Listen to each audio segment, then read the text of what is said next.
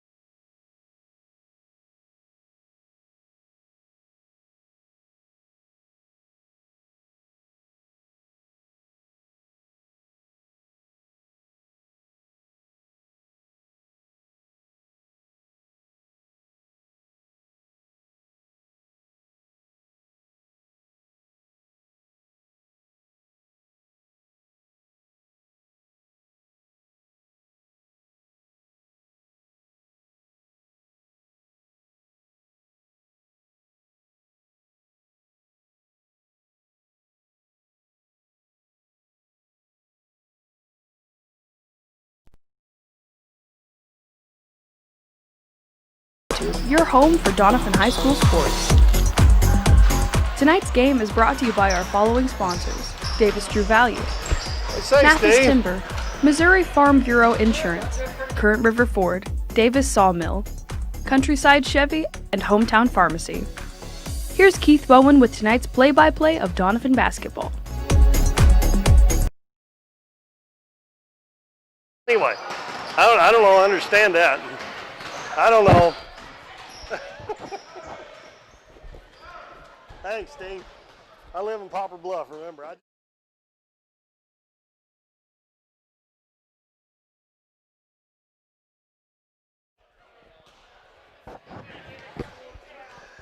Well, good evening, everyone, and welcome back to high school basketball as we start off a new year here, and we got a treat for you tonight. We're going to have 3 ball games for you here tonight.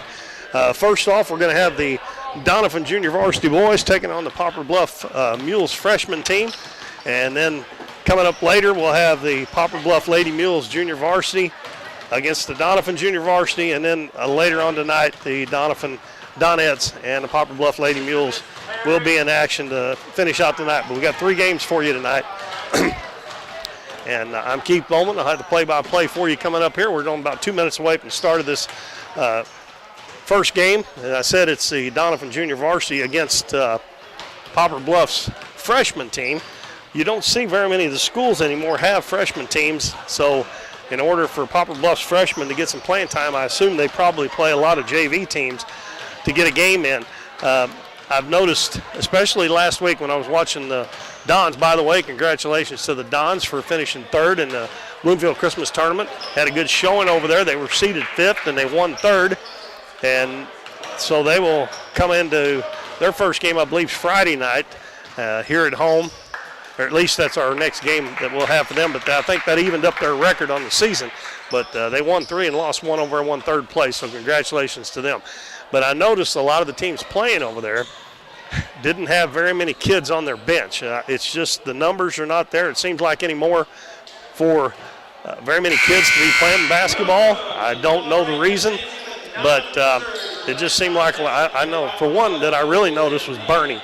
I was watching them play, and usually they have a whole row of kids sitting on the bench over there, and I noticed they only had 2 or 3 kids. Now, they may have had some sick out with the COVID or something, I don't know, but it's just a lot of teams don't have very many kids playing basketball. All right, we're going to give you the starters for Poplar Bluff.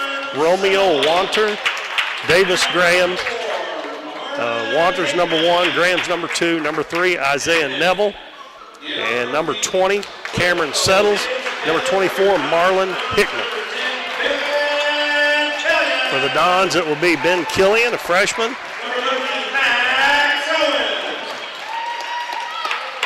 And Max Owen. I don't believe I have Max down on here because he plays up on the varsity most of the time. He's wearing number 13. We'll get Max down there as number 13. Cameron Barton, J.D. Burton, Cameron Lowry, Ben Killian, and Max Owen will start for Coach Daniel Cagle and the Dons. Poplar Bluff with maroon uniforms with some black and white stripes down the side of those. And they will go from left to right here in the first half. And the Dons from right to left in their home whites. And it'll be Cam Barton jumping against Cameron Settles of the Mules. Ball's tipped, and it's going to be controlled by Poplar Bluff, and going down quickly, putting up a shot is number 24, Hickman. He misses. Poplar Bluff gets the offensive rebound. Dons look like they're playing a man-to-man.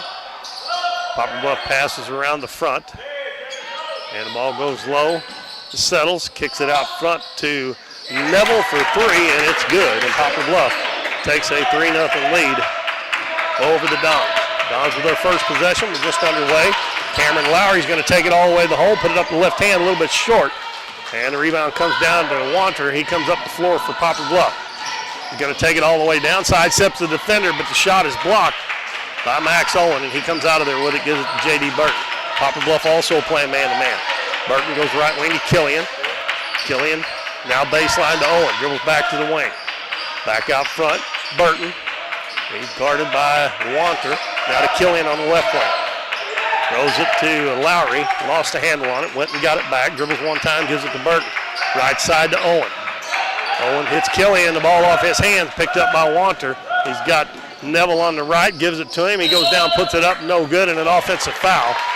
And that charge is drawn by J.D. Burton. And that foul will be on Neville. That'll be the first foul in the ball game on either team. Poplar Bluff going to show a little full court man-to-man defense. Burton inbounds it to Killian. He's guarded by Graham. Graham stays about 10-15 feet off of him. Killian into the front court to Burton. Burton passes over to Max Owen. Dribbles a couple times, picks it up down underneath the Lowry. Reverse layup, good. Good pass from Owen and a bucket by Lowry. And it's 3-2 Poplar Bluff. Graham with it on the left wing. Gives it to Hickman. Back out front to Isaiah Neville. And we got a timeout call by Poplar Bluff. A quick one here with 5:17 to go in the first quarter. They lead the Dons 3-2, so we'll take a 30-second break, and we'll be right back after this message. Davis True Value is proud to sponsor the Dons and Donettes for another exciting ball season. Just like the Dons and Donettes, Davis True Value knows hard work wins the game. They are your selection, service, and savings destination hardware store, serving the area with paint, plumbing, electrical, lawn and garden, and housewares. Your local True Value hardware with so much more. From window repair to chainsaw sharpening, we are the store of first choice. Behind every project is a True Value.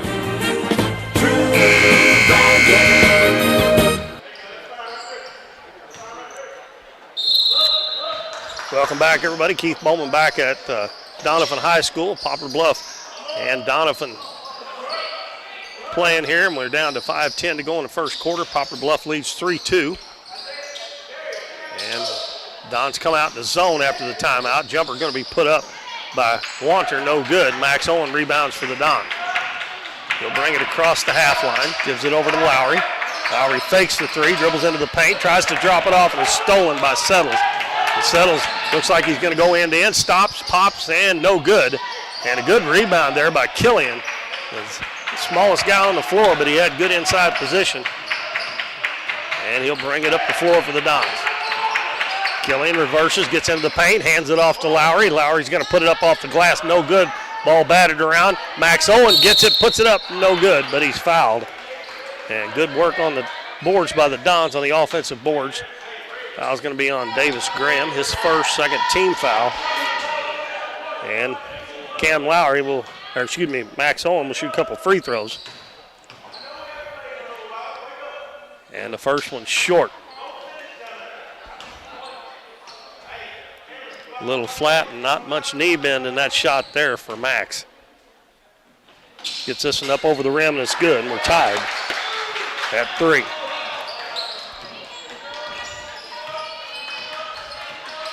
Neville brings it into the front court.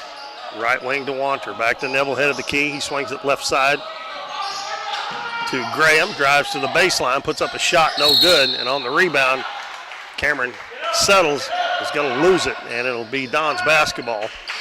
with 4:13 to go in the first quarter. And the score is 3-3. And the Dons are going to have a hard time getting it in, and going high to get it up near midcourt, Max Owen. That was very close to a 5-second call. Owen gives it up to Lowry. Good man-to-man defense by Poplar Bluff, but Lowry takes it in and scoops it up with the left hand. And he lays it in, and he has 4 points. And the Dons go up 5-3. Neville, right wing, a long three-pointer put up by Wanter, no good. And the rebound's going to be lost out of bounds off of Max Owen. Well, Poplar Bluff will inbound underneath the left side of their basket, and Romeo Wanter will throw it in. Bounces in, it's going to be stolen by J.D. Burton. Nice anticipation there by J.D. Comes quickly into the front court, kicks it out. Killian lost the handle, ready to shoot a three, but he lost the handle. Cam Barton follow away jumper, no good. And the rebound comes down to Davis Graham for the Mules. Comes into the front court, gives it left wing to Settles. Back to Graham for three, and it's good. That's Poplar Bluff's second three-pointer. They lead it 6-5.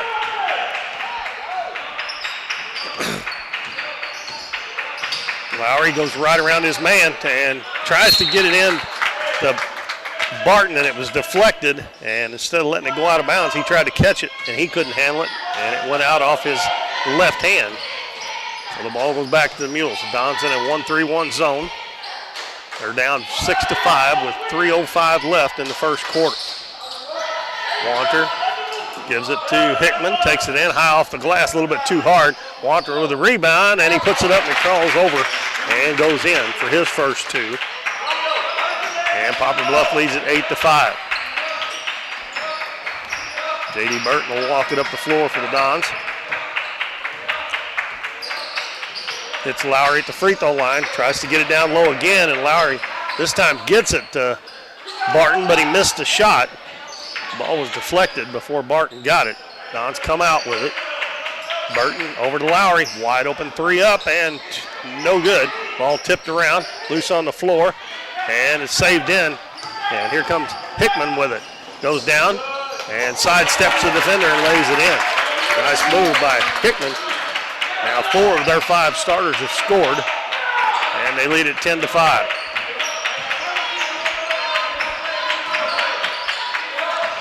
Killian at the head of the key.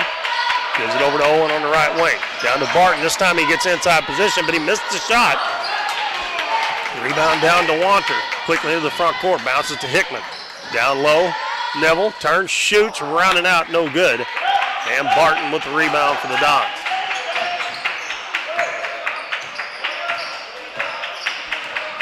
Cam Lowry with it. Gives it to Owen. Stops at the free throw line, elevates for the jumper, short. Ball bounces off the Mules' hands right into Ben Killian's hand, and he knocks it down from about 8 feet. 10-7 in favor of the Mules with 1:25 to go.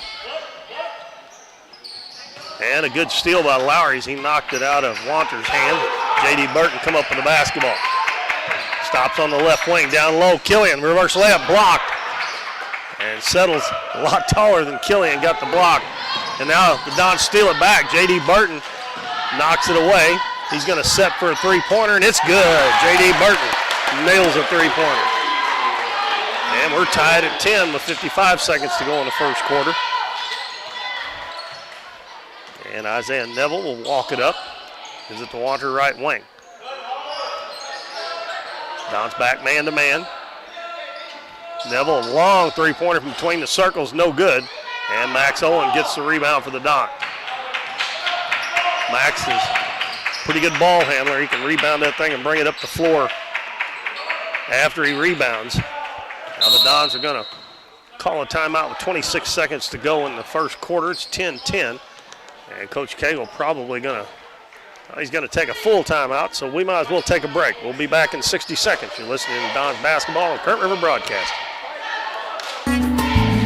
Hometown Pharmacy on LaRue Street in Doniphan, your one-stop pharmacy for all of your medical needs. Our pharmacists are now providing vaccinations for flu, pneumonia, and shingles in the pharmacy. Flu shots are covered by Medicare with no co-payment and no appointment is necessary. Hometown Pharmacy now offers a wide variety of vitamins and supplements from Now Foods that help support and promote optimal health through good nutrition. Refills can be requested online or by using our mobile app. We now offer delivery of your prescription if you live within the city limits. Transferring prescriptions is easy. Come by or give us a call and our friendly staff will take care of everything. Hometown Pharmacy, proudly supporting the Dons and Donettes this season. Come experience the difference a Hometown Pharmacy makes.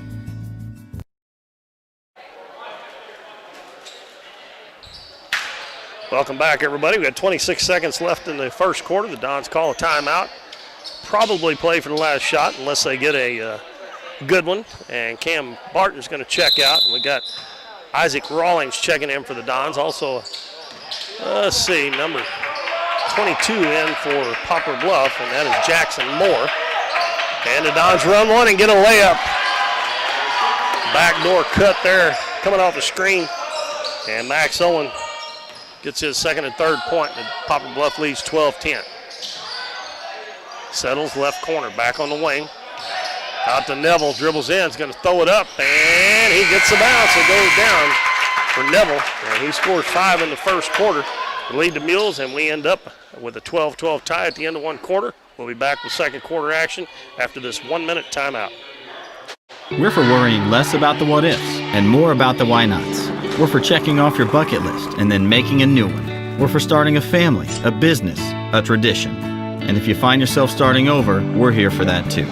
We're for doing as much as you possibly can on a Saturday and absolutely nothing on a Sunday. We're for building a life in Missouri and going out and living it. And when it comes to making sure everything you build is protected, we're here for you. We are Missouri Farm Bureau Insurance, and we are Missouri for life. I'm Lindsay Turner, your Missouri Farm Bureau insurance agent, and if you're in Ripley County, I've got you covered. At Mathis Timber, our goal is to provide our landowners with the greatest possible financial return on their timber lands, while not damaging young timber or leaving your property in a mess. We have served Ripley County and the surrounding areas since 1939. We will buy your timber on lump sum total or percentage. We have several references upon request. Contact Craig Mathis at 573-429-0996 and see how Mathis Timber can assist you with all your timber harvesting needs.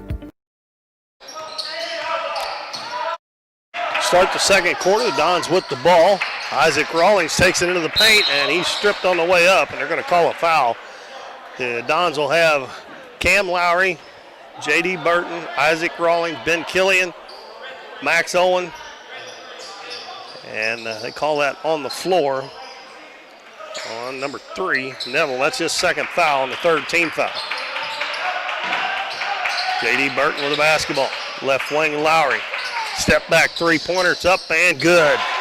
Cam Lowry's got 7 now, and it's 15-12 in favor of the Dons. Poplar Bluff with Moore, Hickman, Settles, Graham, and Neville out there. Moore with it. Head of the key to Neville. In the paint, Hickman. He picked up quickly. Back out to Neville. Dribbles into the paint. He kicks it out to Moore. Over to Graham. And we're going to have a 3-second call in the lane. And Barton will check back in for the Dons. And Ben Killian will check out. Full court man-to-man pressure by the Mules. Inbounds pass to Lowry. He comes, sends it right back to J.D. Burton, and Burton will bring it up. Will be met by Moore in the front court. Burton dribbles into the paint, and his pass out on the wing is kicked and stolen. Hickman got a man wide open. Moore lays it up and in. Jackson Moore with his first 2 points. 15-14. Poplar Bluff got some quick hands, and Mules have been getting into the lane, but their passes have been getting deflected. Pass underneath, got a hand on it again, but Barton's little jump hook is no good. But Max Owens there to get the rebound and put it back in. Max with 5, 17-14 Dons. Long three-pointer put up, no good. That was Davis Graham. And Cam Barton comes down with a rebound. Burton thought about the 3, gives it to Rawlings, head of the key. Now right side, Owen, three-pointer up, and it's good. 8 points for Max, 20-14 Dons.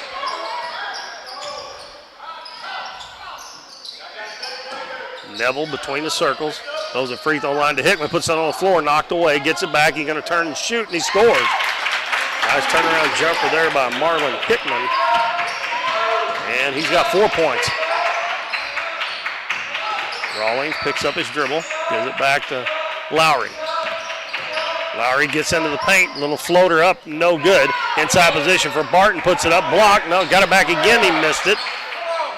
And Cam Barton having a hard time putting the ball in. And we're going to have, I think, a blocking foul. J.D. Burton tried to draw a charge. The ball went in the basket. And that's going to be Neville with the basket. And I believe they'll count it. Well, they're going to call it before the shot. On Burton. Oh, it'd be Poplar Bluff thinks they're shooting free throws, and they're all over talking to the coach. So Poplar Bluff will inbound underneath. Dons lead 20-16, 4:34 left first half. Moore will throw it in. Gets it into Graham. Couple dribbles. Out to Moore on the left wing. Head of the key, Neville. In the paint, Hickman. Goes up for the shot. Scores again. Well, Hickman was 6. And back to a 2-point ball game. Dons quickly into the front court. Barton's going to take it all the way, and he lays it in. And Barton gets his first 2. He did it slash into the basket. Back at the other end. Settles his jumper's no good. Backs home with the rebound. Barton up ahead of the pack. And Lowry tried to throw it up there, but he tried to throw it through traffic instead of lobbing it up. Now Lowry's going to steal it back. He's going to take it all the way. Lays it up in the left hand. No good. But he's going to be fouled.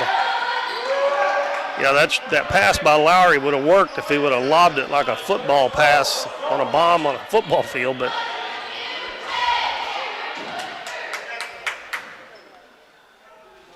we've got subs coming in for Poplar Bluff here in just a minute. Lowry puts the first one up and no good. As we got Wanter coming back in, also number 33, Parker Hicks checking in the ball game. One more free throw for Cam Lowry. He's got 7 points so far. This one is good. Puts the Dons up 23-18. About halfway through the second quarter. Graham left wing. Back to Neville. Got a Hicks on the right wing. Back to Neville, head of the key. Free throw line, Wanter. Backdoor pass, Hicks. Lays it up and the shot's blocked. Ball loose on the floor. Barton got a piece of it, and he's comes up a little bit gimpy. Heads to the other end. Lowry will check out, and Killian comes back in. Nice play run by Poplar Bluff there, but Lowry helped defense come and block the shot. And the Dons come out of there with it. Max Owen comes across the half line. Picks up his dribble, right wing to Rawlings. Rawlings loses his dribble. Now his pass is stolen. Here goes Graham all the way to the other end. Left-handed layup, good. And lazy passes out front and get intercepted and took to the other end every time. There's nobody back. Barton's going to fire up a 3, and it goes rounded out, no good. Battling for the rebound, Burton. But Graham comes out with it for Poplar Bluff. He's double-teamed as he picks up his dribble. Neville head of the key, and his shot blocked by Burton. But Hicks is right there to pick it up.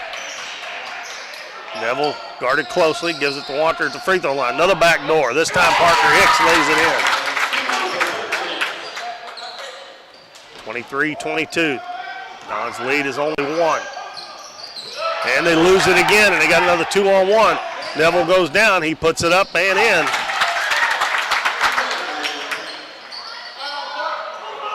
And the Dons got a 2-on-1.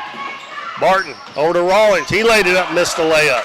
Run it perfectly, but he missed the shot. 2:15 left, first half. Poplar Bluff leading 24-23. Neville between the circles, free throw line, Wanter. Baseline, settles. Back out to Graham on the wing. Lobs it way back out near midcourt to Neville. Now to Hicks on the left wing.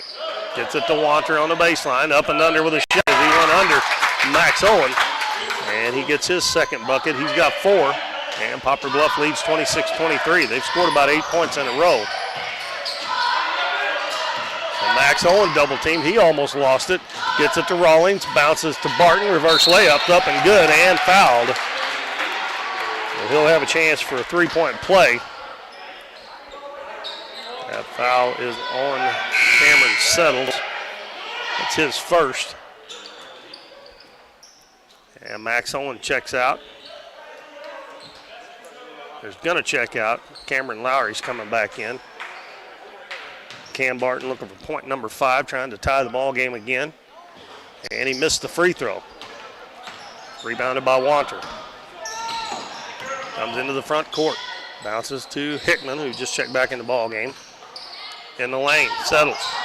Ball knocked away from him, loose on the floor, and we're going to have a tie ball. Good hustle there by J.D. Burton.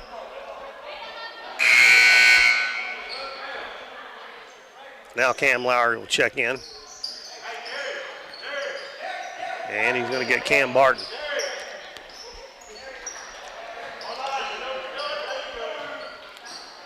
Romeo Wanter will throw it in. Ball's tipped. And coming down with it is Graham. Long three-pointer, and it's good. That's his second one. He's got 8 points.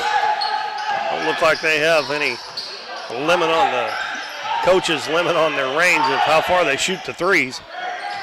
Killian on the baseline. And now he reverses, goes up for the shot, and it's blocked. Ball tipped around. Poplar Bluff comes out with it. Wanter taken away. Max Owen sidesteps the defender, puts it up, no good. And we're going to have a foul on Cameron Settles. That'll be his second. And 16 foul, not in the bonus yet, so the Dons will inbound underneath their own basket, down by 4.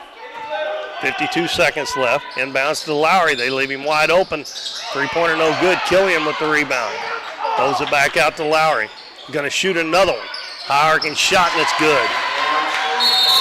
That's 11 points for Lowry. And nice job there by Ben Killian. He's the shortest player on the floor for either team, but he sure gets an awful lot of rebounds for the Dons. And remind everybody, coming up after this, we'll have the junior varsity girls game, the Donettes and Poplar Bluff, and then the varsity girls game later on tonight between the Donettes and the Poplar Bluff Lady Mules. I want to thank our sponsors, Hometown Pharmacy, Davis True Value, Farm Bureau Insurance, Countryside Chevrolet, Current River Ford, Davis Sawmill, and Mathis Timber. One's responsible for getting these games on the air on YouTube on Current River Broadcasting.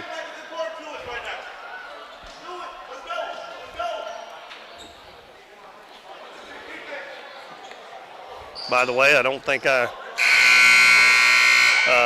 mentioned either that the last game we had was the Dons and Saxony Lutheran. The night after that, the Donettes went down after losing to the Madrid in the semifinals by 5 points. They went back the next night and thumped Twin Rivers really good in the third place game after losing to them by 3 points in overtime or double overtime earlier. Poplar Bluff misses, and the ball rebounded by the Dons and knocked out of bounds by Poplar Bluff. Neville checks back into the game for Parker Hicks. 27 seconds left in the first half. Inbounds pass comes to Rawlings. Kicks it back out to Burton. Don should go for the last shot unless they get a layup here. And they get another one. And oh, what a nice job there by Max Owen as he caught the ball in the air and laid it in on the pass. And Poplar Bluff, or Don's lead 30-29. And they're going to have to shoot it, and they just have to throw it up as they didn't get it off in time.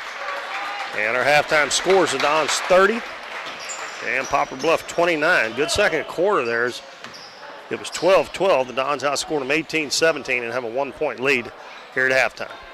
We'll quickly look at the scoring here, and then we'll take a short break before we come back for second half action.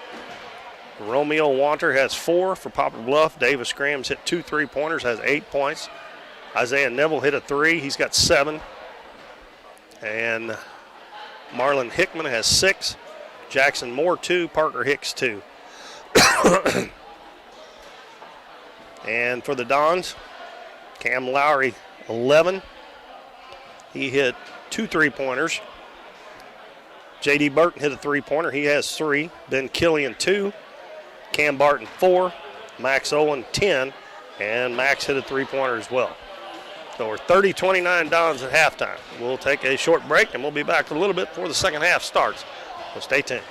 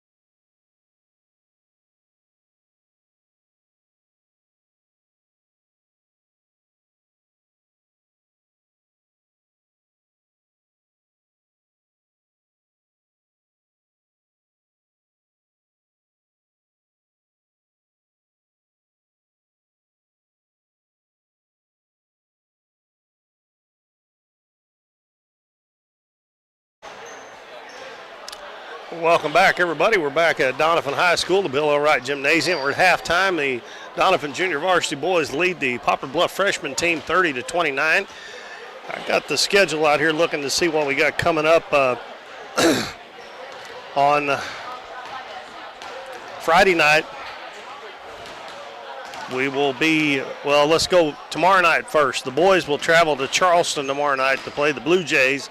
They'll be back at home on Friday night, so that will be our next telecast for you here on Current River Broadcasting. They will be playing the Twin Rivers Royals in a important Ozark Foothills Conference game. And then next Tuesday, they also have a home game against Mountain View Liberty. And then they go to Naylor on the 15th. That's what they got coming this week and next week. So they got 2 games this week and 2 games next week. At home on Friday and next Tuesday. And then the girls, of course, they play here tonight against Poplar Bluff. And on Thursday, they go to Mountain View to play the Mountain View Liberty Lady Eagles. Next Monday, they go to East Carter to play the Lady Redbirds. And then next Thursday, they'll be at home against Greenville, so that'll be our next girls game after tonight. Second half underway. Dons lead by 1 and have the basketball. J.D. Burton, Cam Lowry, Barton, Ben Killian, and Max Owen. Poplar Bluff and a man-to-man. Lowry penetrates, a little floater off the glass and good. Lowry up to 13 points now, and the Dons lead by 3. And I don't know, Max Owen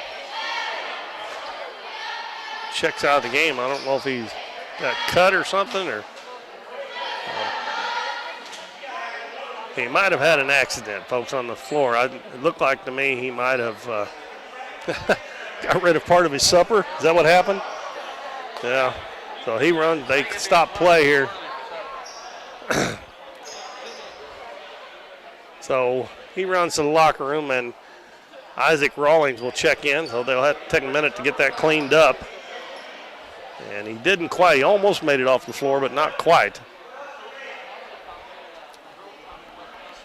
Poplar Bluff has Wanter, Graham, Neville,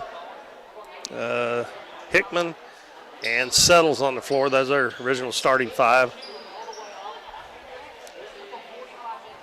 We got the junior varsity Donettes and Lady Poplar Bluff Lady Mules coming up after this game. And then the varsity game a little bit later on. By the way, I don't think I said, but the Donettes this year, I may have said that they moved up. They went to 6 classes in basketball this year, and Doniphan has moved up to Class 4, and they are currently ranked 7th in the state in Class 4. New Madrid from down here is ranked 2nd, and the Donettes, come within an eyelash of beating them in the Christmas tournament in the semifinals down there. And they ended up losing the game by 5, but they were down 3 and had about 3 cracks at a 3-point shot and missed it. And then, of course, they had to foul, and they made a couple free throws and made it a 5-point game. But the Donettes 7-2 on the season, and they avenged one of those losses in the tournament as they beat Twin Rivers in the 3rd place game. And the Dons over at Bloomfield, they lost to the eventual champion, the Dexter Bearcats, before beating Portageville in that 3rd place game. All right, we've got it all cleaned up. Back ready to play. Dons got the first bucket from Lowry, lead 32-29. And the Dons drop back and they'll pick up man-to-man. Neville, right wing to Wanter. And the ball knocked out of his hands. Cam Lowry trying to beat him to the other end. And good hustle there by Cameron Settles to come and knock it away. But a good steal by Cam Lowry.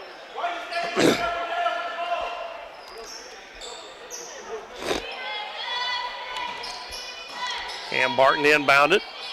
He gets it right back, turns to the baseline. He missed another one, but he got fouled. And he has missed a bunch of shots on there tonight that he normally makes. That foul's going to be on Settles, and that'll be his 3rd.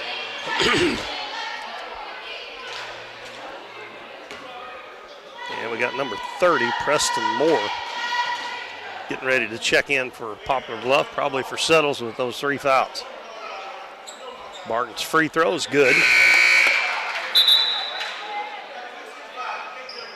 Now Moore's going to check in for Wanter, who had that ball taken away from him. Second shot is short, and Moore gets the rebound for Poplar Bluff. Lead is 4. Just underway in the third quarter. Moore gives it right wing to Settles. He's going to fire up a 3. No good. Offensive rebound. Hickman puts it back in. That boy's got some hops there. He can get up there. Back to the other end. Lowry has it knocked away, and it's going to go off his foot. Good defense there by Graham to knock that ball away, and it went off Lowry's foot. 6 minutes left, third quarter, 33-31. Doniphan on top. Moore goes baseline to Graham. Graham bounces low to Hickman. Turns, puts it up, shot good, and he's fouled. Well, Hickman in double figures now with 10 points to lead the Mules. That foul on Isaac Rawlings. And this will be the first free throw of the game for Poplar Bluff. And he missed it. And Barton with a rebound. Outlet pass to Ben Killian. Comes up the left side of the floor. And that lazy lob pass almost intercepted. Rawlings does come away with it. Now he throws it away. Picked off by Moore. Moore heads back the other way. J.D. Burton knocks it away from him, but he gets it back. Hickman's going to put it up again, and it won't go. Ball tipped around, out of bounds, off of Isaac Rawlings. Poplar Bluff will keep it. We're tied at 33-all. Hickman will throw it in. Lobs it left wing. Three-pointer up and no good by Graham. Long ball tipped out to Moore just inside the free throw line. Throws it behind him. Settles going to try another 3, and this one's good. 36-33 Poplar Bluff. J.D. Burton, the other end, hands it off to Barton, lays it in. Kind of caught him sleeping. Nice job by Barton to get to the other end. And nice job by J.D. Burton to find him open. Pass down on the baseline. Hickman turns into a triple team, kicks it back out. Head of the key, Neville fakes the 3, puts it up in the free throw line. And the shots are going in now. 9 points for Neville. 38-35 Poplar Bluff. Barton at the other end on the right wing. Finds a little seam to the basket, puts it up, and he's going to be called for a travel. Shot went in, but they wave it off.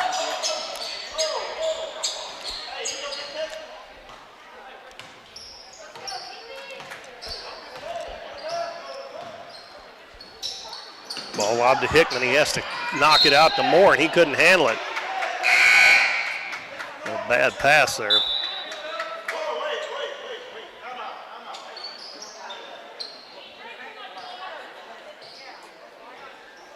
Max Owen checking back in the game.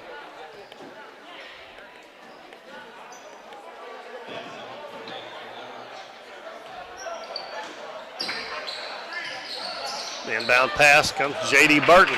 Going to take it down the right side. Kicks it out left wing. Lowry, a little floater shot, no good. And the rebound comes down to Graham, and he quickly comes to the other end. Takes it all the way. And reverse layup, no good. Owen with the rebound. He comes to the other end. Neville trying to catch up from behind. He knocks it away, and it's stolen back. Settles across the timeline. Takes it into the paint. His pass deflected by Killian, but picked up by Graham. His jumper from about 15, no good. And we're going to have an over-the-back foul on Hickman. J.D. Burton draws that one on Hickman. And that's Hickman's first foul.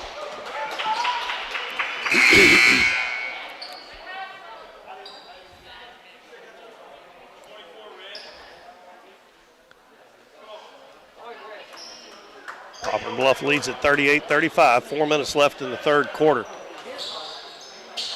And they apply the full court man-to-man pressure. Lob inbounds to Barton. He got Owen on the other side, but he's going to take it all the way himself. Missed it. Hickman with a rebound. He comes out there quickly. They've got a 3-on-2. Right down the middle. Puts it up and good. Looked like he was a little out of control, but he got it to go. Sidestepped the defender a little bit. Burton quickly back to the other end. Out front to Lowry. They leave him open about 30 foot. No good. Owen had his hands on the rebound. It's going to be knocked out of his hands by Poplar Bluff. 40-35. Lowry again. Three in the corner, no good. Ball loose on the floor. Owen picks it up, bounces down low to Burton. He kicks it to Barton. Barton shot up, short again. And Hickman with the rebound. Here he comes to the other end again. Going to take it all the way down, sides up to the defender, and scores again. And Marlon Hickman having his way in the third quarter. He's got 8 points in this quarter and 14 in the game.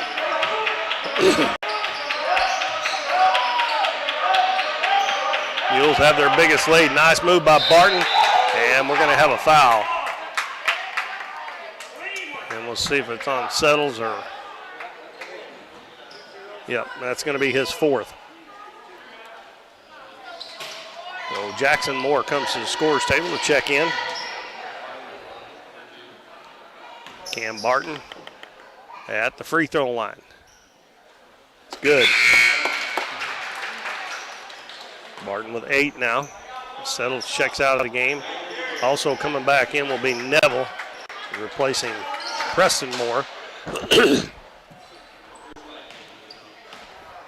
3:02 left in the third. Poplar Bluff up by 5 now. And Barton connects on both free throws. 42-37. Neville running a point again. Passes left wing to Moore. Baseline. That's a three-pointer by Graham. No good.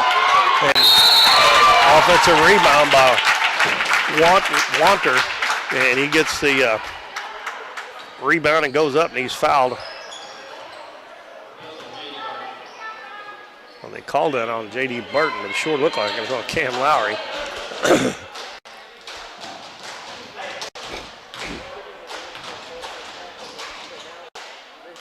Free throw's good. Yeah, Hickman's going to check out.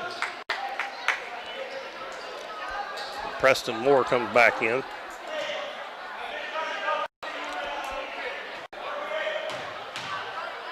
(43-37). Next shot up, and it's no good.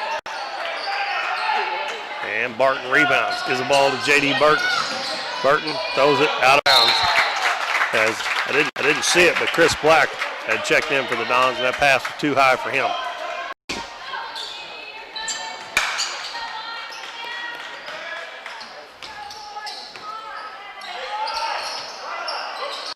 Moore on the left wing, cross-court pass. He telegraphed that, and Lowry stole it. Left-handed layup's up and good. It's hard to throw that cross-court pass, especially if you don't get much on it. And another timeout by Poplar Bluff. They lead 39, 2:27 to go third quarter. We'll take a short break and be back after this message. If you're shopping for a new car, truck, or SUV, you need to make a stop at Countryside Chevrolet on Highway 160 in Doniphan. Countryside has one of the largest Chevrolet selections in the area, plus plenty of pre-owned vehicles that go through a 117-point inspection before they're warranted for 12 months or 12,000 miles. The goal at Countryside is to provide you the best deal on your next car, truck, or SUV. See them online at CountrysideChevrolet.com or call 1-800-63-CHEVY. Chevrolet, an American revolution.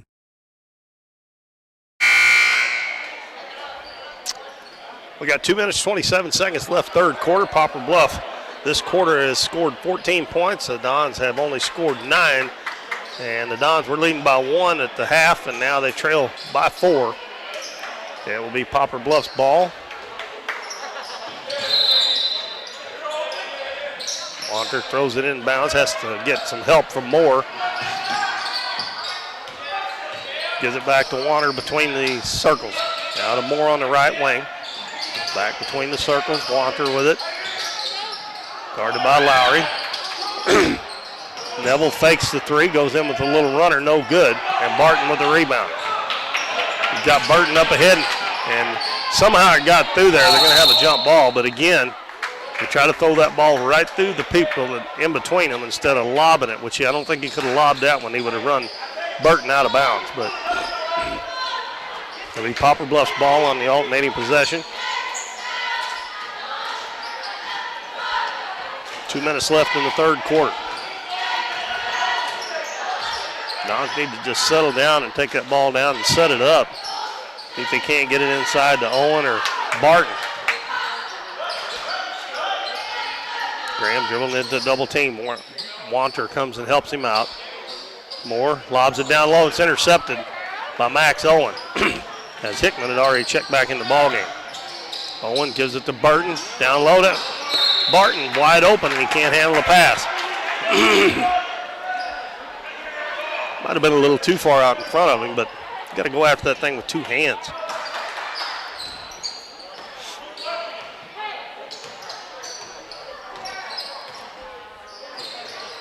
They've had a couple of chances and not even gotten a shot off. Graham back to Wander on the left wing. Finds the seam, goes in, tries to hit Hickman. The ball's off his hands. He gets it back and going to have a foul. They had him tied up down there. He was underneath the basket, had nowhere to go, but they bail him out with a foul. Chris Black's going to pick the foul up, and that'll be 2 free throws for Marlon Hickman. Got 14 points, 8 of those here in the third quarter. And he makes the first free throw. Isaac Rawlings back in the game for Black.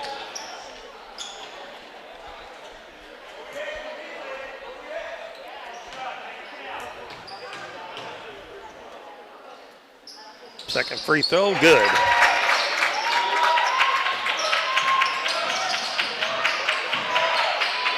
And back at the other end, Burton almost threw it away.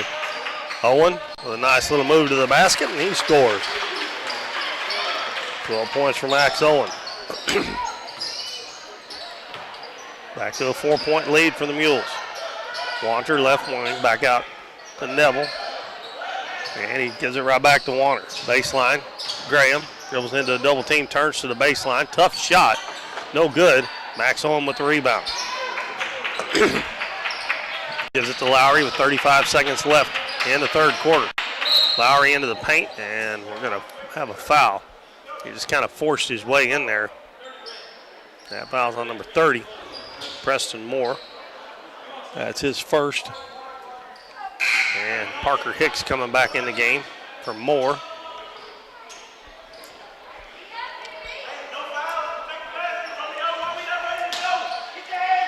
And bounce pass. Lowry gives it right back to Barton. Turns, he missed another one. He is having a tough night down around the basket. And a drive all the way to the basket. We may have a travel there on Graham.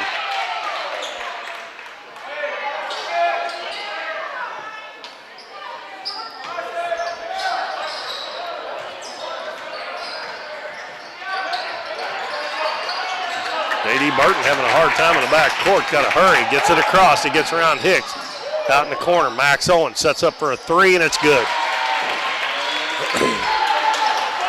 15 for Owen. Back to a 1-point lead for the Mules. Neville's going to fire up one at the buzzer. No good. And Don's had a 1-point lead at halftime. The Mules got a 1-point lead heading to the fourth quarter. 45-44. Be back in 1 minute.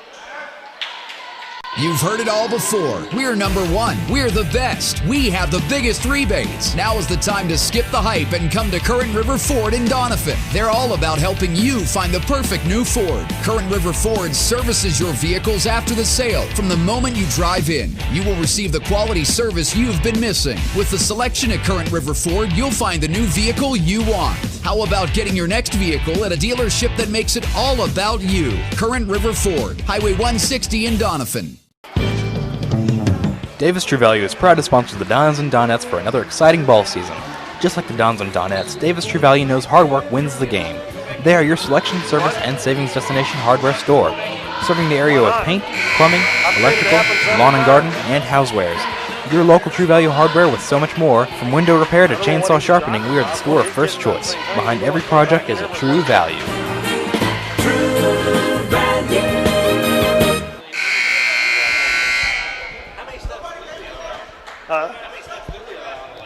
It just depends on who the ref is.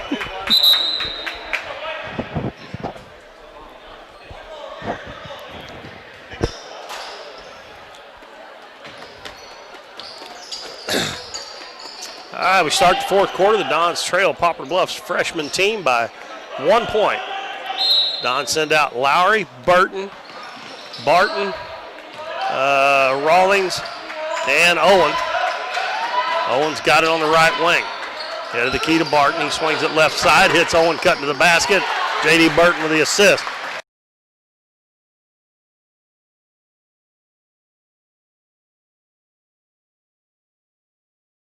Neville, Hicks, Graham for three in the corner, and it's good. That is his third three-pointer. He's got 11. And they've also got Hickman out there. And Lowry got up in the air. No place to go. Luckily, the Dons come away with the ball. Lob underneath, too high for Barton. Picked off by Hickman. Poplar Bluff on that three, went back up by 2, 48-46. Neville, baseline to Hicks. Hicks will back it back out, give it to Neville, hoping from 15, doesn't take it. Back to Hicks. Hicks fakes the three, back to Neville on the baseline. Head of the creek, Graham for another three, and it's good again. And just like that, Poplar Bluff out to a 5-point lead after the Dons scored the first bucket to go up one.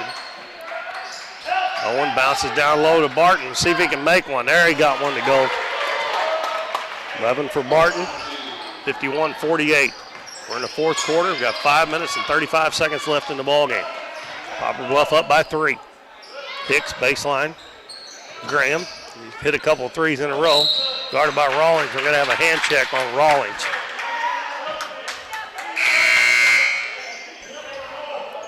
That is Rawlings' second foul, the fourth team foul. And Ben Killian comes back in. J.D. Burton's going to switch over. Killian will guard Neville. And Graham will be guarded by Burton. Neville, left wing to Hicks. Gives it to Graham. Burton goes baseline. Burton knocks it away. And it'll stay with the Mules. It goes out of bounds.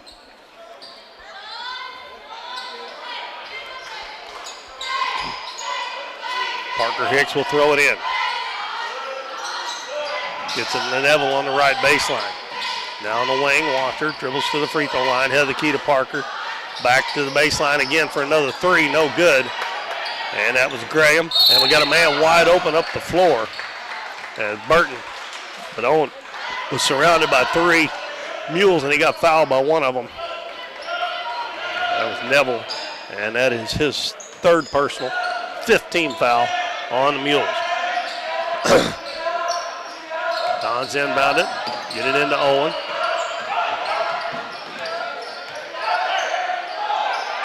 Gives it to Cam Lowry. Lowry dribbles to the center of the floor. Don set it up. 4 low. Lowry dribbles in, kicks it out on the baseline. Killian, three-pointer up, no good. And the rebound by Graham. He quickly comes to the other end. Going to take it all the way. Lays it up with the right hand. It's good.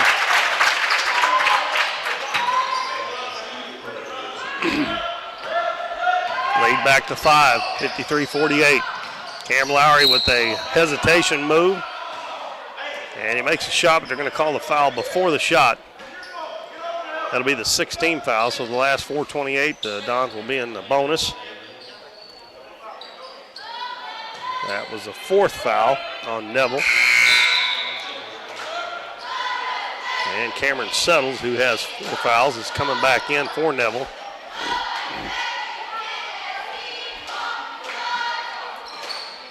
Lowry inbounds it to Barton. Out to Killian.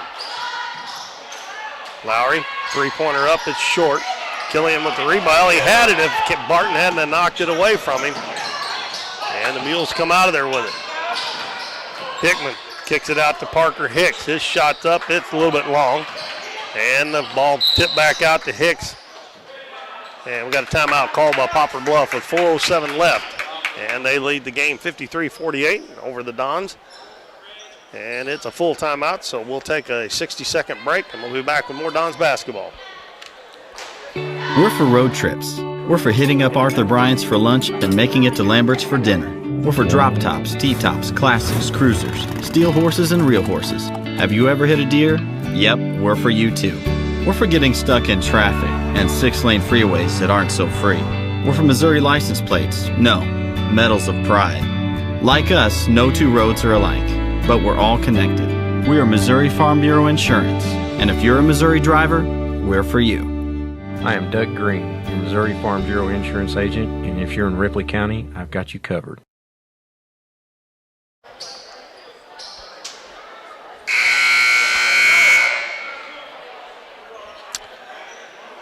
Welcome back, everybody. We have a 5-point lead for the Poplar Bluff Mules, 53-48, with 4:07 left in the ball game. And Poplar Bluff's going to be inbound and underneath their own basket. Romeo Wanter will throw the ball in. Throws it out front to Hicks. In the lane, settles, ball knocked away from him, gets it back, turns, shoots, and no good. And the rebound to Lowry. Passes ahead. Barton running the floor, tried to dunk, he missed it, but he's going to be fouled.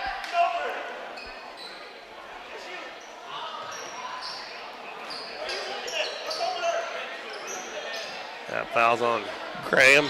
That's his third foul. And Barton will be shooting 2.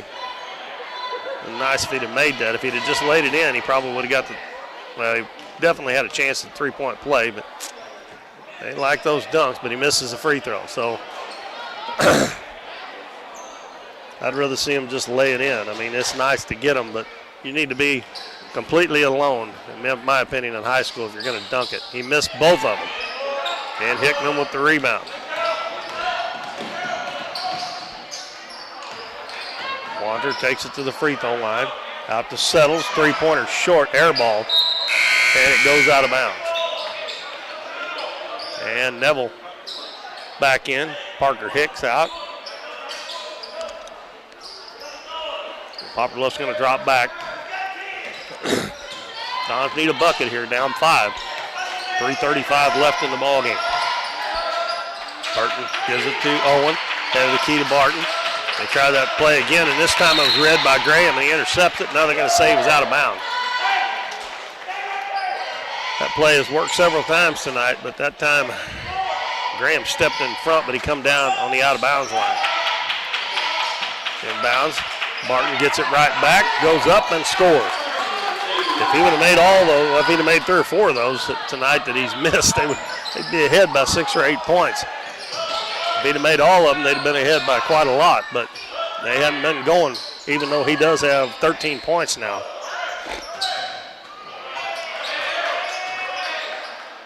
Neville, head of the key, fakes, takes into the lane. That shot blocked by Max Owen, but it goes right to Wanter, and he lays it in. Back to a 5-point lead.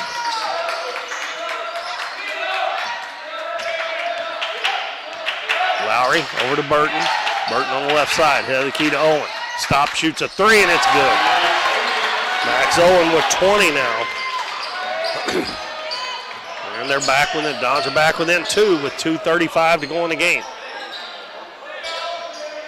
And right now they need to make sure they stay on Graham. Burton went for the steal, didn't get it. Wanter with it, back out to Neville at the volleyball line. Back to Wanter on the left wing. Baseline Graham. He's guarded by Killian. He's going to fire 3, no good. Ball tipped around. Settles, gets it, and he's fouled by Max Owen. Well, that would have been a tough shot. It'd been nice if he'd have just let him shot that and seen if he could have made it. He was almost behind the backboard. So Settles will shoot 2. The Dons had cut it to 2 points.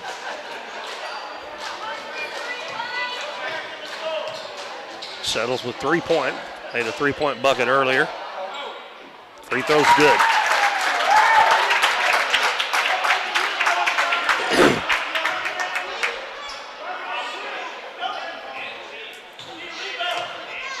.209 left to play. Settles' next one is good. Nothing but net on both of those for Cameron Settles. 57-53. Coach Cagle calls a timeout. Mules up by 4. 2:05 to go. And I think it's a full timeout. We'll see here real quick. It is. We'll take a 1-minute break, and we'll be back. Hometown Pharmacy on LaRue Street in Doniphan, your one-stop pharmacy for all of your medical needs. Our pharmacists are now providing vaccinations for flu, pneumonia, and shingles in the pharmacy. Flu shots are covered by Medicare with no co-payment and no appointment is necessary. Hometown Pharmacy now offers a wide variety of vitamins and supplements from Now Foods that help support and promote optimal health through good nutrition. Refills can be requested online or by using our mobile app. We now offer delivery of your prescription if you live within the city limits. Transferring prescriptions is easy. Come by or give us a call and our friendly staff will take care of everything. Hometown Pharmacy, proudly supporting the Dons and Donettes this season. Come experience the difference a Hometown Pharmacy makes.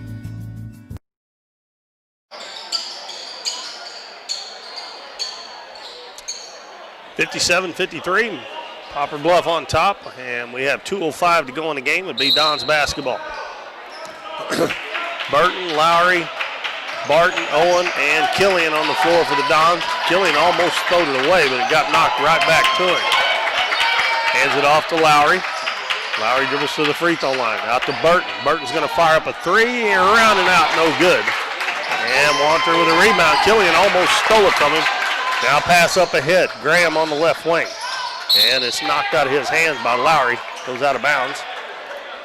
Ball will stay with the Mules. 1:41 to go. They lead 57-53.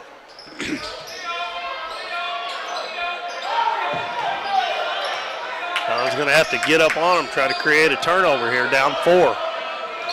They're playing with it out near midcourt. Graham with it. Burton on him. Picks up the dribble, ball knocked away into the back court. Good hustle by Burton as he dives to the floor. And they're going to give Doniphan a timeout. And Burton and one of the Poplar Bluff players tied up.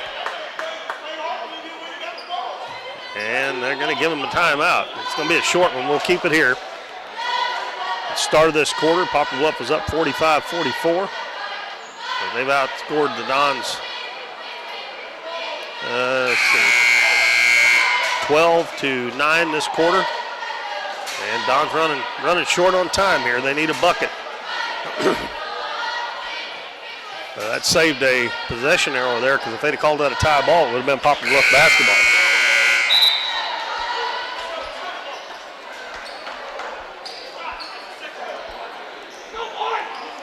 Cam Lowry will throw it in.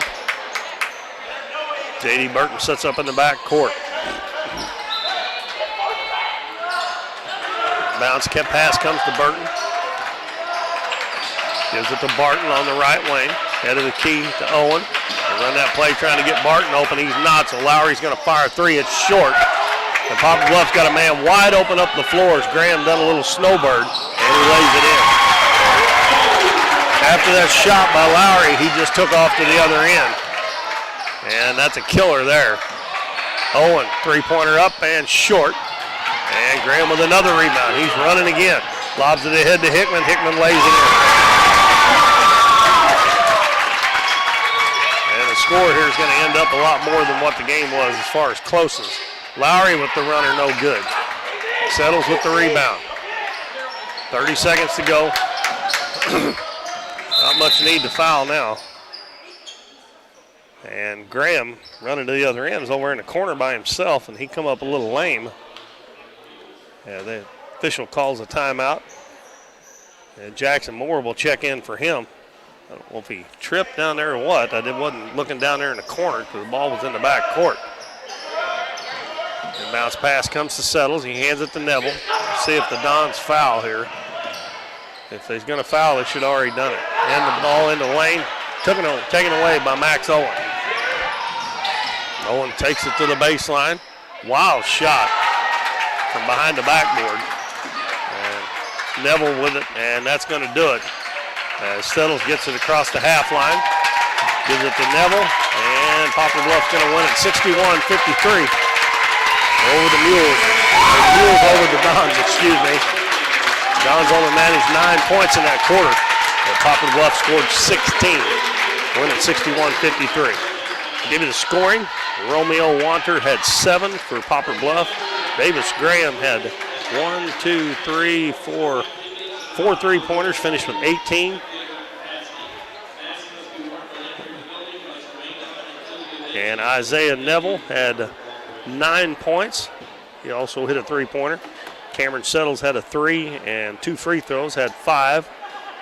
And 18 points for Marlon Hickman. All those were 2-point baskets and a couple of free throws. And then let's see, we had 2 points for Jackson Moore and 2 for Parker Hicks. And they were 2, 4, 6, 7, 5 of 7 from the free throw line. For the Dons, Lowry ended up with 15. J.D. Burton had 3. Ben Killian 2. And Barton finished with 13. And Max Owen ended with 20. And the Dons were only shot 50%, 5 of 10 from the free throw line.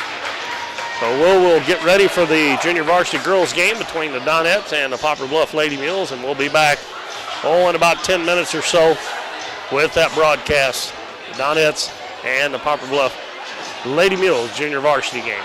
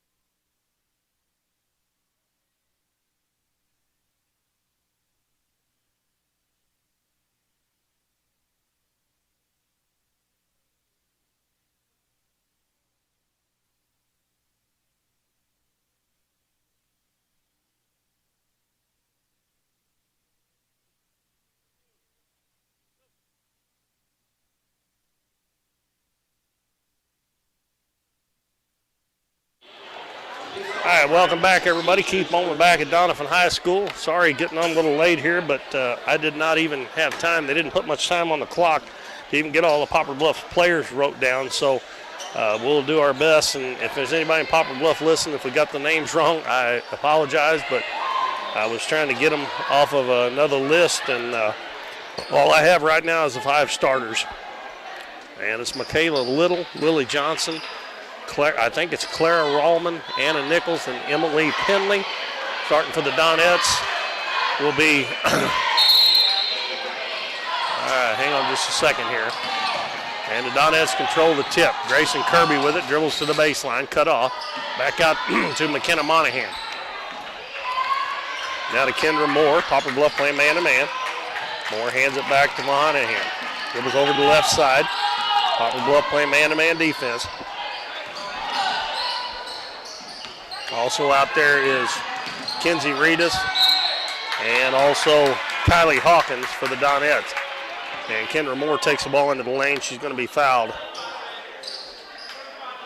That foul is going to be on Emily Pendley. And they called it on the floor, so Moore will inbound for the Donettes on their own basket. Throws it way out front to Kirby between the circles. Dribbles to the left side. Now reverses. Monahan's going to take it to the baseline. Goes in and shot blocked. And we're going to have a foul called again on Poplar Bluff. And it's going to be on Penley again. That's 2 quick ones on her.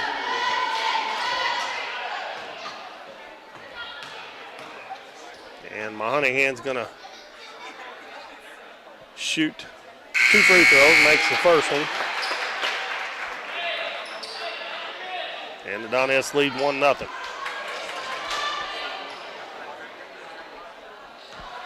We have number 40 checking into the ball game. And like I said, I did not have time to write all the names down, so we'll try to get them at maybe halftime. Monahan makes both free throws. Full court pressure by the Donettes. Pass up the floor, and it overshoots. Number 40, and Hawkins tried to save it and saved it right into the Poplar Bluff, and they missed the layup. She'd let that win, it'd have been out on them. Now number 40 is going to put up the rebound, missed it. And again, we're going to have another offensive rebound by number 15, Nichols. And she's going to be fouled. Yeah, Hawkins should have let that one out of bounds. It would have been out on Poplar Bluff. But instead, and bounce pass comes into Little. Out front to Rallman. Back to Little, now right side to Johnson. Johnson guarded by Monahan. Kicks it out. Rallman dribbles to the free throw line. She kicks it out on the right wing. Pass inside deflected. And a jump ball, I believe. It'll be Poplar Bluff basketball.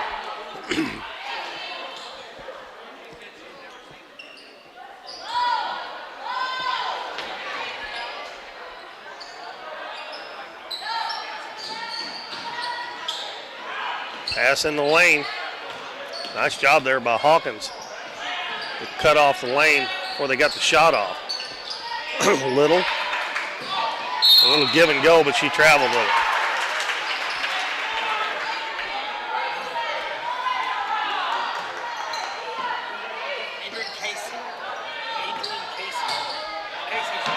Casey.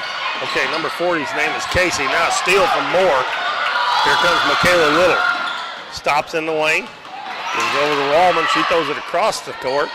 And that is a jumper by Johnson. No good. Another offensive rebound by Casey. I'll probably just go by last names if I can get all of them. Well, Poplar Bluff retains possession. Donettes lead 2-0. 6:13 to go in the first quarter. I'm not too sure they didn't put 8 minutes up there. In JV games, they usually just play 7. So we've been playing a little bit.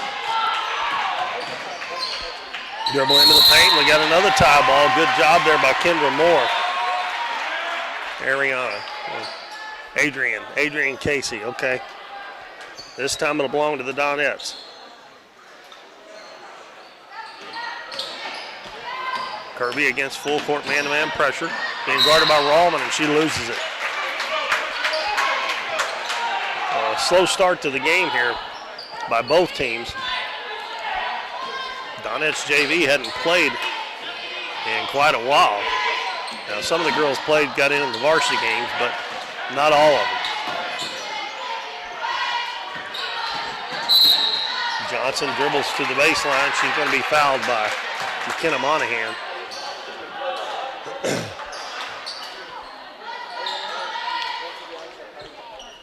That's a second team foul on the Donettes. I did not catch who the other one was on. Inbound pass is going to be saved. Nope, it's going to be out of bounds. Donettes doing a good job on the inbounds passes underneath the Poplar Bluff basket, keeping them from getting it in. Kirby guarded by Rallman. Now a switch, throws it down underneath. Moore's wide open, and she lays it in. Nice find by Grayson Kirby, and McKenna Moore gets her first 2 points.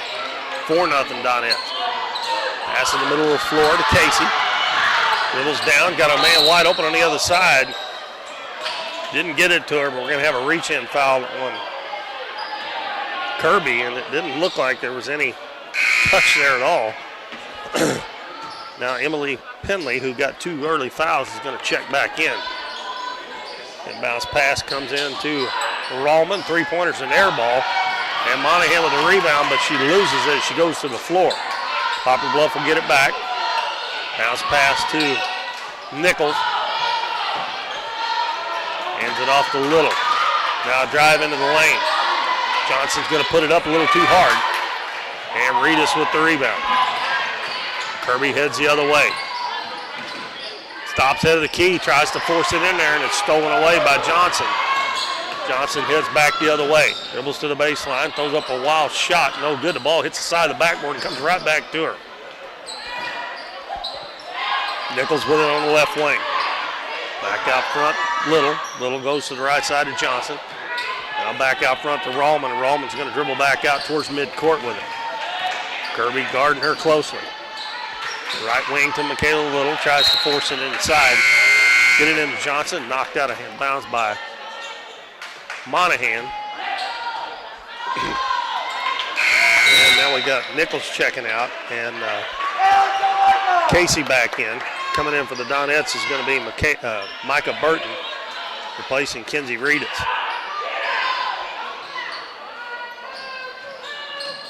The bounce pass comes into Casey on the baseline.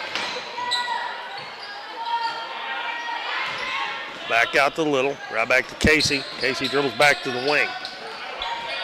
Still got her dribble alive. And the ball comes knocked away and stolen by Monahan. She's going to go down the left side, and her left-handed layup short. Monahan helped off there and stole the ball, but she couldn't make the layup on the other end. And the ball's going to go out of bounds. Good hustle there by Micah Burton. Save it, trying to save it. And Poplar Bluff's going to call a timeout with 3:57 to go first quarter in this junior varsity girls game. Donettes lead 4-0.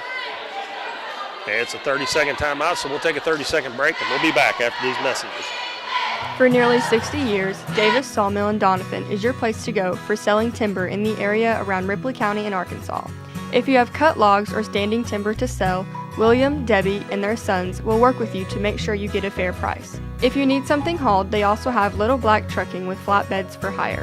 Family owned and operated for 5 generations, everyone at Davis Sawmill would like to wish the best of luck to Emily, Taylor, and the rest of the Donettes this season. Give them a call at 573-996-7830.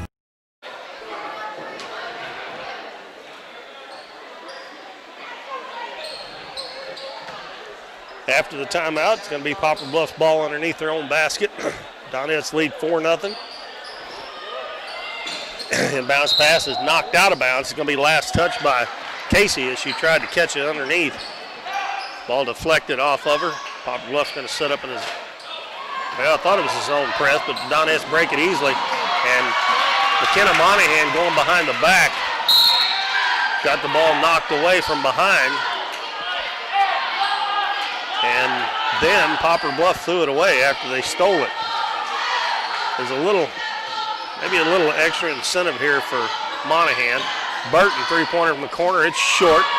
Goes after her own rebound. Ball loose on the floor, and she's going to be called for walking as she turned over on the floor. But I started saying Monahan, I believe she's the one that moved over to Doniphan from Poplar Bluff last year, so she's playing against some girls that she probably has played with all the way through school, and she maybe trying to do a little bit too much. Donettes set up in a 2-2-1 zone press. Rallman throws it up ahead to Little. Her pass deflected by Hawkins, and Hawkins steals it. And another trap. Oh, we're going to have a foul on Little of Poplar Bluff. That's where Hawkins has just got to come down with that basketball and hold it. And trying to get rid of it so fast and go so fast, just slow down a little bit. Also, Taylor Davis in the game for the Donettes. Kirby will give it back to Monahan between the circles. Dribbles over to the left wing. Throws it in the corner, and it's going to be out of bounds off of Monahan. Kendra Moore and Kenzie Reedus come back in. Monahan's going to go to the bench. And so is Kylie Hawkins.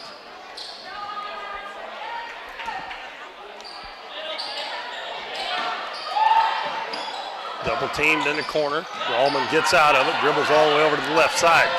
He gets around the defense, bounces ahead, and the shot put up by Nichols, no good. Offensive rebound underneath, and then we're going to have a jump ball. Tell you what, Adrian Casey has got some offensive rebounds in there. She got that one. The arrow favors the Lady Mules this time.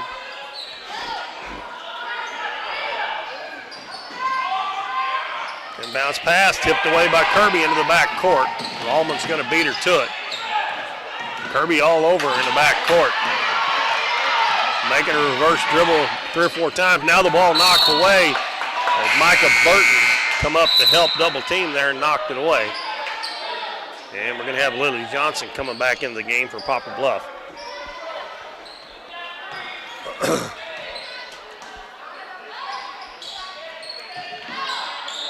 And bounce passes, overshoots. Rallman's going to go out of bounds. Good defense there by Kirby. Still low-scoring game here, 4-0 Donettes. 2:49 to go in the first quarter. They'll go back to the other side of the floor where the ball was thrown in. Nobody touched it, so you have to throw it in from there. Kirby dribbles into the paint, all the way in, goes up for the shot, almost, but not quite. But she's going to be fouled. That one is on number 40, Casey. That is her first and the 4th team foul. And Grayson Kirby will shoot 2 free throws for the Donettes. First one is good. Donettes are 3 of 3 from the line. And we have number 4, that is Mend, coming in, and also 21. I didn't get down that far on the names yet. Kirby's first point, second one good also. Back to the press for the Donettes.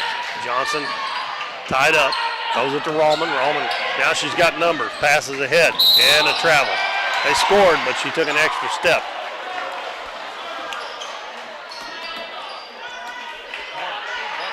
(21).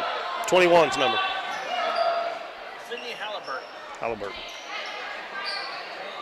Halliburton, number 21 is Halliburton. Kirby throws it underneath, and too tall for 5'3" Micah Burton. And Michaela Little checks back in. And McKenna Monahan coming back in for the Donettes. Kirby will get a much needed rest. 6-0 Donettes, 2:24 to go. Penley will throw it in. Gets it in to Little, throws it in the middle, picked off by Burton. Burton dribbles down in on the left side, puts up the left hand, no good. Reedus with the rebound and scores. Nice job by Kenzie Reedus to not take for granted that ball was going in the basket. And Poplar Bluff throws it away again. Rallman throws it away. And another timeout called by Poplar Bluff with the Donettes leading 8-0 with 2:06 left in the first quarter.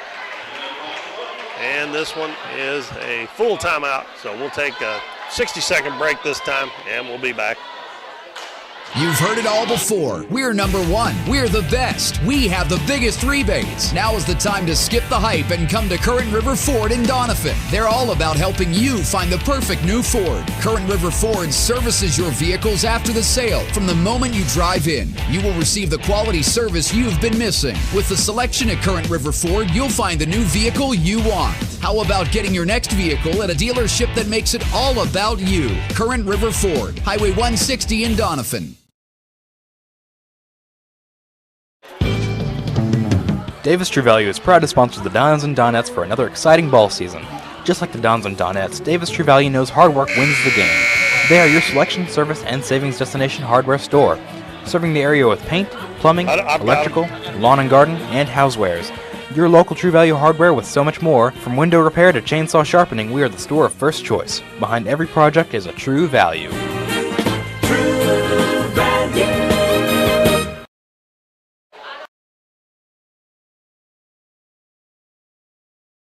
And Donettes are pitching a shutout.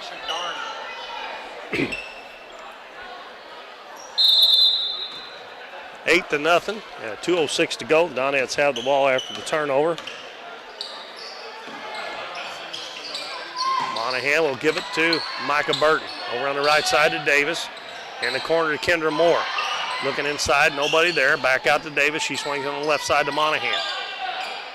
Now in the corner, Burton. Looking inside, gets it into Reedus, faces up, kicks it back out to Monahan. Now to Moore at the head of the key. Moore dribbles baseline, tries to pass it inside, and it's going to be knocked out of bounds by Penley.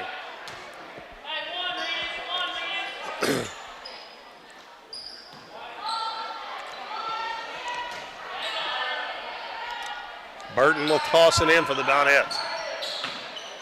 Lobs it out in the middle. It's going to be picked off by Min. And she throws it right to McKenna Monahan.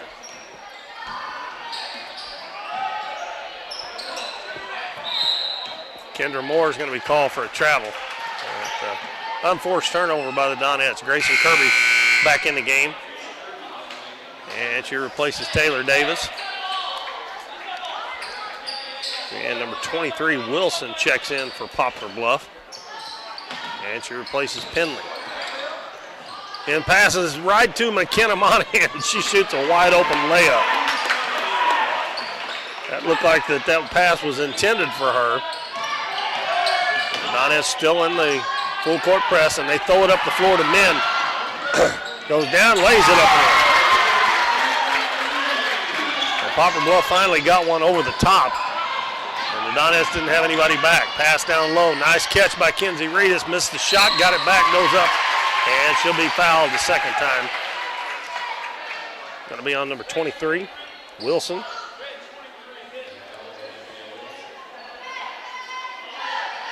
Got just under a minute to go in the first quarter. 10-2 in favor of the Donettes. Pretty nice crowd on hand here at Bill L. Wright tonight. And the first free throw is off the back of the iron.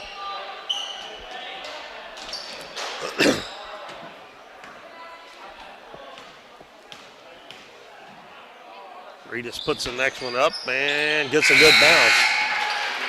That hit the back and went straight up and fell through.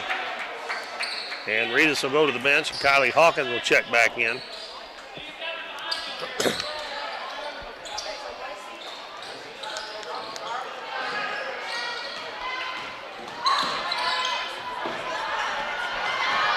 They throw it over the top again.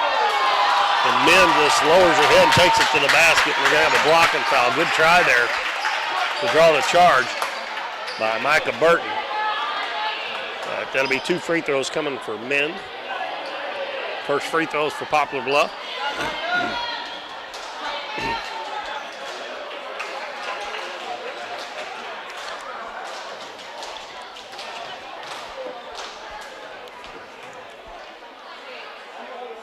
Free throw, no good by Min.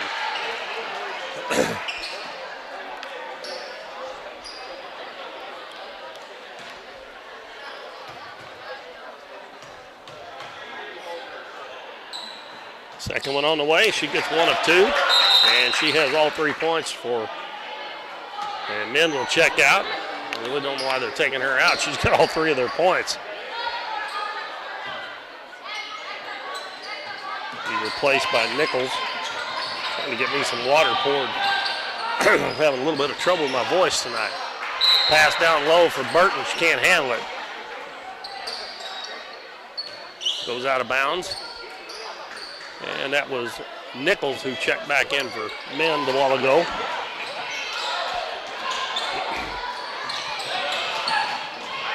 Rallman dribbles through the press this time. Now she stops and backs it out. Over on the left side and a walk on Little. Had a wide open shot there, but she took off and didn't put it on the floor. 11-3 with 31.9 seconds left in the first quarter. Grayson Kirby coming up against Little. Comes back out front. Weaves her way in and out of traffic. Lobs it down low to Burton. Burton backs her way in, puts it up, no good. And Hawkins got the rebound. Her shot blocked, but it comes out to Monahan. Head of the key to Moore. Over to Kirby. Three-pointer by Kirby. It's good. Grayson Kirby nails a three-pointer. 14-3. 5 seconds to go. Ball thrown out in the middle. It's going to be picked off. Monahan, nice heads-up play. Shoots it. Nice heads-up play to know that the clock was about to run out. Missed it, but that was a good play there by Monahan. So it's 14-3 at the end of the first quarter here in the junior varsity game. Poplar Bluff Lady Mules and the Donettes. Donettes on top. Be back in 1 minute. If you're shopping for a new car, truck, or SUV, you need to make a stop at Countryside Chevrolet on Highway 160 in Doniphan. Countryside has one of the largest Chevrolet selections in the area, plus plenty of pre-owned vehicles that go through a 117-point inspection before they're warranted for 12 months or 12,000 miles. The goal at Countryside is to provide you the best deal on your next car, truck, or SUV. See them online at CountrysideChevrolet.com or call 1-800-63-CHEVY. Chevrolet, an American revolution. At Mathis Timber, our goal is to provide our landowners with the greatest possible financial return on their timber lands, while not damaging young timber or leaving your property in a mess. We have served Ripley County and the surrounding areas since 1939. We will buy your timber on lump sum total or percentage. We have several references upon request. Contact Craig Mathis at 573-429-0996 and see how Mathis Timber can assist you with all your timber harvesting needs. All right, we're getting ready to start the second quarter. Keith Bowman back at the Bill L. Wright Gymnasium in Doniphan. Poplar Bluff Lady Mules in town taking on the Donettes. We're at the end of the first quarter in the JV game. Donettes on top 14-3. We got Monahan, Emily Slayton, Micah Burton, Kylie Hawkins, and Kinsey Reedus on the floor for the Donettes. And Poplar Bluff playing man-to-man. They get it low to Hawkins, puts it on the floor one time. Her jump hook, no good. Kinsey Reedus battling for the rebound. And she will be tied up, so it'll be Poplar Bluff basketball. Hawkins gets to where she can hit that shot. She's really going to be tough because she has got, I've said this time and time again, a really good set of hands on her. Kinsey Reedus with a nice anticipation, steals the pass. Burton looking inside. Fancy throws it at Hawkins' feet, and it's picked up by Poplar Bluff. Can't throw a pass down below the knees to the big person. Nichols loses a handle, gets it back, takes it back out front to Rallman. Over to Little, left side. Lily Johnson's going to go in, put it up, shot blocked by Reedus. Johnson gets it back. And another tie ball, and this one will go to the Donettes.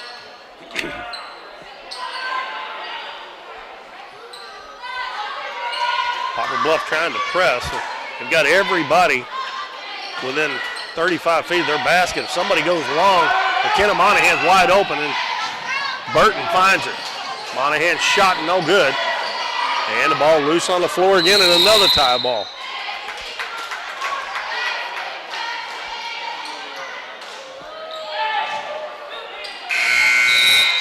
And we got Adrian Casey checking back in for Poplar Bluff.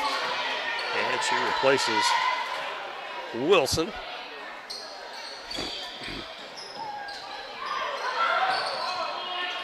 Good bounce pass to Little. And in the middle of the floor to Johnson. Johnson will circle back out. Waits on her teammates. Running a weave there. Now pass over to Nichols. Down low to Rallman. She's tied up. Good pass over to Johnson on the other side. Three-pointer up and no good. And Hawkins with the rebound. Gives it to Slayton. Slayton into the front court. Over to Burton. In the lane, Hawkins. Doesn't take the shot, kicks it out to Monahan. She's wide open, doesn't take it. Back over to Burton. Burton dribbles baseline, puts up the shot, and it won't go. And Johnson with a rebound for the Lady Mules. Passes it up to Rallman, coming up the right side of the floor. 5:10 to go in the first half. Donettes leading 14-3. Nice backdoor pass, but Little doesn't catch the pass. And another tie ball. And I think this one goes to the Donettes. Taylor Davis coming back in the game. And she will replace Slayton. So the Donettes have 3 big girls out there right now. And now we have number 2, Hayes, coming in for Poplar Bluff.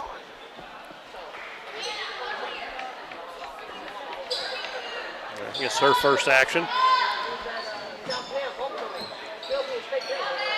Ball in the middle of the floor to Monahan.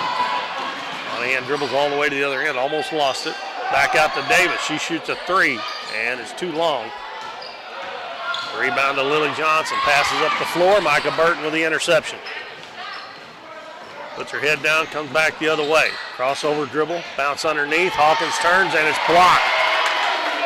A little pump fake will do wonders right there. Good play by Casey at Poplar Bluff.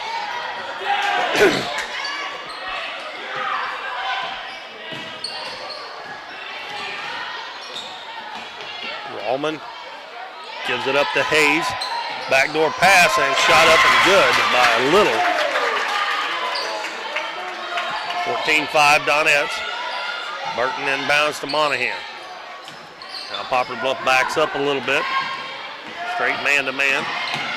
Monahan will get it into the front court. He calls Burton out, gives it to her on the left wing. Now to Davis, head of the key. And Davis drug her pivot foot. Coach Epps is getting a little upset. A lot of turnovers, a lot of tie balls here in this game. And we got Wilson checking back into the game for Poplar Bluff.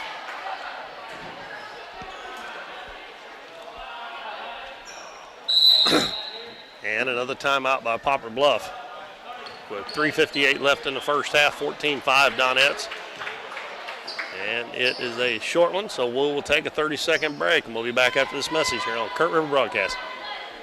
We're for worrying less about the what-ifs and more about the why-nots. We're for checking off your bucket list and then making a new one. We're for starting a family, a business, a tradition. And if you find yourself starting over, we're here for that too. We're for doing as much as you possibly can on a Saturday and absolutely nothing on a Sunday. We're for building a life in Missouri and going out and living it. And when it comes to making sure everything you build is protected, we're here for you. We are Missouri Farm Bureau Insurance, and we are Missouri for life. I'm Lindsay Turner, your Missouri Farm Bureau insurance agent. And if you're in Ripley County, I've got you covered.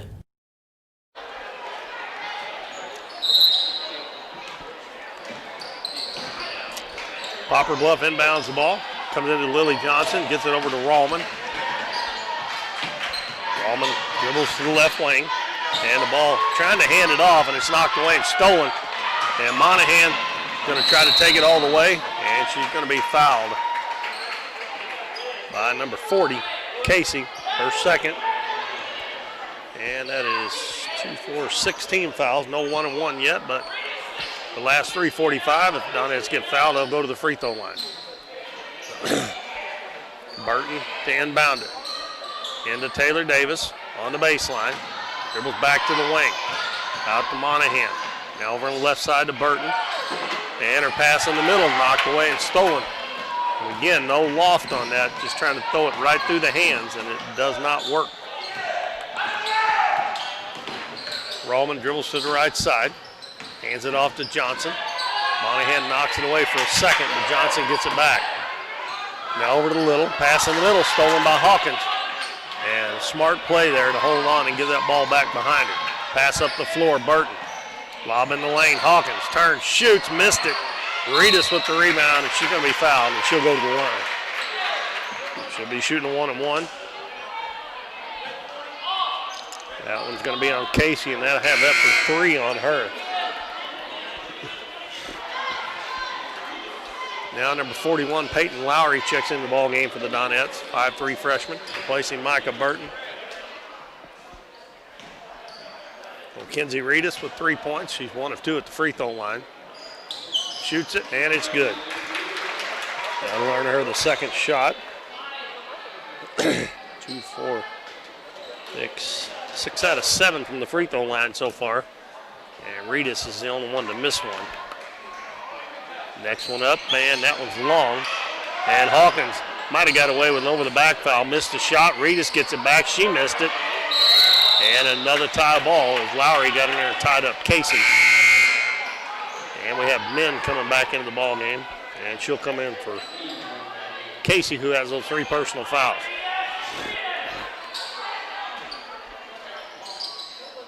Arrow favored Poplar Bluff that time. And they throw it away on the inbounds. They are just having a terrible time with the Donettes pressure. And now Coach Epps calls the timeout. Earlier, our first game, the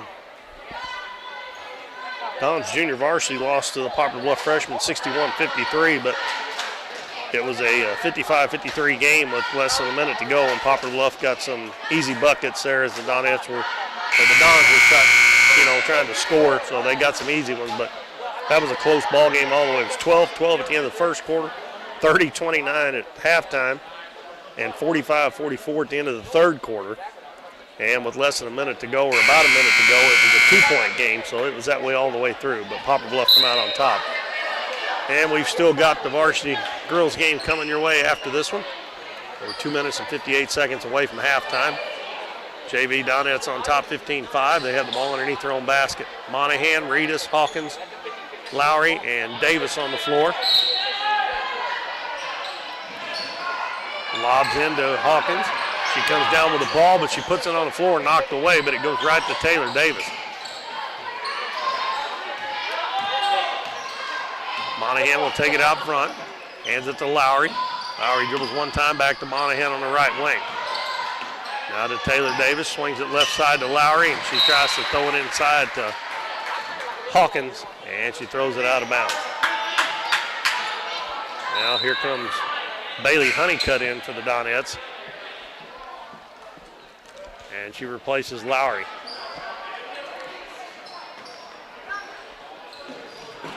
Wilson to inbound it. Gets it into Johnson in the corner. Monahan all over. Gets it into the front court. Dribbles to the baseline. Puts up the shot. No good. I think Hawkins got a piece of that, but Reedus and Davis battling for the rebound, lost it out of bounds. This has been an ugly first half. Of course, I don't know about Poplar Bluff, but the Donettes have not played in a couple, I guess it's been over 2 weeks. I don't think any of the girls on the floor right now got in the games at Twin Rivers except maybe for Hawkins. Monahan got in a couple, I think. And I guess we had another tie ball there. We've had about 10 of them here in the first half. Still got 2:22 to go. Taylor Davis lobs it into Hawkins, and she loses the ball out of bounds. One of the guards got to go get the ball. You can't throw that ball into the big girl against the press. Micah Burton coming back in.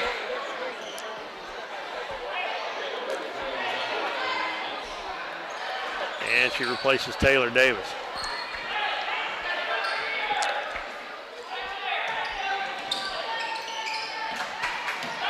Bluff inbounds it to Rollman. Good job there by Reedus to go over and help cut her off as she left her man. Still able to get back to her man. Johnson hands it off to Little. He passes over to Wilson. Wilson in the lane, knocked away. Hawkins, but it goes back to Mims. She puts up the shot, no good. Ball saved, but right in to number 23, Wilson.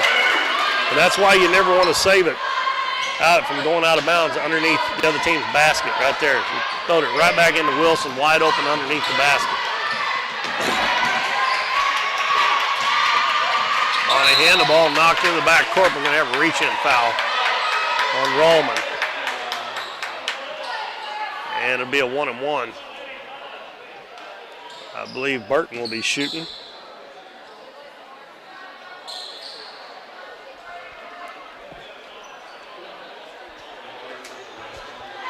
Donettes have only scored 1 point this quarter. Poplar Bluff has scored 4. Burton's free throw, no good. And Wilson with a rebound for Poplar Bluff. Throws the baseball pass up, intercepted by McKenna Monahan. Passes ahead, her pass deflected, but it's picked up by Honeycutt. Honeycutt gets the ball back underneath, kicks it out. Burton, three-pointer by Burton, no good. And a rebound to Little for Poplar Bluff. Pass ahead to Wilson. Wilson looking underneath, gets it to Min. And we're going to have a foul on Hawkins. That'll be team foul number 5. I believe that's the first foul on Hawkins.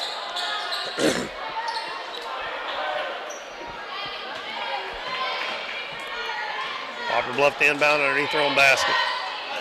Pass comes into Johnson, dribbles into the paint, kicks it out to Rollman on the baseline. Dribbles back to the wing. Now back out front. They throw it in the lane, picked off by Monahan again. Monahan runs right into Little. Little picks up the foul. That'll send Monahan to the free throw line. Donettes have missed a couple in a row after making 6 out of the first 7. Monahan's 2 of 2 from the line.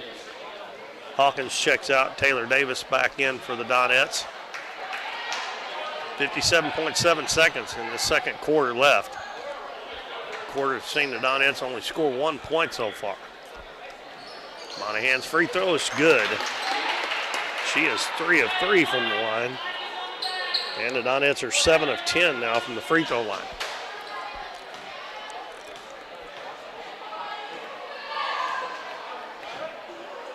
Next one on the way, and it's good. 6 points for McKenna Monahan. Allman's going to get it into the front court. Guarded by Taylor Davis. Goes back out near midcourt. Now gets a screen, throws it down. Casey with a jump hook off the glass, no good. And Reedus had it, lost it, but it's picked up by Monahan.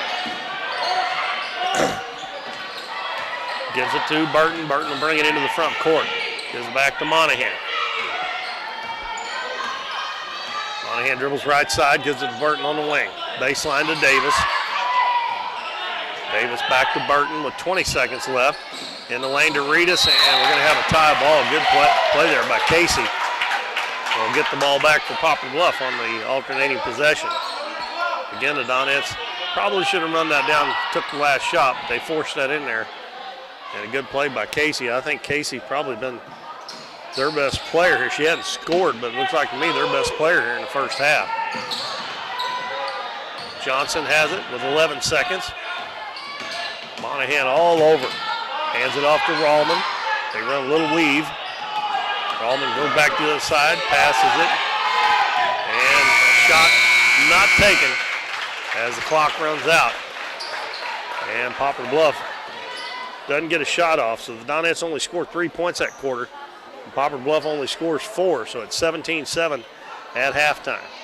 Little has 2 points. Mend has 3, Wilson 2, and they're 0 for 2 from the free throw line. For the Donettes, Grayson Kirby hit a 3 and 2 free throws. She has 5. McKenna Monahan 4 of 4 from the free throw line. She's got 6 points. 2 points for Kendra Moore. And Kenzie Reedus has a 2-point basket and 2 free throws. And that is a total of 17. And Donettes were 8 of 11 from the free throw line in the first half. They lead 17-7. We'll take a break, and we'll be back right before the start of the second half. And we got 1 half to play, and then we'll have the varsity game for you coming up later on, right here on Curtin River Broadcasting.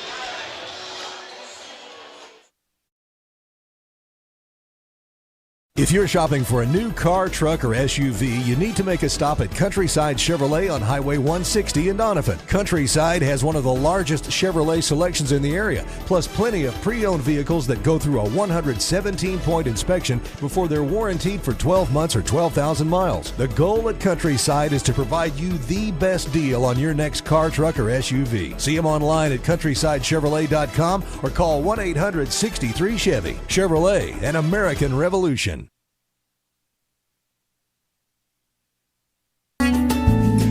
Hometown Pharmacy on LaRue Street in Doniphan, your one-stop pharmacy for all of your medical needs. Our pharmacists are now providing vaccinations for flu, pneumonia, and shingles in the pharmacy.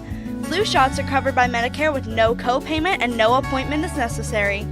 Hometown Pharmacy now offers a wide variety of vitamins and supplements from Now Foods that help support and promote optimal health through good nutrition. Refills can be requested online or by using our mobile app. We now offer delivery of your prescription if you live within the city limits. Transferring prescriptions is easy. Come by or give us a call and our friendly staff will take care of everything. Hometown Pharmacy, proudly supporting the Dons and Donettes this season. Come experience the difference a Hometown Pharmacy makes. For nearly 60 years, Davis Sawmill in Doniphan is your place to go for selling timber in the area around Ripley County in Arkansas. If you have cut logs or standing timber to sell, William, Debbie, and their sons will work with you to make sure you get a fair price. If you need something hauled, they also have Little Black Trucking with flatbeds for hire. Family owned and operated for 5 generations, everyone at Davis Sawmill would like to wish the best of luck to Emily, Taylor, and the rest of the Donettes this season. Give them a call at 573-996-7830. We're for road trips. We're for hitting up Arthur Bryant's for lunch and making it to Lambert's for dinner. We're for drop tops, T-tops, classics, cruisers, steel horses, and real horses. Have you ever hit a deer? Yep, we're for you too. We're for getting stuck in traffic and 6-lane freeways that aren't so free. We're for Missouri license plates. No, medals of pride. Like us, no two roads are alike, but we're all connected. We are Missouri Farm Bureau Insurance, and if you're a Missouri driver, we're for you. I am Doug Green, your Missouri Farm Bureau Insurance Agent, and if you're in Ripley County, I've got you covered.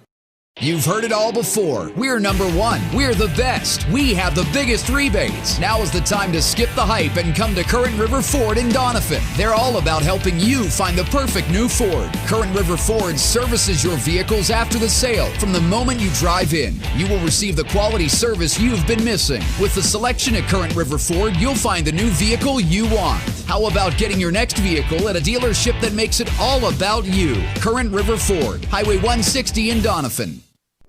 At Mathis Timber, our goal is to provide our landowners with the greatest possible financial return on their timber lands, while not damaging young timber or leaving your property in a mess. We have served Ripley County and the surrounding areas since 1939. We will buy your timber on lump sum total or percentage.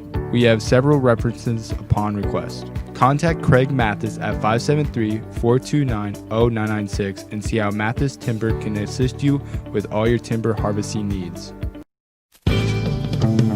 Davis True Value is proud to sponsor the Dons and Donettes for another exciting ball season. Just like the Dons and Donettes, Davis True Value knows hard work wins the game.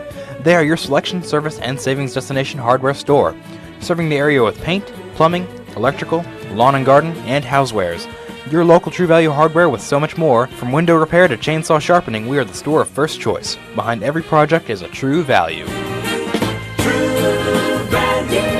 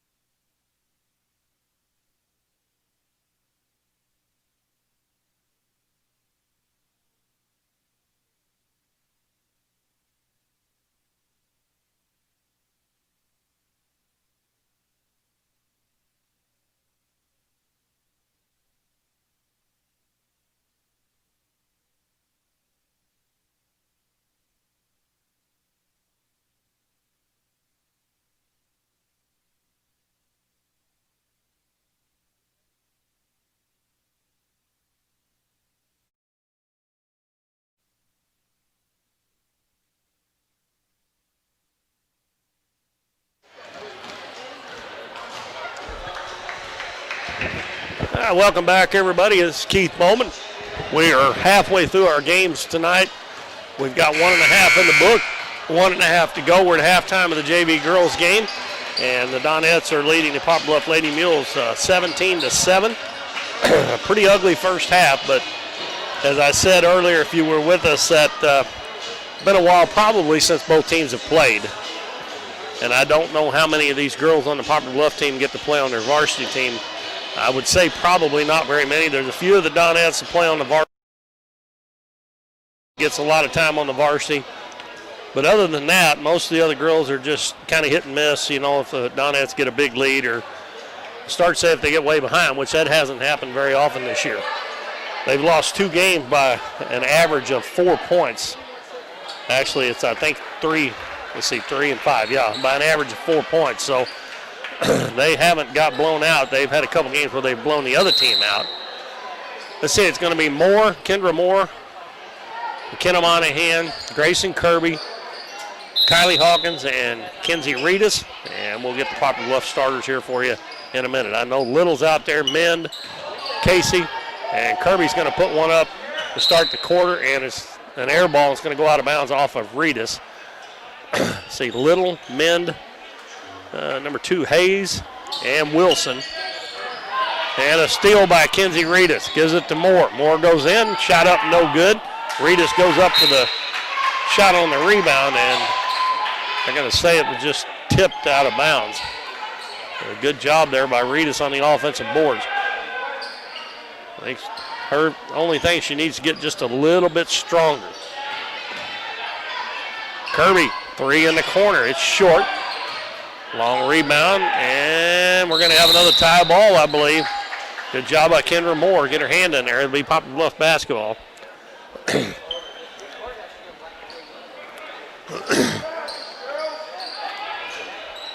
Donettes will set up in a 2-2-1 press. Little throws it behind her, and Casey, the ball goes right through her hands. It may have hit her in the face, and it's going to go out of bounds. Again, you got one of your guards throwing the ball to one of your bigger girls trying to get the ball up the floor against the press. And to me, that just doesn't work very good unless you have an exceptional ball handler.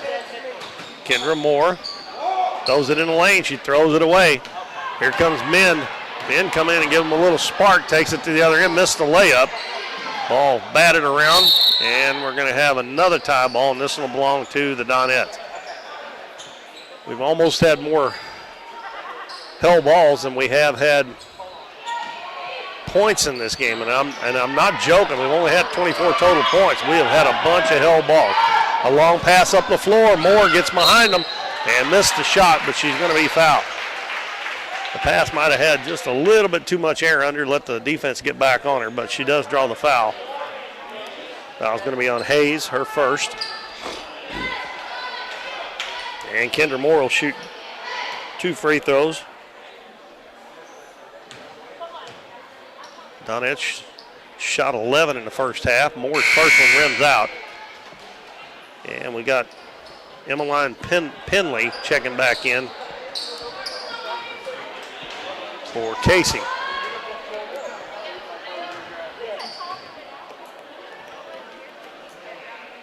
Second one's good by Kendra Moore. And that's Moore's 3rd point in the game. Donettes almost get the steal. They get it up to Hayes, up the floor to Penley. And Penley dribbles right into the defense. Moore takes it away, and she's got a run-out layup, and she missed it. Goodness gracious. Hawkins with a rebound underneath, dribbles one time, puts it up and in. Kylie Hawkins with her first 2. And that makes the score 20-7 in favor of the Donettes. It's still in the press. And Wilson's going to get it and take it all the way down, lay it up, and a shot blocked by Kirby. She comes out with it. Coming up the floor, she got Reedus on the right side, but she throws it to Hawkins on the left side. And if she'd have went to the right side, it'd been a wide open layup. And substitutions, Nichols in, and also number 21, that's Halliburton. And Penley and Wilson will check out.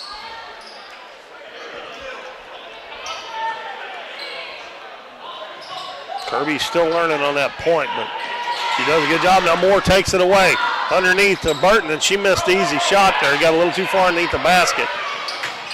And a pass to Min. Throws it ahead to Halliburton and got away with a walk. Missed the shot. The shot was blocked, but Reedus blocked the shot, lost the ball, went right to Min. And Min just come off the bench to score 5 points for them out of their 9. Kirby lobs it underneath. Reedus with the catch, and she puts it in. Good pass there from Kirby. And the ball tipped by Moore. Underneath Burton, wide open, lays it in. Kendra Moore has got her hands all over the basketball. And a timeout call by Poplar Bluff after a couple of quick baskets. And the Donettes lead 24-9 here in the third quarter of this JV basketball game. We'll take a 1-minute break and we'll be back. Stay with us. For nearly 60 years, Davis Sawmill in Doniphan is your place to go for selling timber in the area around Ripley County in Arkansas. If you have cut logs or standing timber to sell, William, Debbie, and their sons will work with you to make sure you get a fair price. If you need something hauled, they also have Little Black Trucking with flatbeds for hire. Family owned and operated for 5 generations, everyone at Davis Sawmill would like to wish the best of luck to Emily, Taylor, and the rest of the Donettes this season. Give them a call at 573-996-7830. You've heard it all before. We're number 1. We're the best. We have the biggest rebates. Now is the time to skip the hype and come to Current River Ford in Doniphan. They're all about helping you find the perfect new Ford. Current River Ford services your vehicles after the sale. From the moment you drive in, you will receive the quality service you've been missing. With the selection at Current River Ford, you'll find the new vehicle you want. How about getting your next vehicle at a dealership that makes it all about you? Current River Ford, Highway 160 in Doniphan. The Donettes up 24-9 over the Poplar Bluff Lady Mules. And Moore knocks it away again. Little does get it back this time. Moore comes up from behind her, passes it ahead. Min's going to end up shooting the basketball, banks it up there, no good. And the ball's going to go out of bounds. The last touch by Poplar Bluff. It's going to be off of number 13. That is Kendall, who just checked into the ball game.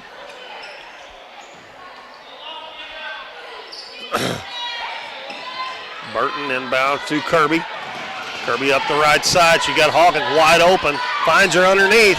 Hawkins is going to be bumped, and she makes a shot. They don't call. They could have easily called a foul on that, but a nice job of her to make it. Now Moore steals it again, and she throws it, and it goes right through Burton's hands. But Kendra Moore has got. It was McKenna Monahan in the first half who had all the steals, but this third quarter has been Kendra Moore. And bounce pass comes into Hayes, and it's stolen again by Kendra Moore, and she's going to be called for a travel.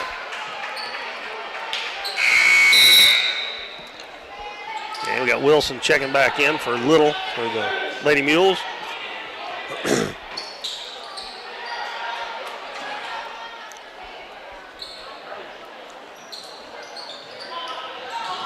For some reason or another, Poplar Bluff wants to throw that ball over there in that corner every time when they got somebody standing wide open. Min gets it to Wilson, wide open ahead of the pack, and lays it in. And somebody for the Donettes got caught out of position that time. 26-11 as Kirby rushes it up the floor, and again she threw it to the wrong side. Donettes didn't lose it. And one official called it for Poplar Bluff, but it was clearly tipped, and the other official changed it. But that time she should have went to the right side to Hawkins, as Hawkins didn't have anybody on that side of the lane. She'll figure it out. Inbounds pass to Moore. 26-11. Moore into the paint. Her little runner too hard, and a good job by Kirby to get back there as Moore ties up with number 13, Kendall. And the arrow this time favors the Poplar Bluff Lady Mules. And Kirby sprinted to get back and make sure that nobody got behind them that time. And when they scored a while ago on that, it was against the press. And again, Wilson is back. They get it in the middle to Min, throws it ahead to Wilson and overshoots her. They've got the right idea. Poplar Bluff's got the right idea now, but pass just a little too far. And again, Donettes got caught a little bit too far up on the back there. Kendra Moore will check out. McKenna Monahan will come in. Moore gets a well-deserved rest. 3.5 minutes left, third quarter. Pass down the floor. Monahan got behind everybody, and she lays it in. That was a good baseball pass from Micah Burton. I wouldn't be surprised if she's not a good softball player as well, because that was a baseball pass. Like she knew what she was doing. Wilson dribbles to the baseline, stops, shoots, missed it. Offensive rebound underneath by Nichols, missed it and got her own rebound back. And we're going to have a reach-in foul called on McKenna Monahan. Her second. Taylor Davis coming in. And she replaces Hawkins.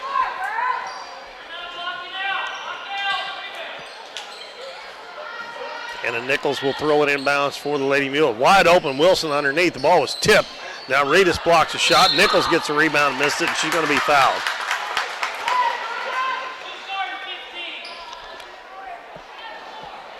That foul on Taylor Davis. Her first and second team foul. And it will be Nichols shooting free throws. And she puts the first one up, no good.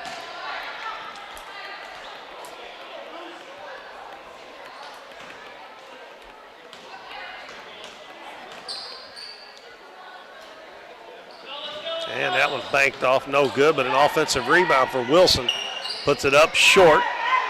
And Kenzie Reedus is going to get the rebound and be fouled. And that was going to be on Wilson, her second. That's the second team foul on the Lady Mules. And Moore quickly back in the game for McKenna Monahan.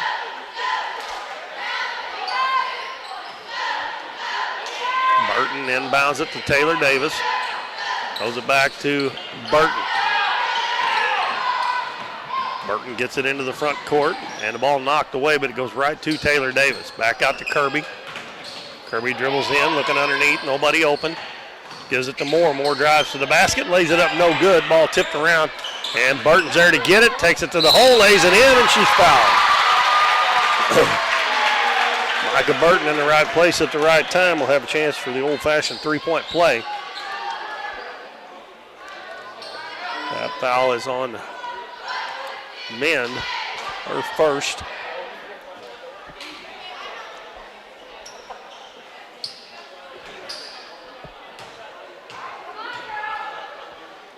Burton's free throw is good.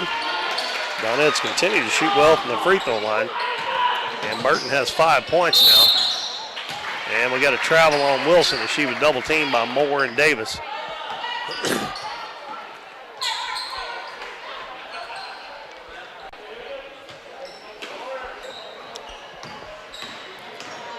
Inbounds to Kirby, kicks it out in the corner to Burton. Now to Kirby. Kirby stops and shoots a shot blocked. And then the ball knocked away by Moore again as men come out with a rebound. And Little will check back in for Wilson for Poplar Bluff.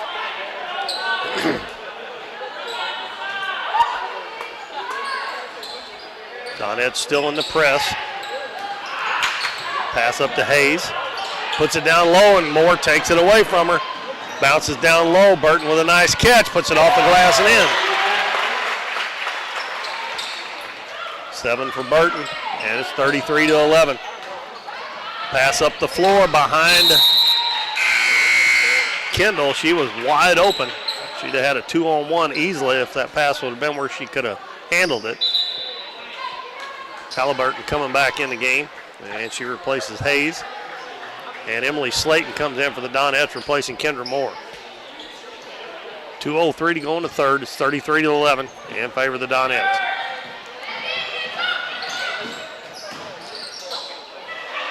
Micah Burton gives it back out front.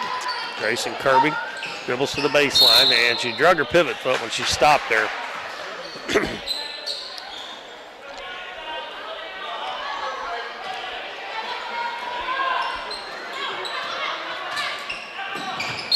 And Kendall travels with the basketball.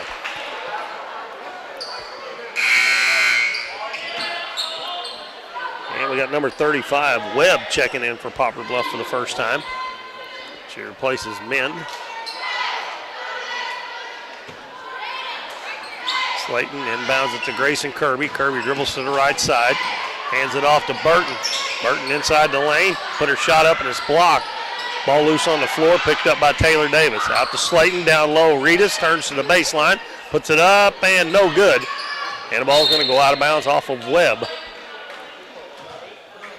Reedus shouldn't have dribbled that basketball. She should have just turned and put it up off the glass. That gives the defense time to get on her. She was wide open when she first turned around.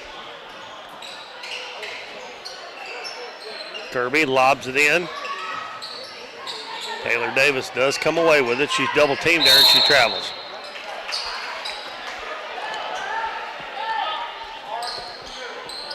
Donettes had 17 points in the first half. They've scored 16 in this quarter. And Kylie Hawkins back in the ball game for Kenzie Reedus.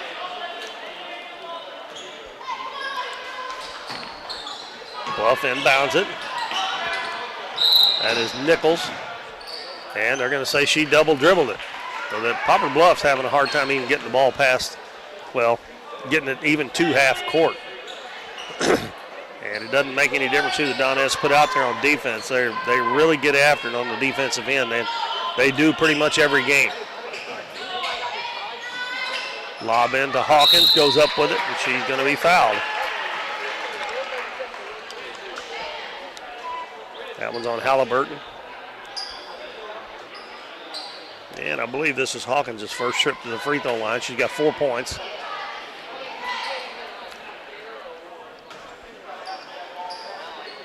Six-foot freshman. Free throw is good.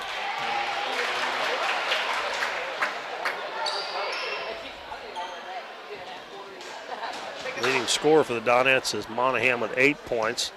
Burton's got 7. It's really balanced. That one's a little bit long. And a rebound is by Webb of Poplar Bluff. Gives it to Little. He's going to dribble it up. Cut off by Slayton. Down the floor, they got Webb wide open underneath. She catches, lays it up, missed it, and gets it back, and she's going to be fouled. And she'll shoot a couple of from the charity stripe. That one's on Taylor Davis, her second.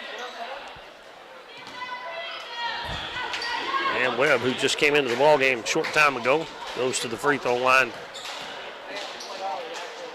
And she rims out on the first one. Kendra Moore, McKenna Monahan coming in for the Donettes. Slayton and Davis will check out.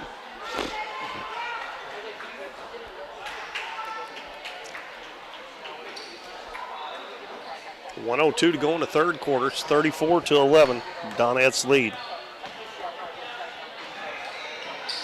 Next one, no good. And a tie ball on the rebound between Monahan and Halliburton. Arrow pointing the Donettes' way this time. Poplar Bluff going to try a little full court pressure. Inbounds to Hawkins and she throws it away. Intercepted by Halliburton, but she's standing on the out of bounds line. And Poplar Bluff, even if they do something right, doesn't seem to work out. That was a bad pass by Hawkins, though. She should have threw that ball back to the guard behind her. Kirby gets up ahead of steam, goes behind the back. Now reverses, she's wide open from 15 feet. No good. And Hawkins is going to get the rebound and put it in. She's going to have to watch that, though, because that very easily could have been over the back, but I don't think Webb jumped. So another steal. Kirby just throws it up for grabs. And loose on the floor, another tie ball. Oh. And they're going to give Coach Epps a timeout there. Again, I'm not really sure that that's been a timeout. It was awful quick. I'm not really sure.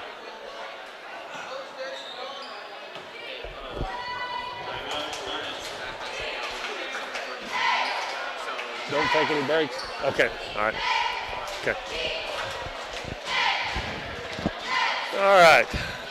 Just got word that I'm not supposed to take any commercials here for a little bit because our man playing the commercials had something he had to do, so We'll keep it right here. We got the varsity game coming up here shortly for you.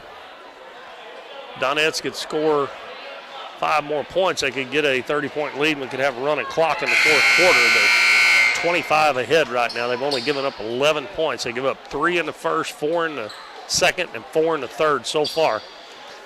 And we've only got 32 seconds left. Donettes will have the ball.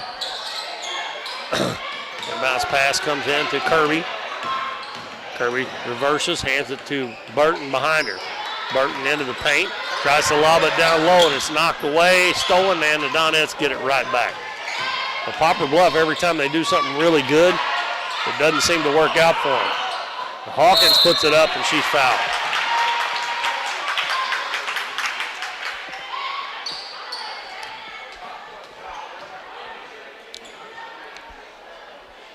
So Hawkins was just there a little bit ago, made 1 out of 2. 7 points in the game.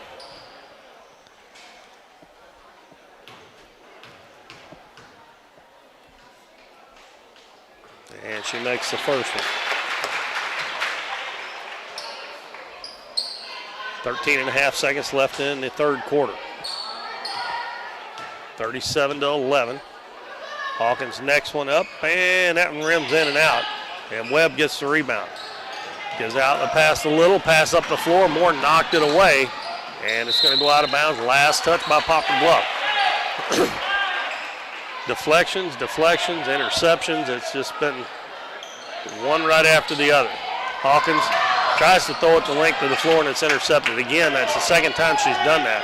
Pass up ahead. Ball loose on the floor, and that's the buzzer at the end of the third quarter. And that will end with the Donettes leading 37-11. And they scored 20 points that quarter only after having only 17 in the entire first half. 37-11 as we head to the fourth. Again, we want to give a shout out to our sponsors, Current River Ford, Countryside Chevrolet, Farm Bureau Insurance, Davis True Value, Hometown Pharmacy, Davis Sawmill, and Mathis Timber. Fine folks that bring you Doniphan High School basketball on Current River Broadcasting on YouTube. The Doniphan Junior Varsity boys played the Poplar Bluff freshman boys, and Poplar Bluff got that one 61-53 in a game that was actually mostly a 1-2 point game almost all the way through till right at the very end. The most lead anybody had at the end of a quarter was 1 point until the end of the game. Varsity game coming up next. I remember last year when the Donettes played Poplar Bluff at Poplar Bluff at halftime. It was a 1 point game. Donettes come out in the second half and could do absolutely nothing right.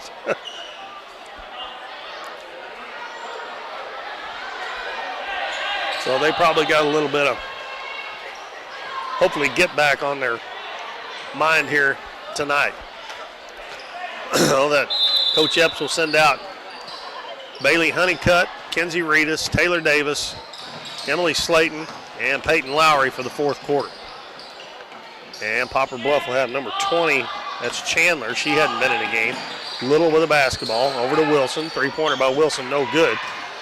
Little gets the offensive rebound, brings it back out. They also have Casey out there, Halliburton, and I believe that's it. And ball going to be knocked out of bounds by Emily Slayton.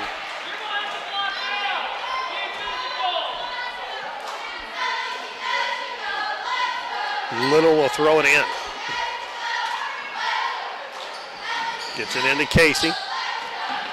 Casey throws it back out to Wilson. Wilson dribbles to the baseline, goes down, puts it up, and she's fouled. Poplar Bluff has not made a free throw all night. They're 0 for 6. That foul on Taylor Davis is her third. She is the first one for the Donettes with 3 fouls.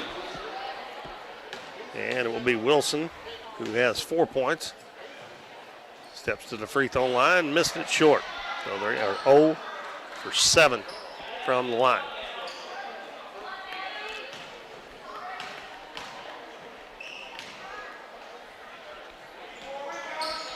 And they finally made one. And that will be Wilson. It's her 5th point. Inbounds comes to Slayton, quickly up the left side. And she almost dribbled out of bounds. Saved it into Reedus.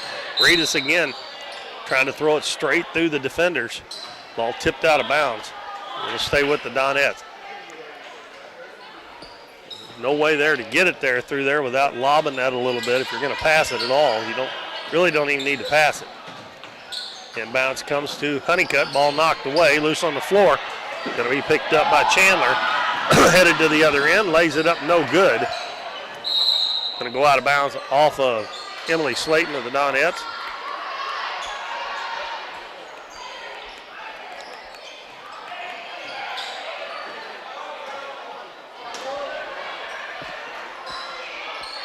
Little inbounded. Halliburton was wide open, but she dropped it, gets it back out to Little, and she knocks down a two-pointer. 4 points for Little. 37-14 Donettes. Lowry passes it up to Honeycutt. Honeycutt got Reedus wide open, but she throws it away. Little heads to the other end. Her layup's up and good. And we got a timeout called. I don't know who called it, but we'll keep it here. It was on, Coach Epps called it. Got to get me a drink here, so hang on, everybody.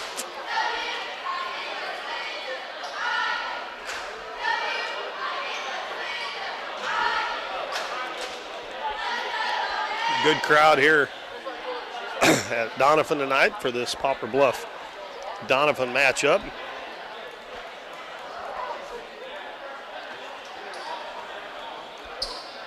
And Poplar Bluff has scored the first 4 points here in the fourth quarter to make it a 21-point lead for the Donettes, 37-16.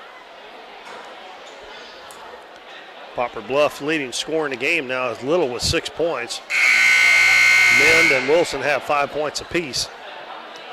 And that is their total. Those three players are the only ones that scored.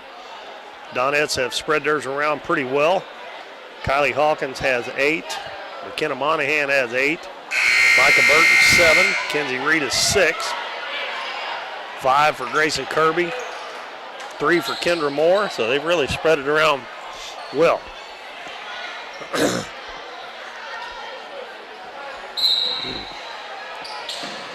Donettes inbound it.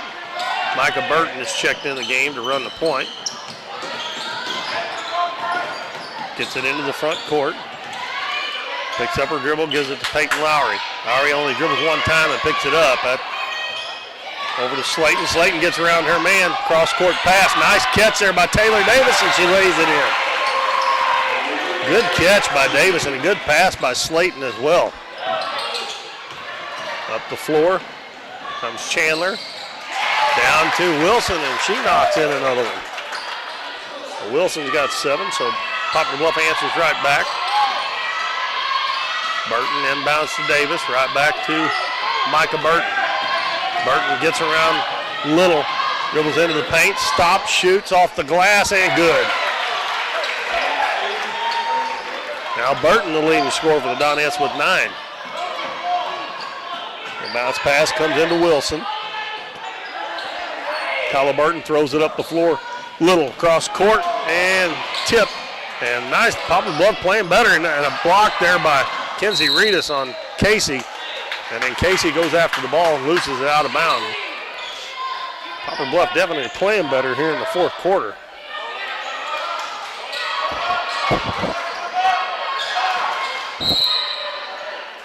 And Donettes having a hard time getting it inbounds. Everybody just kind of standing around.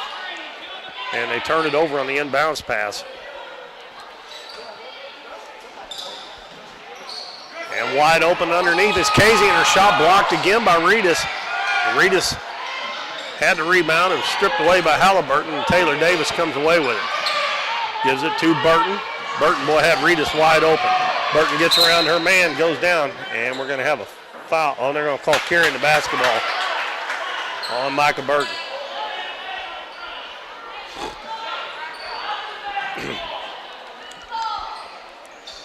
4:15 to go in the game. Donettes lead 41-28, or 41-18, excuse me.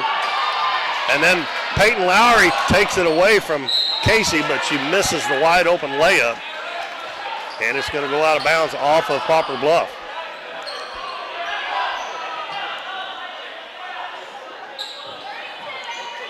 Burton will toss it in. And her pass is knocked away, loose on the floor, and going to go out of bounds off the Donettes. Again, they're trying to throw a pass that somebody's not open. And we got Casey checking out and Mend back in the ball game. Kylie Hawkins back in for Reedus.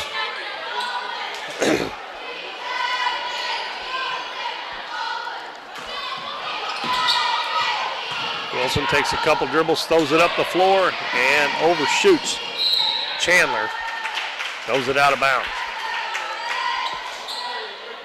Now, Poplar Bluff has had trouble with the Donettes pressure all night long. Honeycutt coming in, and also Addison Arnold, the 5'3" freshman, coming in.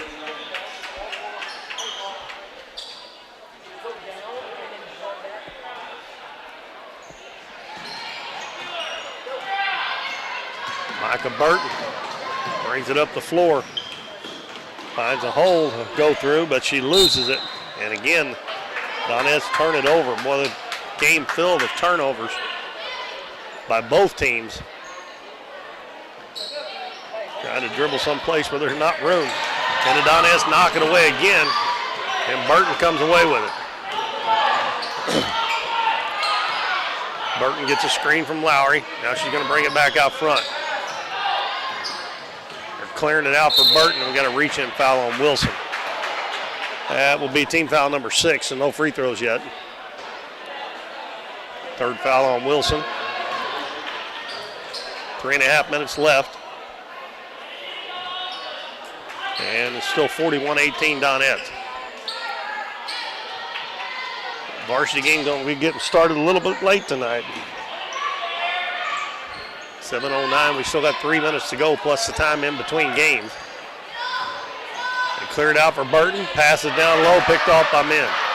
Pass ahead to Halliburton. She just runs right around Honeycutt, lays it in, and she's fouled. Halliburton gets her first bucket. Foul on Honeycutt.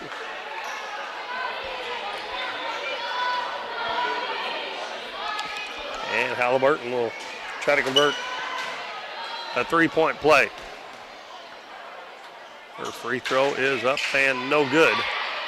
Hawkins rebounds it for the Donettes.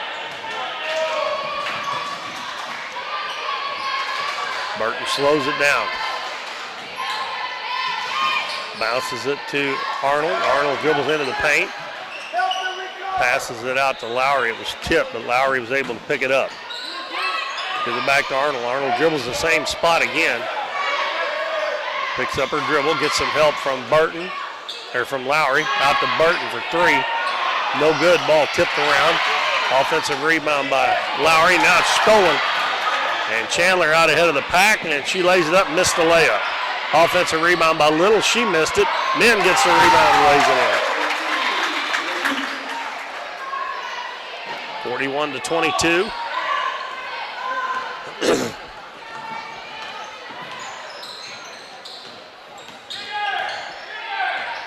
Clock winding down, 2:15 to go in the ball game.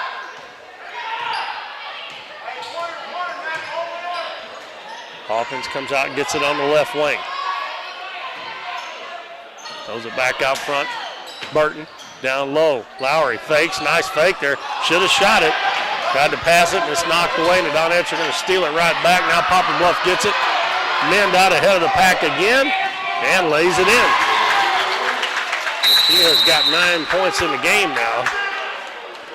And with 1:48 to go, it's 41-24. And Poplar Bluff coming back a little bit here towards the end of the game. But I believe the Donettes are far enough ahead that they're not going to be able to come back with what time we got left.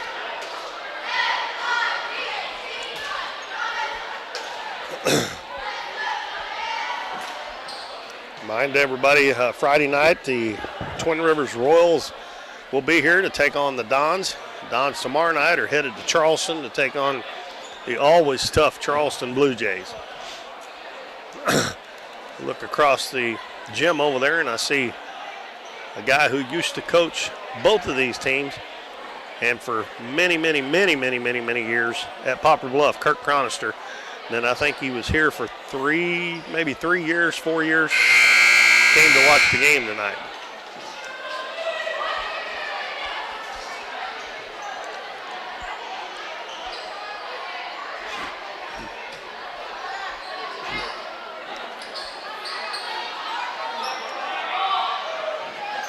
The Donettes ball, Emily Slayton and Taylor Davis come back in. Peyton Lowry, Micah Burton, and Kylie Hawkins out there for the Donettes. 1:45 to go in the game. Burton brings it up against Little. Picks up her dribbling. Hawkins comes out on the screen. Back out to Burton. Burton down low, wide open with Slayton, but the pass a little bit too high. She does save it from going out of bounds. That'd been better off if Slayton would have set the screen and Hawkins would have been the one to get and another steal by Halliburton. Takes it down, lays it up, and no good, but she's fouled. And Taylor Davis gonna watch out. She's gonna foul out of the ball game. That's 4 on her now.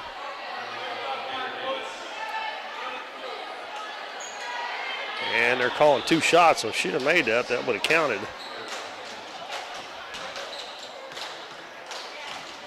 Halliburton has 2 points, and she misses the first free throw.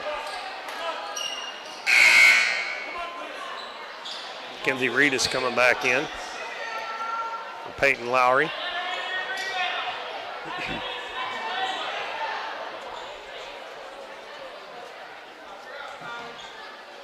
Donettes have only scored 4 points this quarter. Poplar Bluff's got 13. They've scored more in this quarter than they scored in the first 3 quarters combined. Second free throw, no good. Donettes get the rebound. Burton bounces it over to Hawkins. Going to be knocked out of bounds there. Halliburton's got some active hands. The receiver of that pass has got to come and meet that pass instead of just stand there waiting on it. The Donettes have not done a very good job of that. If you come and meet it, you're going to get fouled there every time. Wilson picks up her dribble in a bad spot. Got to get some help. Gets it to Little. Little, nice pass over to Halliburton. She missed the easy one. Ball's going to go out of bounds, and it's going to be last touch by Little. The Poplar Bluff definitely playing better here in the fourth quarter. They found some open people underneath the basket. The Donettes have kind of slacked up on the defense a little bit. Now number 25, Darner checking in. Number 30, Husky. Number 13, Kendall. Number 35, Webb. And let me see, number 2, Hayes. I hate when they do that to me.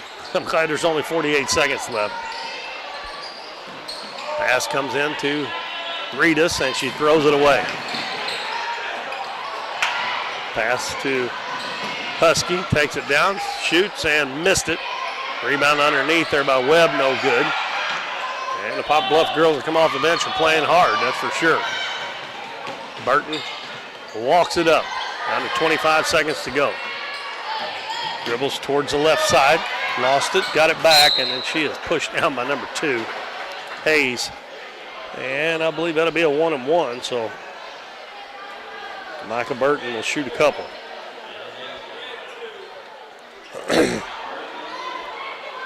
Or shoot it 1-and-1, excuse me.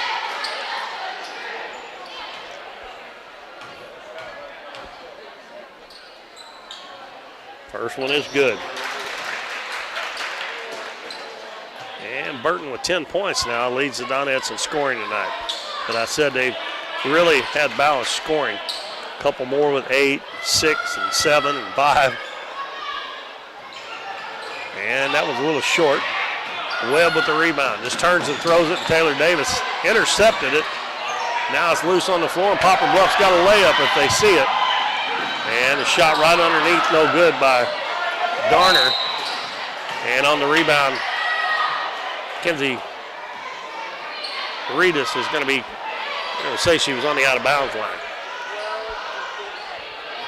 7.6 seconds to go. Inbound to Webb. Shot no good. And Regis gets the rebound, and that's going to do it. And that is our final score is 42-24. The Donettes win JV game. Still got a varsity game coming your way here shortly. Scoring for the Lady Mules. Little had 6. Mend had 9. Halliburton 2. Wilson 7. Let's see, 9, 18. 6 is 24. And they were 2, 4, 6, 8, 9. 1 of 9. 1 of 11 for the ball game from the free throw line. Donettes were 5 of 9 in the second half, so 13 of 20 for the game. Grayson Kirby had 5 points. McKenna Monahan 8. Micah Burton 10. Kendra Moore 3.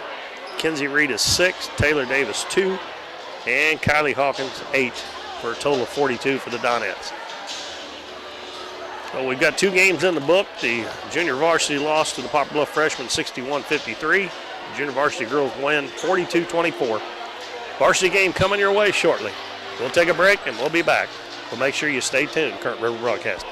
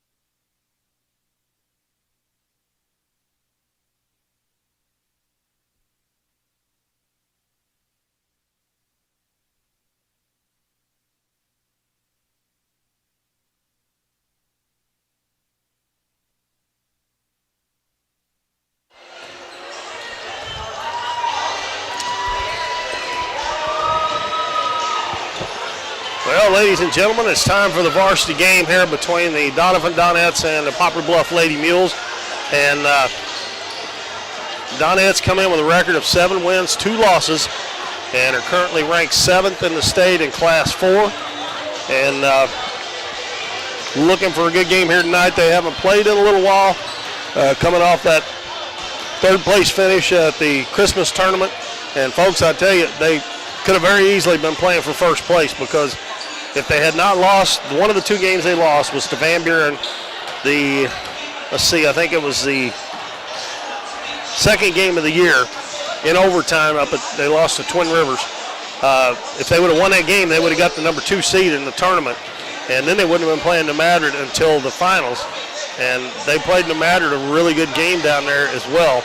And New Madrid's ranked 2nd in the state in Class 4. So we very easily, in my opinion, could be undefeated. I mean, they lost in New Madrid by 5, but that was a 3-point game with a few seconds to go. I think they had 3 opportunities to shoot 3-pointers and missed them all. And then they had the foul to try to get the ball back, and New Madrid made a couple free throws, making a 5-point game. But they have played well, and they played really well at Twin Rivers. And hopefully the little layoff here, they won't struggle, as they're going to be taking on the Poplar Bluff Lady Mules here in just, we're going to have the national anthem here in about a minute or so. Right now, Sydney Speck is leading the team in scoring at 13.4 points a game. She's shooting 41% from 3-point. That's great. 58% from 2 points and 80% free throw. She's leading the team in all those categories. Allison Skaggs is averaging 10.7 and 6.6 rebounds. Free throw percentage is not too good. Bailey Carson averaging 8.9 points, 4.9 rebounds. And we're going to have the national anthem. We'll be right back. Hometown Pharmacy on the for all of your medical needs. Our pharmacists are now providing vaccinations for flu, pneumonia, and shingles in the pharmacy. Flu shots are covered by Medicare with no co-payment and no appointment is necessary. Hometown Pharmacy now offers a wide variety of vitamins and supplements from Now Foods that help support and promote optimal health through good nutrition. Refills can be requested online or by using our mobile app. We now offer delivery of your prescription if you live within the city limits. Transferring prescriptions is easy. Come by or give us a call and our friendly staff will take care of everything. Hometown Pharmacy, proudly supporting the Dons and Donettes this season. Come experience the difference a Hometown Pharmacy makes. At Mathis Timber, our goal is to provide our landowners with the greatest possible financial return on their timber lands, while not damaging young timber or leaving your property in a mess. We have served Ripley County and the surrounding areas since 1939. We will buy your timber on lump sum total or percentage. We have several references upon request. Contact Craig Mathis at 573-429-0996 and see how Mathis Timber can assist you with all your timber harvesting needs. All right, we'll get time. We'll go over the stats a little bit more with you. We're going to give you the starters for the Poplar Bluff Lady Mules. Are coached by John David Patillo. They will start a 5'7" sophomore, number 2, Lily Johnson. A 5'4" sophomore, number 10, Clara Rallman. Number 12, a 5'6" senior, Alexis Richardson. Number 20, a 5'10" senior, Hannah Corsamilia. I pronounced her name last year Corsamiglia, but it's Corsamilia, I think. And then also a 6' senior, Sierra Sievers. I go to church in Poplar Bluff, and Sierra's dad, the guy that's on that freshman boys team, they and their families go to church with me, so I know some of these kids. Starters for the Coach Adam Epps and the Doniphan Donettes. Sydney Speck, a 5'5" junior. Number 10, Timber Turner, a 5'6" junior. Bailey Carson, a 5'9" junior. Number 12, Olivia Cruz. Number 22, a 5'7" senior. And Allison Skaggs, a 6' sophomore, number 33. So the Donettes start 1 senior, 3 juniors, and a sophomore. Poplar Bluff will be in maroon uniforms with white numbers. Poplar Bluff on the front of their jerseys. And the Donettes in their home whites with gold numbers. Poplar Bluff will go from right to left in the first half, and Donettes from left to right. The Donettes are averaging 57 points a game as a team and allowing 42. So that's a 15-point margin. They're still not averaging as many assists as turnovers. Hopefully, after a few more games, they'll get that on up there to where by the end of the season, you're hoping that it will be more assists than turnovers. But they're also averaging 16 steals a game. They're only averaging 31% from the three-point line, and of course, I'm sure Coach Epps would like to see that improve.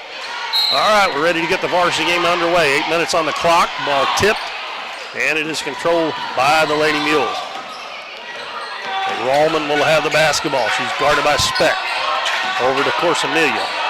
Lob underneath, Severs goes high, catches it, goes up with a shot and scores. Sierra Severs, 6 foot, big girl in there. Donettes are going to have to handle her. She is a big, strong girl. Pass up the floor. Speck got behind the defense, elevates and shoots and scores. Good pass from Bailey Carson. And the Donettes tie the game at 2. And Olivia Cruz is going to pick up a foul early. And she was trying to force Lily Johnson to the sideline over there and got a little too close. Of course, Amelia will. No, now they switch. Lily Johnson will pass it in and get it into Rallman. Johnson and Rallman played a lot in that JV game. And now Alexis Richardson dribbles into the paint, kicks it out to Johnson. Three-pointer up, no good. Nice block out by Allison Skaggs to get the rebound. Up to Olivia Cruz, up to Speck. Speck takes it in, shot up, no good. And the rebound comes down to Lily Johnson and the Lady Mules. Pass up the floor. Richardson dribbles to the baseline, circles back, gives it to Johnson. Johnson, got away with a travel there, I think. Now, Rallman out front. Dribbles to the left side. Passes it to Corsamelia. Cross court. Richardson dribbles in, cut off there nicely by Carson and Skaggs. They have to throw it all the way back out to the front. Poplar Bluff being very deliberate here. Pass from Rallman is going to go out of bounds as she tried to throw it instead of dribbling it over there closer to Corsamelia. Well, the turnover gives it back to the Donettes. Carson handling in the back court. Gives it to Olivia Cruz. Dribbles into the paint, bounces down low. Timber Turner short armed the shot. Going to go out of bounds off of Corsamelia. That was a really good pass from Olivia Cruz, but Timber Turner didn't finish the shot. Lob into Skaggs, turns, shoots, and it won't go, but she's going to be fouled. That bounced on the rim a couple of times and come off the left side. Foul is on Lily Johnson. And this will be the first free throws for the Donettes. We're tied at 2 with 5:57 to go first quarter. And as I said, Skaggs is only shooting 43% from the free throw line. She misses the first one.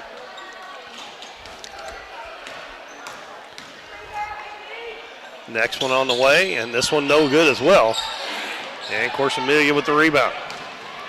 Passes up ahead, Lily Johnson on the run. Cut off there by Turner with good help. Passes it back out to Corsamelia. Cross court, Rallman on the left wing. Dribbles back to the center of the floor. Over to Corsamelia, about 15 feet behind the three-point line. Now to Johnson. Johnson dribbles around the screen into the paint. Pushes off, gets away with it, shot up off the glass and good. She used a little shoulder and elbow there to create some space, but they didn't call it. 4-2 Poplar Bluff. Olivia Cruz gives it to Skaggs in the middle of the floor to Turner down in the corner. Speck wide open. Three-pointer is blocked by Sierra Severs.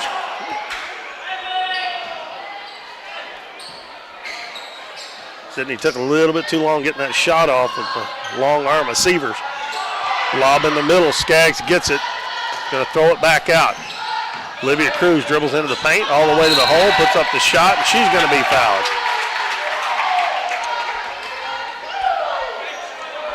That one's gonna be on Corsamelia. That's 2 fouls on the Bluff, her first personal. Let's see if Cruz can make some free throws. Skaggs missed a couple there a while ago. And the first one's good. Let's see if we got Olivia's free throw percentage here. 61%. And she missed the second one. So it's 4-3, Poplar Bluff. Pass up the floor. Johnson, boy, she had Sievers wide open, didn't look up the floor. Of course, Amelia gives it to Richardson. Richardson guarded closely by Carson. Carson lets her go over to the right side. Now comes out to Lily Johnson. She dribbles to the left side. Nice anticipation by Sydney Speck. Ball tipped, picked up by Rallman. Speck knocks it away and knocks it into the backcourt. It's going to go out of bounds. A good hustle by Sydney Speck there, and gets a little bit of congratulations from all her teammates. It will be Poplar Bluff's ball, but good hustle. So Poplar Bluff will inbound it in the backcourt. Inbounds pass knocked away. Loose on the floor. Of course, Amelia comes up with it. She's going to be fouled by Timber Turner. That was kind of a bad luck play there. Donettes got a hand on it.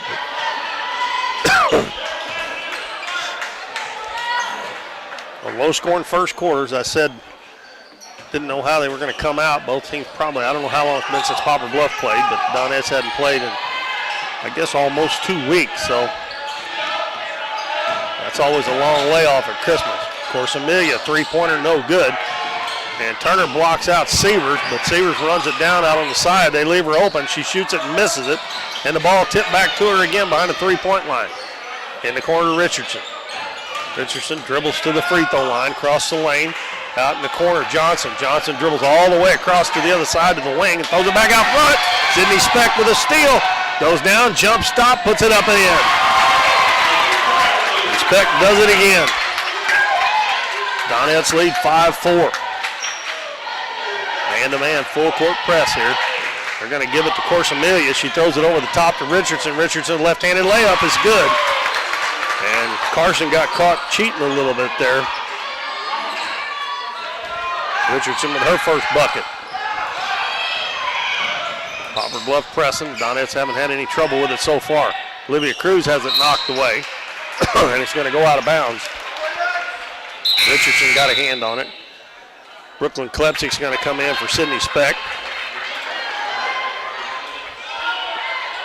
Coach Epps may have to substitute a little bit more. I got a feeling the Donettes have the deeper bench here. If they can run them up and down the floor a lot, wear Poplar Bluff out. Pass into the lane, Skaggs out to Carson. Baseline to Turner. Back out front to Cruz. Dribbles into the paint all the way down. Layup up and in. Olivia Cruz with her first bucket. Back to a 1-point lead for the Donettes. 3 minutes left first quarter. And the ball knocked. Oh, Timber Turner almost got the steal there. Sievers gets a pass to the basket. Jump stop. Shot no good. Ball tipped around. It comes all the way back out to Johnson on the wing. Donettes not doing a very good job of rebounding here early in this game. Ball getting tipped way back out. Of course, Amelia gives it to Johnson. Hits Richardson cutting through the lane. Missed the easy one. Brooklyn Klepsik with the rebound. Gives it to Olivia Cruz. Up ahead to Carson. Carson going to dribble to the baseline. Gets a screen. Goes in. Goes up for the shot. She's going to be fouled. That's going to be the second one on course Amelia. And that was a good play by Bailey Carson there to take it right at her to get her second foul picked up on her. Now the Donettes need to make some free throws. Only 1 of 4 here early in this one. And Carson knocks in the first one. And that's first point for Carson in the game. Now Grayson Kirby will come in, and she'll give Allison Skaggs a rest. 8-6 Donettes. Carson with one more free throw. 2:20 left, first quarter. Donettes and the Poplar Bluff Lady Mules. Carson's second one good. That gets the Donettes up to 50% for the game. 3 of 6. Corsomelia guarded in the backcourt by Carson. Carson makes a reverser dribble. Pass up ahead. Knocked away by Olivia Cruz, and it's going to go out of bounds. They say it was last touch by Lily Johnson. And Coach Patillo is going to call a timeout. So the Donettes lead 9-6 with 2:09 left in the first quarter. And we will take a 30-second timeout. We'll be back after this message. If you're shopping for a new car, truck, or SUV, you need to make a stop at Countryside Chevrolet on Highway 160 in Doniphan. Countryside has one of the largest Chevrolet selections in the area, plus plenty of pre-owned vehicles that go through a 117-point inspection before they're warranted for 12 months or 12,000 miles. The goal at Countryside is to provide you the best deal on your next car, truck, or SUV. See them online at CountrysideChevrolet.com or call 1-800-63-CHEVY. Chevrolet, an American revolution. Donettes lead 9-6 over the Poplar Bluff Lady Mules, and we have, well, wait just a second here. See how much time we got left. 2:09 left first quarter. Coach Patillo called a timeout there for Poplar Bluff, as the Donettes had just forced a turnover with their press. Poplar Bluff's going to set up in a 2-2-1 press.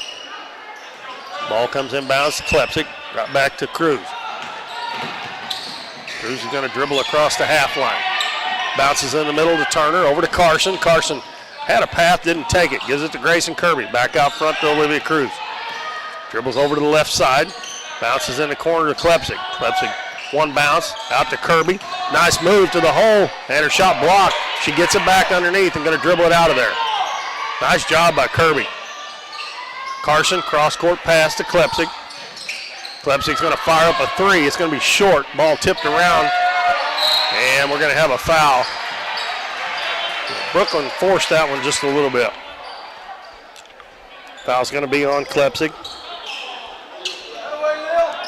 That is her first third-team foul on the Donettes.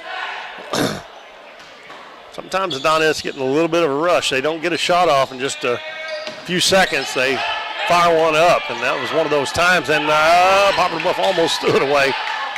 Lily Johnson saves it from going out of bounds.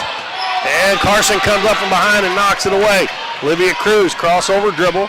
In the corner, Klepsik fakes the shot. Bounces back to Cruz. Fakes the three-pointer.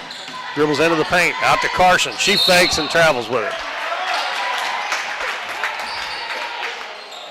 Allison Skaggs up off the bench, come back in. Also number 4, McKenna Morrow, a 5'2 junior coming in for Poplar Bluff, replacing Lily Johnson. Speck back in as well, as we have Turner and Cruz going to the bench.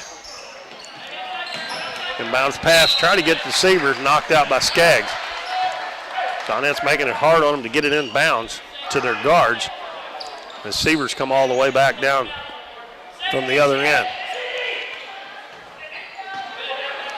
This time they get it into Rallman, and Rallman will bring it up against Brooklyn Klepsik. Now it's left side, hands it off to Morrow. She gives it back to Rallman. Rallman picks it up and gets some help from Richardson, and Kirby's going to be whistled for the foul.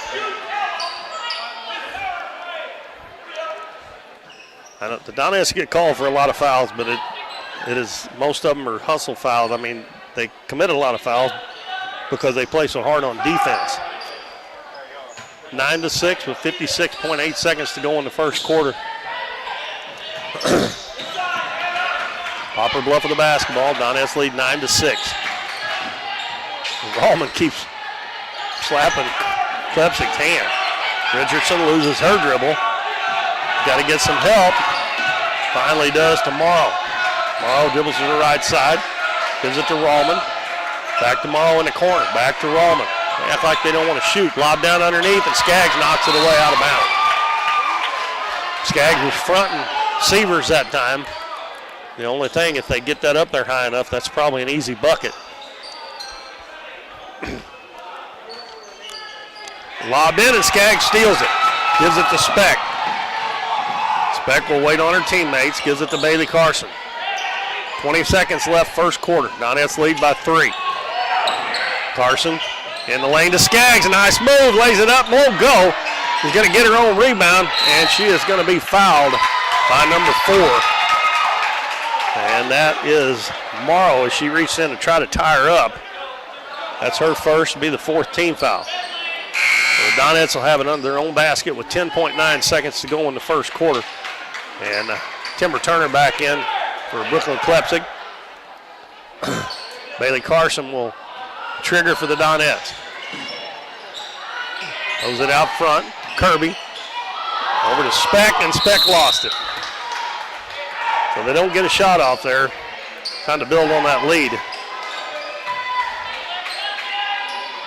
Kirby looked like she started to pass it and then tried to stop it, and it kind of slipped out of her hand.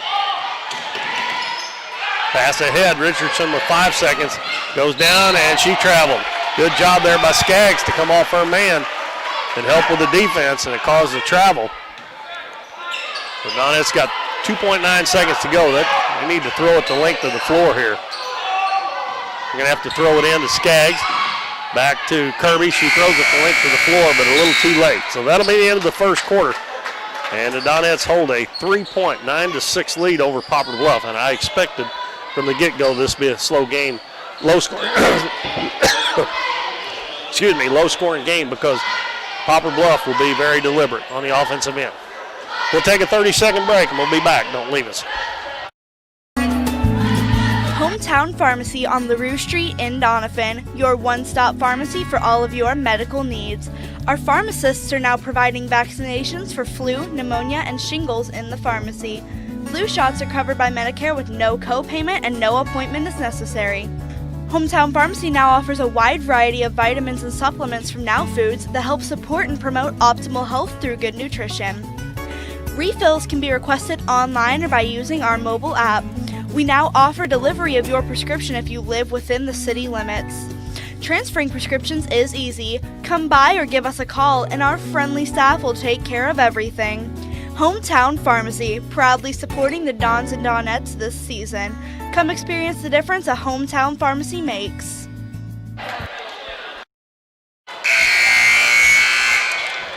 Welcome back, everybody. Keith Bowen back at Doniphan High School. We're at the end of the first quarter. The Donettes lead the Poplar Bluff Lady Mules 9-6. Donettes send the starters out. Turner, Skaggs, Carson, Cruz, and Speck. And Poplar Bluff will go with Rallman, Morrow, Severs, Corsamelia, and Richardson. Bailey Carson in the left corner, Speck. Back to Carson. And Carson trying to get it into Skaggs. A little bit too much mustard on that one. A little bit more of a lob, and she had, because Severs was fronting her that time. And she could have caught it and laid it right in, but pass didn't have enough air under it. Pass up to Richardson. The ball knocked away by Skaggs. Skaggs takes it down over on the other side. Cruz, and Cruz traveled with it. Oh.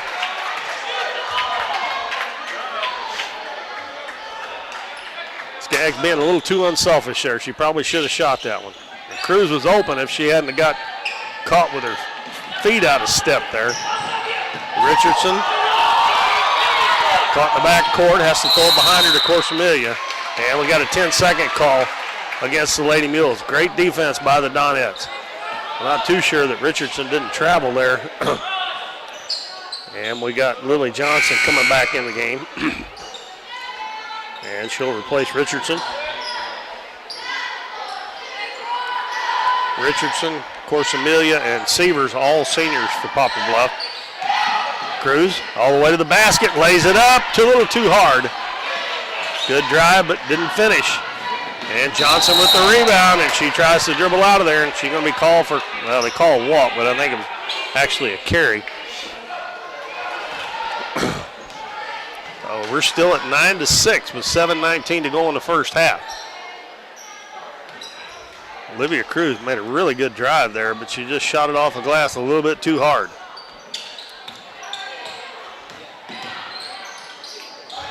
Olivia Cruz dribbles over to the right side, bounces down low and tries to force it in, and Severs comes away with it. Nice steal there by Sierra Severs. Rallman, right wing.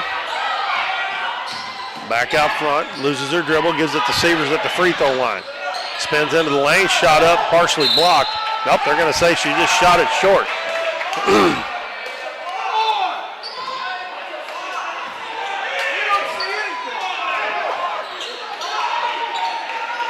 Coach Patillo thought it the same thing as I did. I thought maybe that ball was blocked a little bit, but the officials didn't see it that way, so. Poplar Bluff still got that full court pressure going. Donettes have handled it real well. They just hadn't been able to score when they've got down around the basket. Turner got a path to the basket, and she short-armed it, hit the front of the rim, and Olivia Cruz gets the rebound, and she's going to be fouled.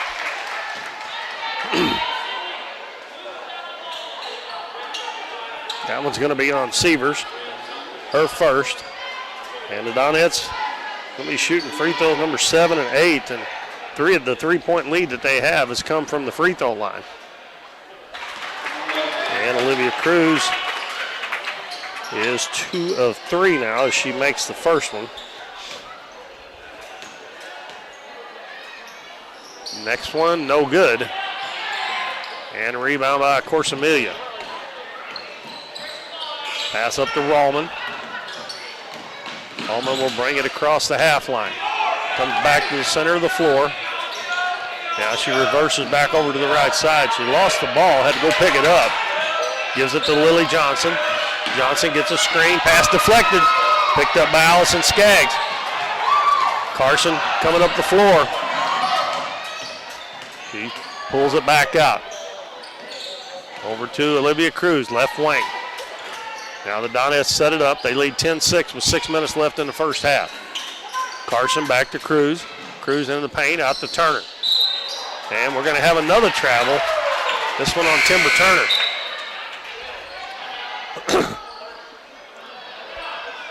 And Alexis Richardson comes back into the game for Poplar Bluff. And with 5:54 to go in the half, we got a timeout. And another 30-second one. We'll keep it here, and want to remind everybody Friday night will be our next telecast broadcast coming to you from here at Bill L. Wright Gymnasium. The Doniphan Dons will be entertaining the Twin Rivers Royals, and the Dons coming in looking pretty good over at Bloomfield. Hopefully they can keep that momentum going. They do have a tough one tomorrow night down at Charleston. That's a tough place to play, and but that will be a big game Friday night as it be an Ozark Foothills game. I believe the Dons have only played one Ozark Foothills game so far. No, they've played 2, I'm sorry.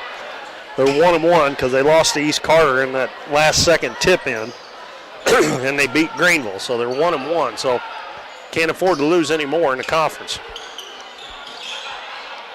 After the timeout, of course, Amelia to throw it in. Goes into Richardson, gives it right back to Corsamelia. Goes up the floor and intercepted by Turner.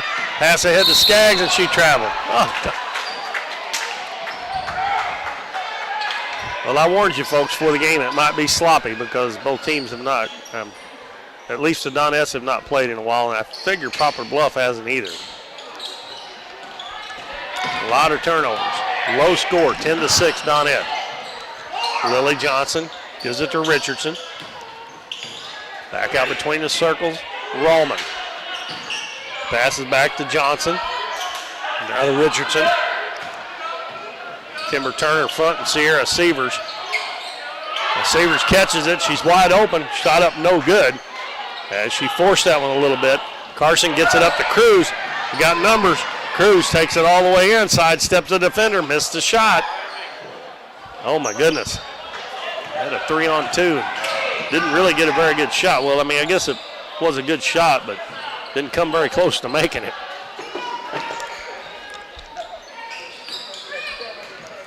Poplar Bluff, every time down the floor, they are very, very patient. Trying to get that ball inside the Severs, I think, pretty much every time. Close to the basket, though. Most every time she's caught it so far. And then almost another steal, and it is going to be a steal.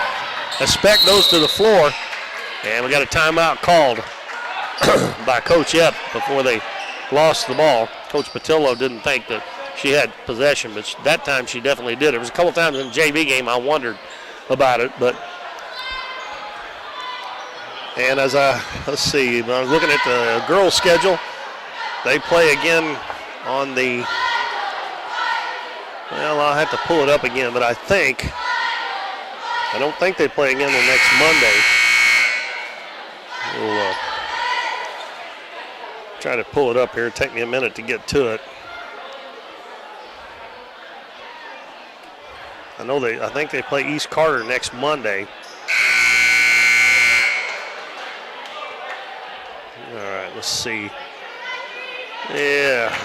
No, I'm sorry. This Thursday they go to Mountain View to play Mountain View Liberty. The next Monday they play East Carter at Elsinore.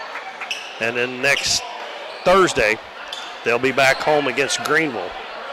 They've got 3 home games in a row on the 14th, 18th, and 21st. A couple of those are Ozark Foothills games. We're still stuck on that 10-6 mark.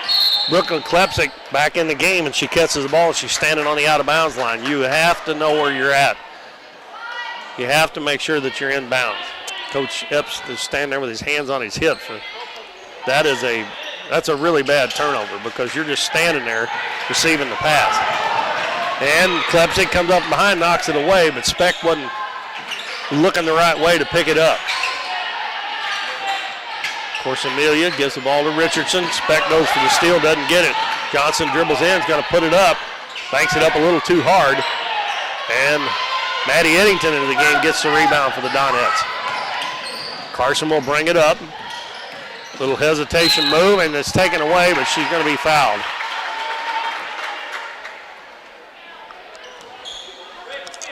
That was going to be on Clara Rallman, her first. And that is a 6th-team foul.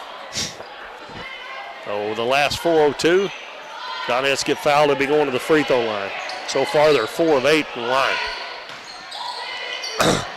And Turner's almost threw it into the backcourt. Good save by Sydney Speck.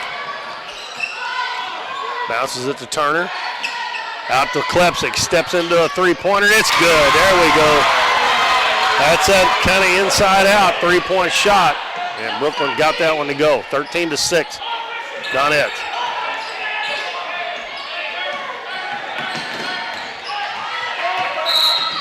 And we're going to have a foul on the Donettes on Maddie Eddington. Guarding a little too close on Course Amelia. 15 foul on the Donettes.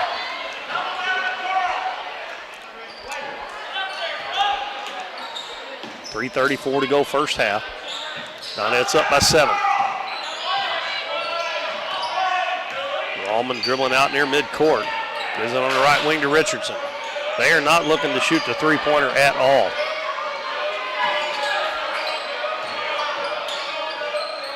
Richardson back again on the right wing. Dribbles head of the key. Carson all over. Hands it off to Lily Johnson. Rallman goes back and gets it. Coach Patillo calls out play number 1. Rallman picks up her dribble. Bailey Carson with a steal. She got Klepsik on the other side. Gets it to her, and she throws it away. That's about the 3rd time the Donettes have had at 3-on-2 or 2-on-1 that they've thrown the ball away.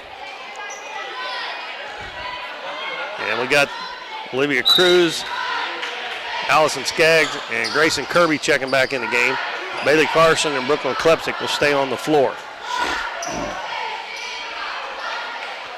Very low scoring game here. Poplar Bluff has not scored in this quarter, and we've played a little over 5 minutes. Donettes have only scored 4. Ball knocked away from behind, out of bounds by Kirby. Donettes could have they should have, if they'd have made a little better on the free throws and then converted on those 2-on-1s and 3-on-2s, could be up probably by 15 at least. Pass knocked away by Carson again, picked up by Klepsik. Bounce pass underneath, Kirby catches and lays it in. Nice job by Kirby running the floor and Olivia Cruz. Perfect bounce pass. And now we're going to have a foul on Kirby. 84 feet from the other team's goal. You don't like those fouls. Both teams will be in the bonus for the last 2:33. Kendra Moore getting ready to check in for the Donettes. Probably going to come in for Kirby. We've got 2 fouls. 15-6 now, the Donettes. They've outscored Poplar Bluff 6-0 in the second quarter. We have played 5.5 minutes now. Of course, Amelia bringing it up against Carson. Now that she is double teamed. Throws it back out front to Rallman. Rallman passes to Richardson. About 30 feet in the basket. In the corner, of course, Amelia for 3, and it's good. I believe that's the first 3 they've attempted. Olivia Cruz against the press. Lobs it in the corner, Klepsig. In the lane to Skaggs, never puts it down, puts it up and in. Never brought that ball down. That's the perfect way to do that by a big person. And Kendra Moore is going to get a steal. She's going to be tied up, but good hustle by Kendra Moore. It'll stay with Poplar Bluff on the alternating possession.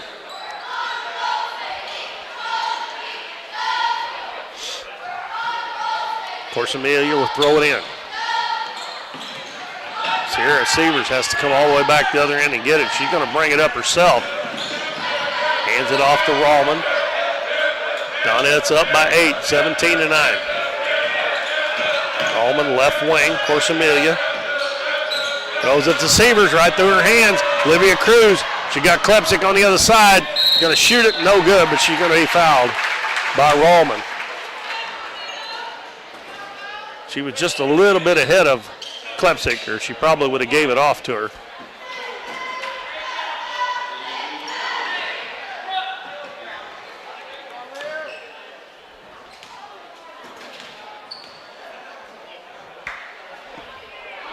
Free throw rims out for Cruz. She has got 4 points. She's only 2 of 5 from the free throw line. And the Donettes are 4 of 9 now, so she needs to make this one to get it back to 50% again. What did I say they were shooting as a team? 51%, so, and she gets that one. So they're right on their average, but they need to improve on that. 1:20 to go in the first half. Carson making Corsamelia work. She picks up her dribble, pass almost stolen. Picked up by Richardson, and Moore knocks it away again. Severs does pick it up, and she kicks it back out. Corsamelia for another 3. This one way off, and Olivia Cruz with the rebound. Dribbled that awful high, but kept her hand on top of the ball. Out front to Moore, over the left wing to Carson. Back out front to Cruz. Cruz dribbles into the paint, goes down, puts it up in the left hand too hard. And Lily Johnson almost lost it again. Donette's hands are everywhere. Rallman picks up that dribble again. And Rallman gets it back. Almost in the center court circle. He keeps slapping Klepsik hand away. And Klepsik knocks it out of bounds, and Klepsik just does a little clap in front of her. Sydney Speck back in the ball game. And she's going to replace Klepsik there. Coach Epps gives her a hand slap. That was a good play there because Rallman kept slapping her hand away. Klepsik got a little excited when she knocked it away. Rallman again picks it up way out front. Gets some help. Corsamelia with a 3, no good. Skaggs with the rebound. And her pass is knocked out of bounds. That was not a good pass there. As Richardson stepped in front, knocked it out, but it's going to stay with the Donettes. 8.7 seconds left first half, 18-9.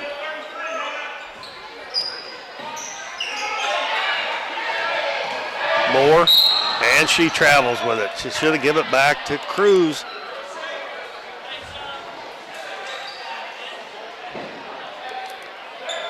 And I don't know what they got going on here.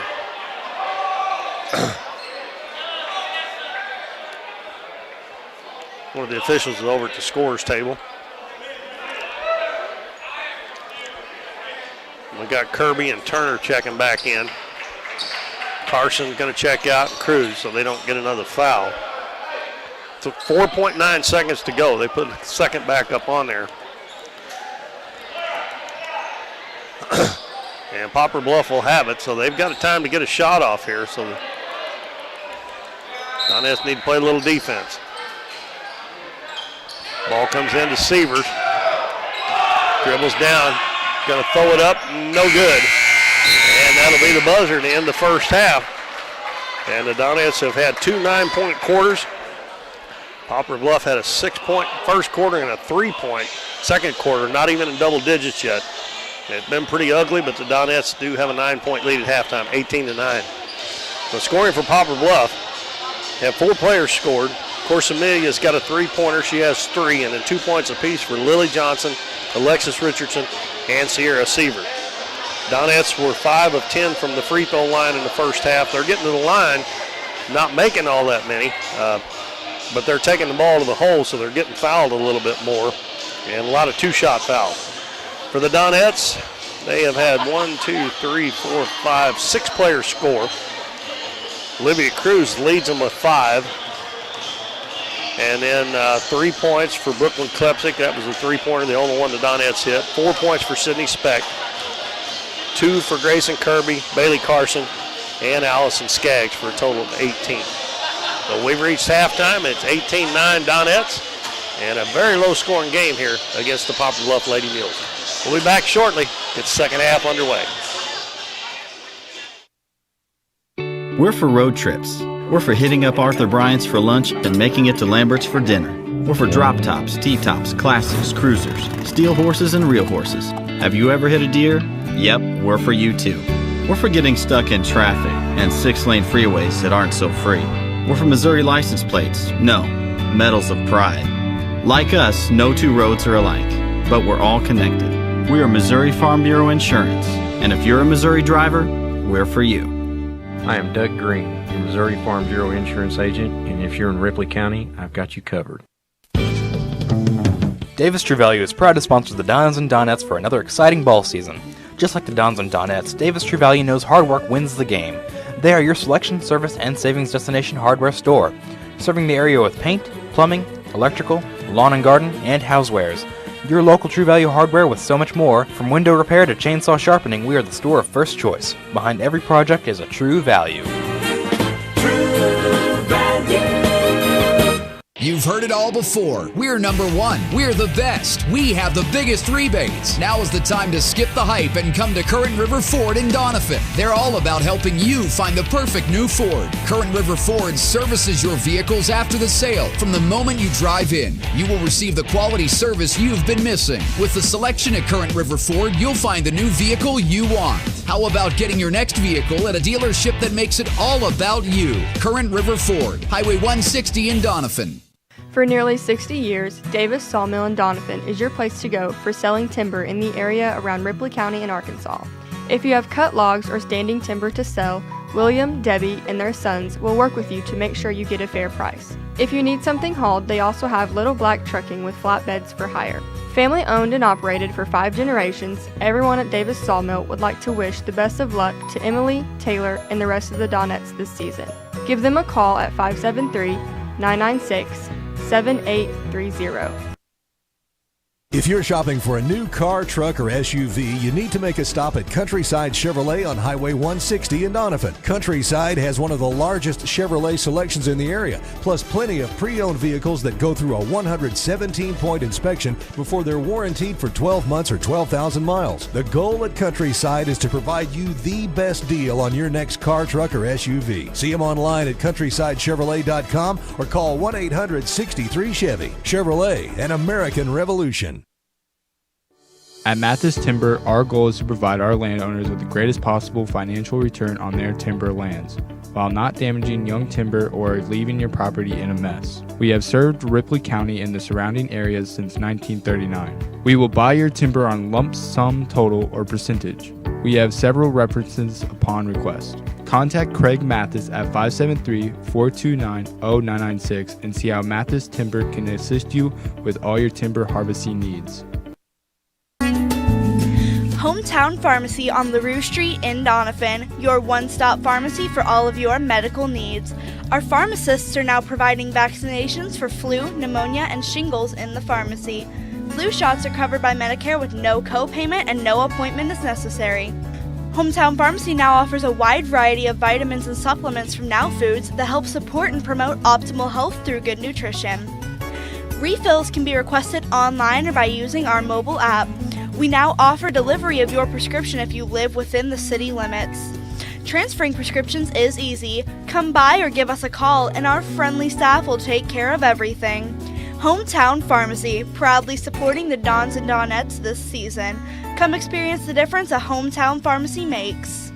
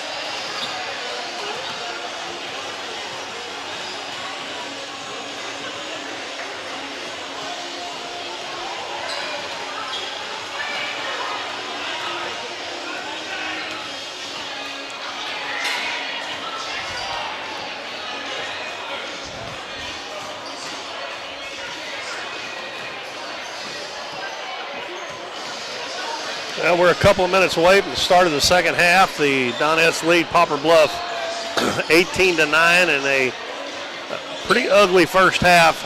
Both teams struggled offensively, and Poplar Bluff was only able to score 3 points in that quarter. Donettes scored 9 in each quarter, which is very low, below what they're averaging 57 points a game, and they're going to have to really go to get 57. Of course, they're holding the opponents to 42, and they're way below that on their defense of what they've held tonight too. So it's just been pretty ugly, but it's first game back after the Christmas break, and a lot of times that will happen.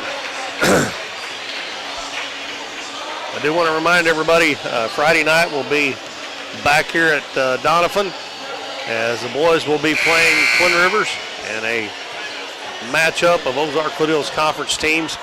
The boys go to Charleston tomorrow night. The girls go to Mountain View Liberty on Thursday, so they'll both have a game before we come back here Friday night. Nobody in foul trouble for either team. The Donettes got 10 free throws in that first half. We're only able to make 5. Poplar Bluff did not shoot 1 free throw, but they didn't get the ball inside for very many inside shots, and that's usually when you get fouled. So Poplar Bluff will have the first possession. Donettes send Turner. Excuse me, it'll be Doniphan's basketball. Timber Turner, Olivia Cruz, Sydney Speck, Bailey Carson, and Allison Skaggs. It'll be Rallman, Severs, Johnson, Corsamelia, and Richardson for the Poplar Bluff Lady Mules. Sydney Speck, left wing, dribbles into the paint, loses it on the way up. Allison Skaggs gets it. Little jump hook is good. That's the second bucket by Allison Skaggs. It's 20-9. And the Donettes start out in their man-to-man. Rallman out front, and Sydney Speck ties up Rallman. Again, I think Coach Patillo wanting a foul, but she just held the ball out in front of her, and Speck got her hands on it, and that's a tie ball. Your guards need to take care of the ball a little bit better than that. Johnson to inbound it. Gets it into Richardson. Oh, that heel almost went back court. Guarded closely by Skaggs, dribbles to the baseline. Timber Turner, even though she's quite a bit shorter than Sierra Severs, is guarding the big girl inside. And Timber a lot of times will guard the other team's best player, whether they're big or small. Of course, Amelia with a jump head fake and drives into the lane, goes up for the shot. And we got a foul on Allison Skaggs. So Poplar Bluff will get their first free throws of the game. And it'll be Hannah Corsamelia, 5'10" senior. She's got a 3.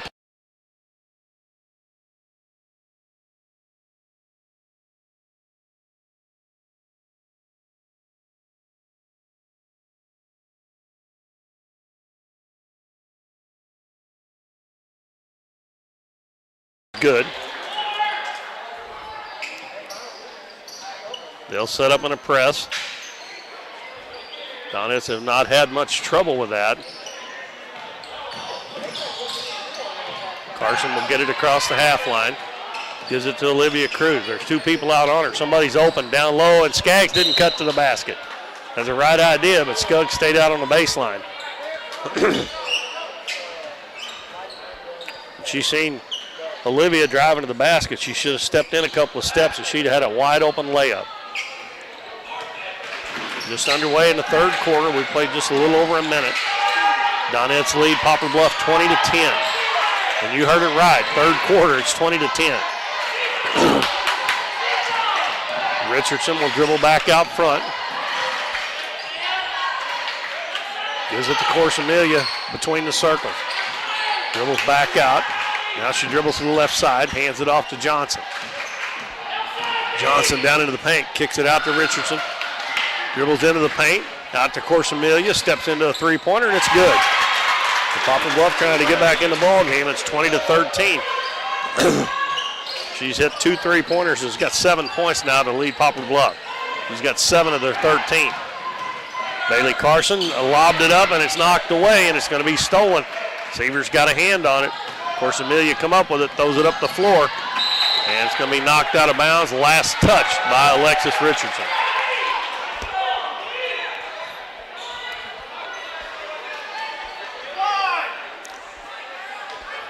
And Coach Patillo didn't think that they touched that one either, even though he is clear across the floor from where it happened.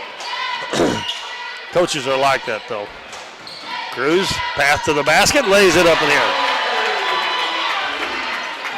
7 points for Cruz. 22-13 Donettes. Carson on Corsamelia in the backcourt. Reverses her dribble, throws it up ahead, too far, and out of bounds as she overshot Rallman. Brooklyn Klepsik up off the bench. And Allison Skaggs will check out. Well, the Donettes go a little bit smaller.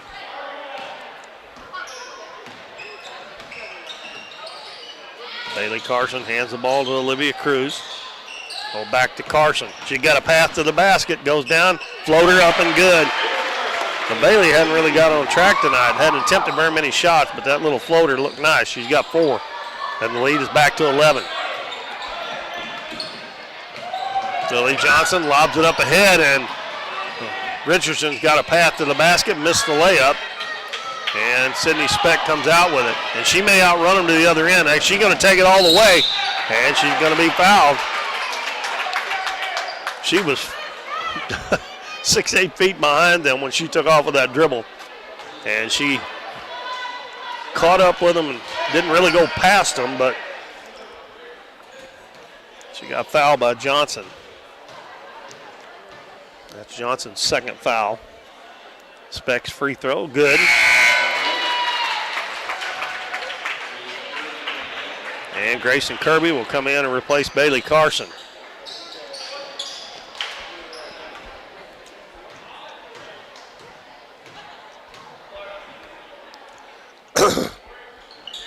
Next one up good by Speck.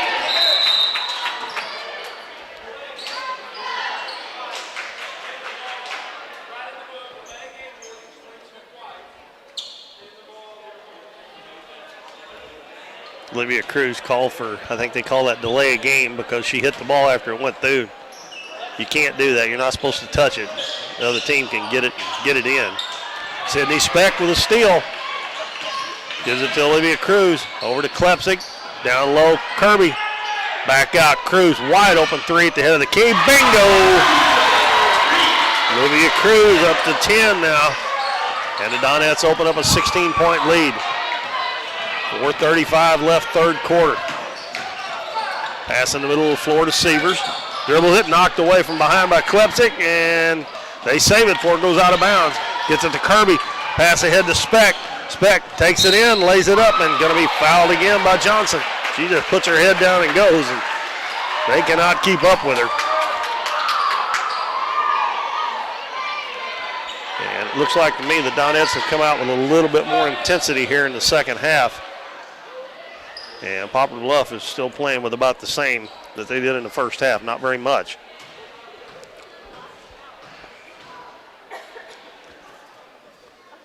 Speck 2 of 2 from the free throw line. Now she's 3 of 3. That'll raise that percentage up there for the team, but yeah, she is shooting 80% from the free throw line on the year, and I didn't jinx her. Usually the old announcer jinx will get them. 8 points for Speck, 31-13. Donettes up by 18 points. Sievers will bring it across the half line. Passes it to Richardson. Now back out front to Rollman. Rollman all the way out at the volleyball line before they start their offense. And Richardson got away with a travel right there. Richardson into the paint. And we're going to have a hand checking foul called on Brooklyn Klepsik, her second. Kendra Moore comes in and Speck will get a rest. That's one thing Coach Patillo has not been able to do, is run players in and out. Donettes are a way deeper team.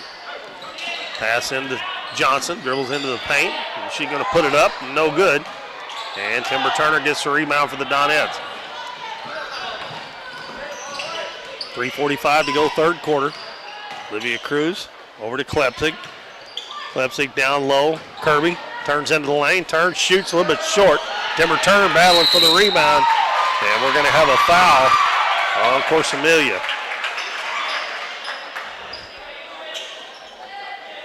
That'll be her third. She didn't think she fouled either. Of course, the players never think. Bailey Carson back in. Olivia Cruz will get a rest. And I'm telling you, folks, the deep bench of the Donettes pays off in a game like this because the other team has not played hardly any subs at all. Kirby in the corner. Klepsik wide open 3. Good. That's her second one, boys, as she starts hitting threes. She's been struggling so far this year. And we're going to have a foul on Timber Turner. She has struggled basically up. She hit a few in the the Twin Rivers Christmas tournament. But if she starts hitting threes like she did last year, that's just going to make the Donettes that much more tougher. 34-13, the Donettes have opened up a 21-point lead. Lily Johnson catches underneath the basket, turns and shoots and misses. Bailey Carson with a rebound. Passes up to Klepsig. Open from 15, shot up and no good. And offensive rebound by Kendra Moore puts it on the floor, and we're going to have a jump ball. Don't want to put it on the floor. Turn and face the basket. And we got number 15, Timber Colvin, a 5'7" junior coming in for Lily Johnson.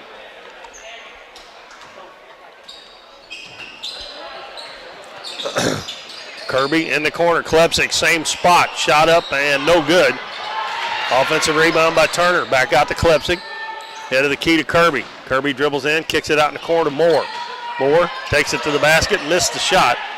And Severs with the rebound for Poplar Bluff. He'll bring it up herself. Kicks it back out to Rallman. Rallman guarded closely by Moore, and we're going to have a hand-checking foul on Kendra Moore. That's Moore's first personal. As Maddie Eddington, Allison Skaggs check in, Kendra Moore and Timber Turner check out.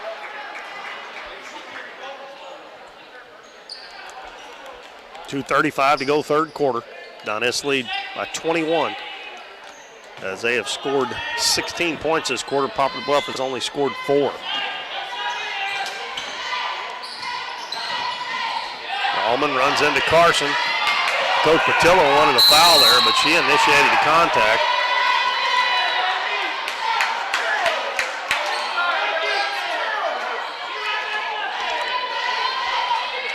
Yeah, she.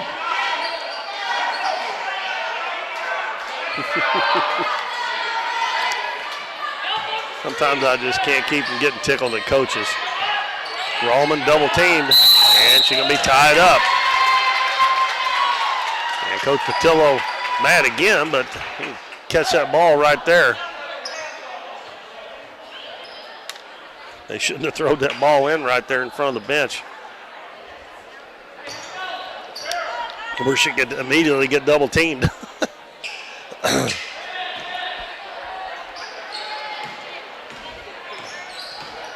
Carson gives it to Eddington.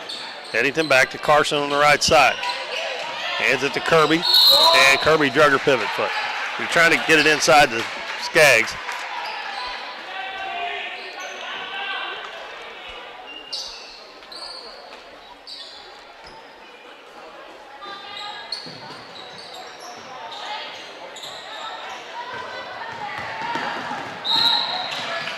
And we're going to have a foul. No, they're going to call carrying the basketball on Colvin.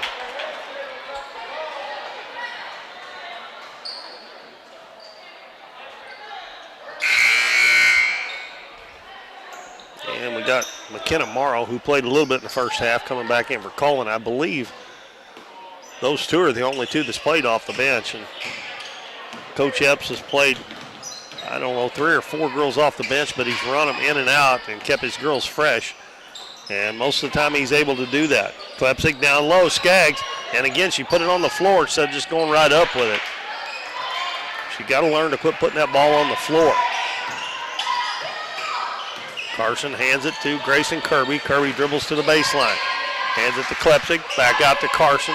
Minute and a half to go in the third quarter. Eddington back to Carson. Carson dribbles in. Her floater's up and no good.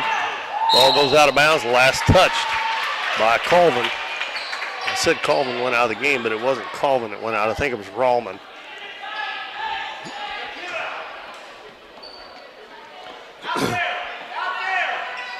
Lob into Skaggs. She tried to get it right back to Carson, and it's intercepted. Richardson into the front court with a minute 15 to go in the third. Donettes leading 34-13. Richardson on the left wing. Gets around Klepsig, and Klepsig going to be called for another hand-checking foul. That's 3 on Klepsig.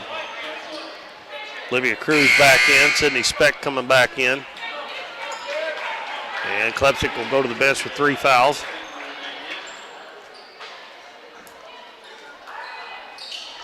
1:05 to go in the third quarter. The Donettes lead by 21. They have outscored Poplar Bluff 16-4 this quarter. Richardson puts her head down, dribbles down, kicks it out. Morrow dribbles to the baseline, and she dribbles it off her foot out of bounds.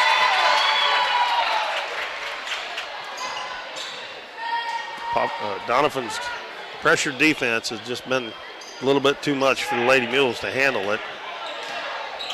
They don't have real good guard play. Cross court pass. Kirby wide open from 10. That's good.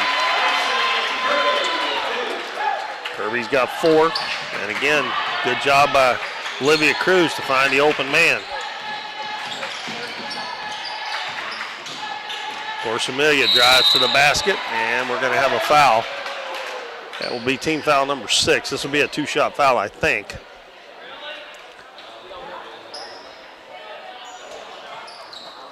That foul was on Bailey Carson. Her first. Poplar Bluff will be in the bonus the rest of the game now.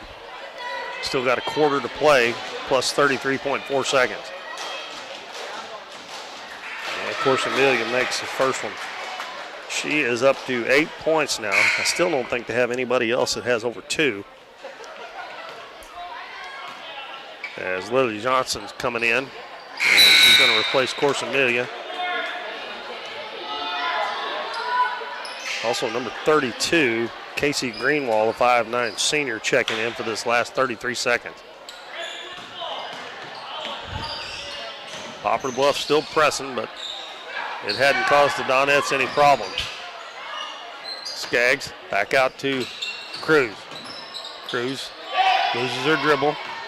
Carson in the center of the floor. Back to Olivia Cruz with 15 seconds to go. Over to Carson. Baseline to Kirby. Cross court. Speck, three-pointer. Bingo! And that was a good find by Grayson Kirby. Richardson dribbles down, doesn't get the shot off. That's the end of the third quarter. 21 points in that quarter for the Donettes and 6 for Poplar Bluff. And they have opened up a 24-point lead over the Poplar Bluff Lady Mules. We'll listen to a couple of our sponsors, and we'll be back in about 60 seconds.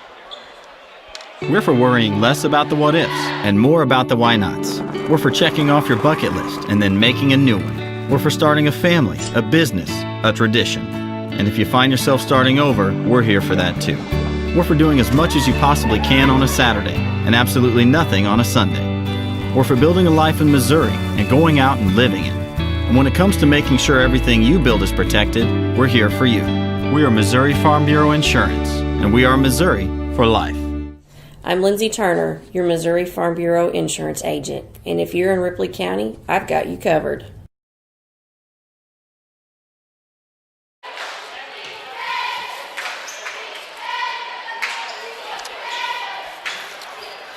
Welcome back, everybody. Keith Bowman back at Doniphan for the fourth and final quarter. And the Donettes opened up a big lead in that third quarter, up to 24 points over the Poplar Bluff Lady Mules. It'll be Lady Mules basketball. They've got Sievers, Amelia, Greenwall. Yeah, I'll have to look here. Colvin and Morrow on the floor. And we'll give you the Donettes 5 out there in just a second. Amelia dribbles right side, hands it off to Morrow. Over to Colvin. She's got an open three-pointer, and that's good. That is Timber Colvin. First basket. Now she's their second leading scorer with 3 points. It's Kirby, Speck, Maddie Eddington, Timber Turner, and Olivia Cruz. And we got a travel on the Donettes.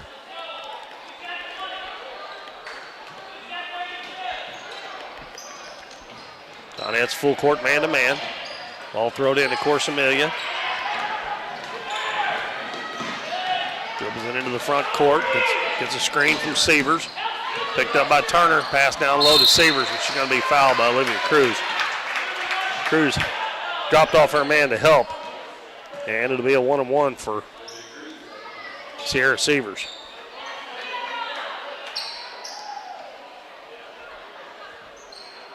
Sievers had the first 2 points of the game and has not scored since.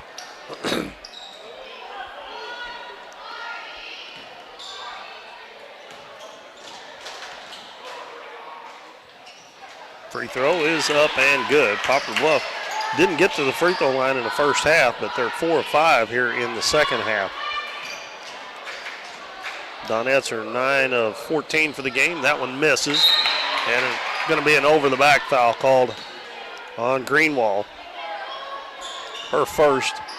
And that will be team foul number 4 on the Lady Mules. 39-19 as the Donettes bring it inbound. Kirby's going to get it across the half line. Kicks it out in the corner. Speck takes it in. Little floater, a little too hard off the glass. Severs with the rebound. She's going to bring it up the floor. Take it down, stop, shoot, and off the glass and in.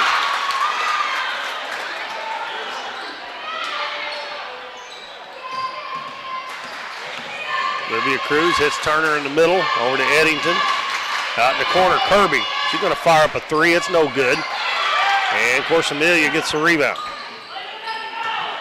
Poplar Bluff trying to make a little bit of a comeback here, 39-21. Morrow takes it down. Her shot off the glass, no good. Sydney Speck gets the rebound. Hands the ball to Olivia Cruz. Cruz right up the gut. Bounces down low to Eddington. Fakes, gets Severs in the air, and then shoots, and the shot blocked. Going to go out of bounds off of Severs. As we have Kendra Moore, Bailey Carson, and Allison Skaggs checking back in the game. And let's see, Turner and Cruz stay on the floor. Inbounds comes in the corner to Turner. Out to Moore in the corner. Olivia Cruz is wide open three-pointer. It's no good. And Allison Skaggs is going to run it down in the back court, but that's going to be a backcourt violation.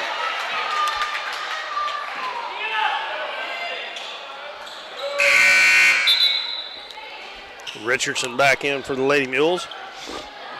And she replaces Greenwald.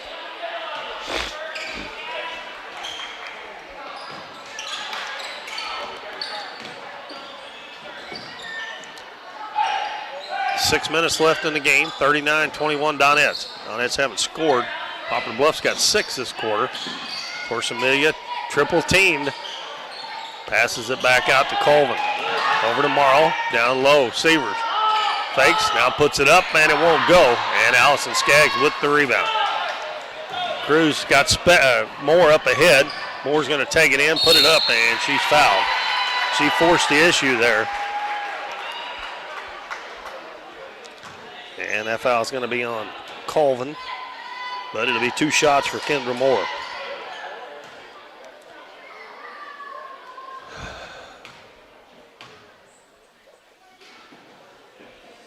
Free throw off, no good.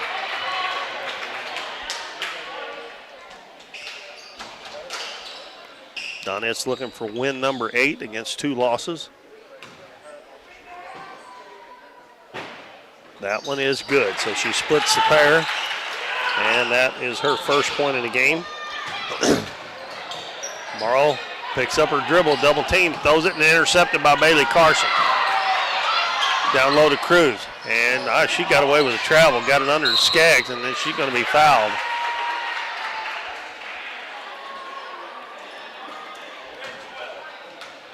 That foul on Alexis Richardson, her first.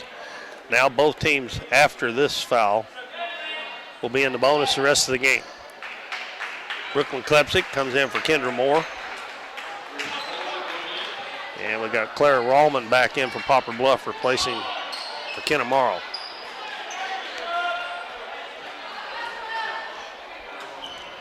Bailey Carson to inbound it. Klepsik. Ball deflected, but Timber Turner's there to pick it up, and then she's going to be tied up. Another hell ball. This one goes to the Donettes. 40-21. 19-point lead with 5 minutes and 20 seconds left in the game. Carson at the free throw line, wide open, turns and shoots and misses. A little too long. And Colvin with the rebound. Brings it up. Fakes, back out to Richardson.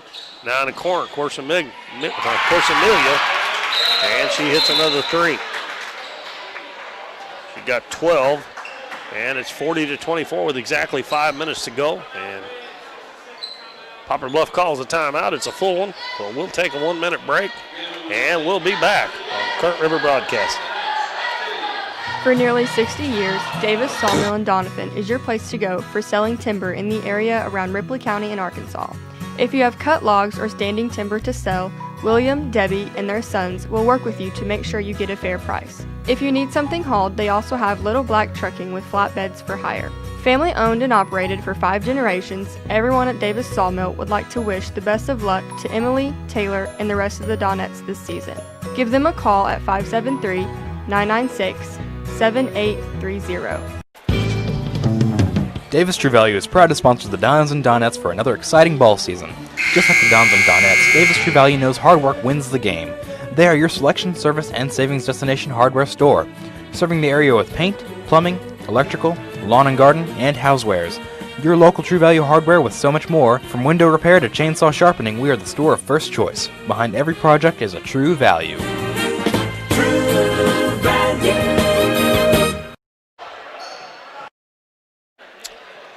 Donettes will inbound. Their lead has been cut to 16 with 5 minutes to go in the game, 40-24.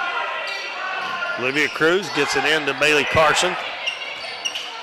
Sydney Speck leading the Donettes with 11 points. Olivia Cruz got 10 tonight. Cruz passes it over to Carson. Carson takes it all the way in, shot up, and it's good, and she's fouled. And she went ahead and finished that play. Nice job there to go ahead and throw that ball up, and she got it in off the glass. That foul is on Colvin, her second. And Bailey will try to get the old-fashioned three-point play. Her free throw no good. Of course, Amelia with the rebound. Passes it up and over the head of Richardson.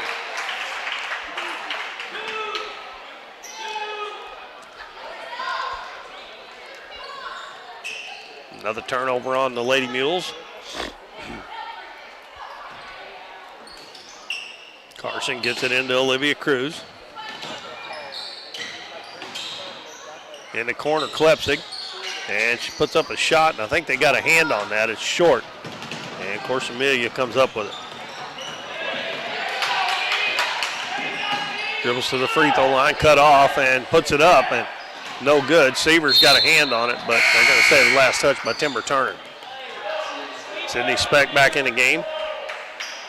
And Klepsig will come out.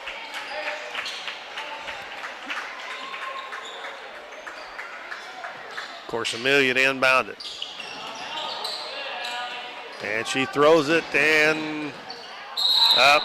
Stepped on the out of bounds line. Rallman. They can't get it in down around the basket, so they have to throw it way out. If she hadn't stepped out of bounds, that should have been back court anyway, because she caught it and then stepped back into the back court. 4:15 to go. Olivia Cruz head of the key in the lane to Carson, and she's going to be fouled. That foul will be on Richardson.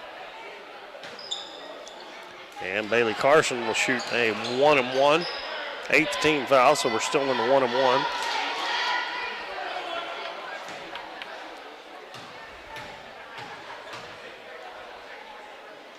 And the free throw is perfect for Bailey Carson.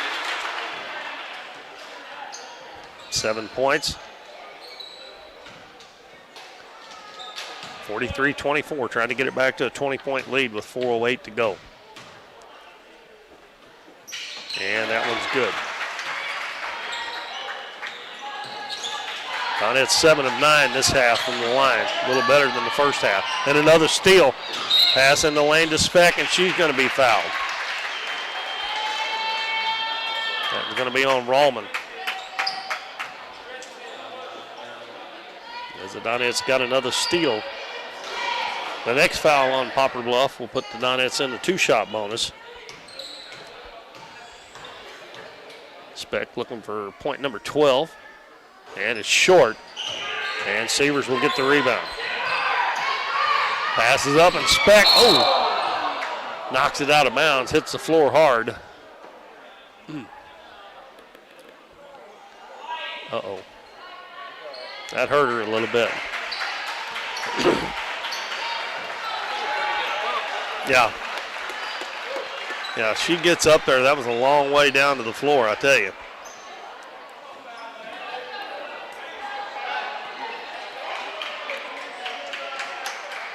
Well, they called a foul, I guess. I don't know who they called that on, but they called it on Poplar Bluff. And Speck will shoot 2 free throws anyway. Well, Coach Epps calls the timeout with 3:55 to go. Wants to make sure Speck's all right. And the lead for the Donettes is 44-24.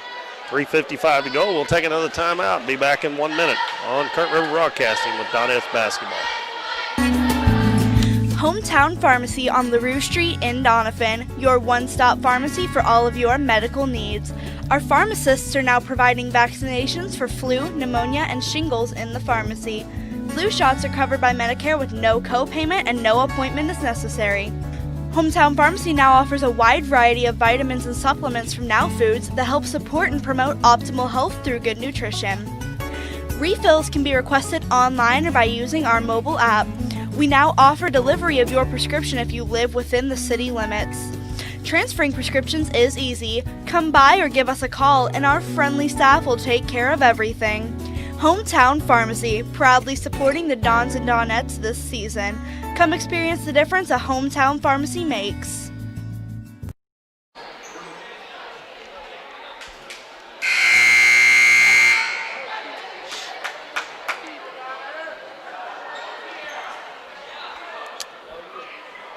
Sydney Speck comes back out of the floor after taking that hard fall to shoot a couple of free throws as they're in the 2-shot bonus now. And I did not catch who that foul was on. History 15. That was on Colvin. Speck steps up to the line and knocks the first one in.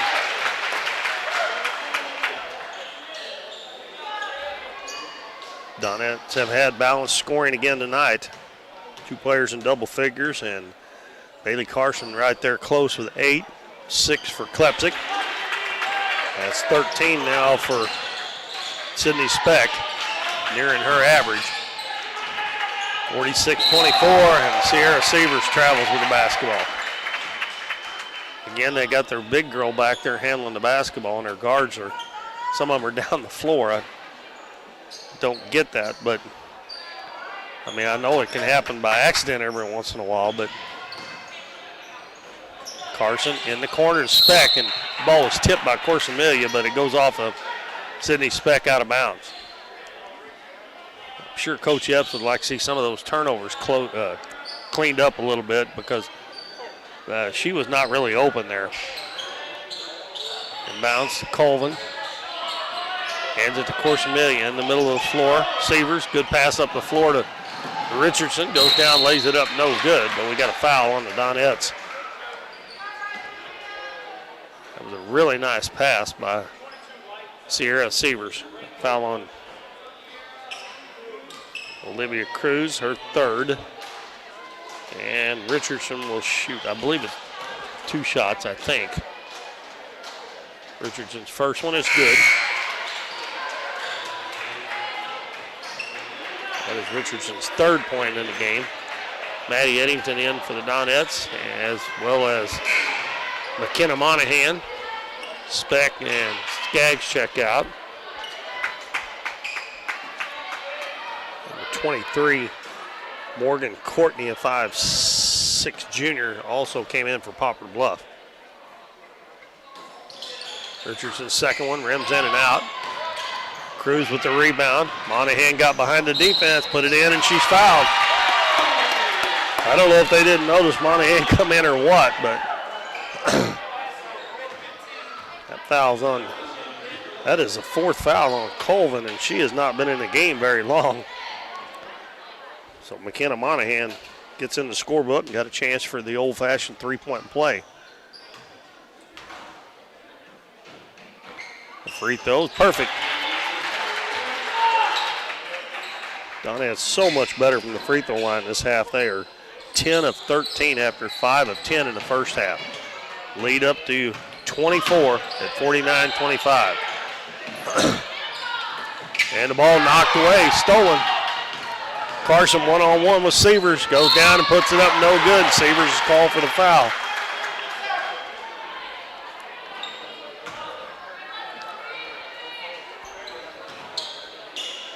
Go back to the line, though, the Donettes. And we're getting ready to get Emily Davis, a 5'3" junior, into the ball game. Carson's free throw is good. She makes this one, she'll be in double figures as well. She'll be the third Donette. Now number 13, Avery Casey, a 5'7" junior, checks in. As Severs and Corsamelia comes out. Also number 32 back in the game, Casey Greenwald. Carson misses the second one, so she's at 9 points. Richardson with the rebound. She'll bring it into the front court with 3 minutes and 5 seconds to go. Richardson has it knocked away and a foul on Maddie Eddington. Extending the game out here with all these fouls. Michaela Little checks in for, getting ready to check in for Poplar Bluff. He's coming in for Richardson. Bailey Carson checks out, so Carson will finish the night with 9 points. Sydney Speck finished with 13. Free throw, no good. And Maddie Eddington gets the rebound. Pass up ahead. Monahan again got behind the defense and lays it in.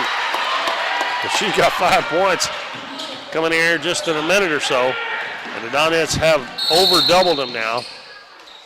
And Coach Patillo calls a timeout. I think he's wanting to get some subs in, as the Donettes have opened up a 52-25 lead.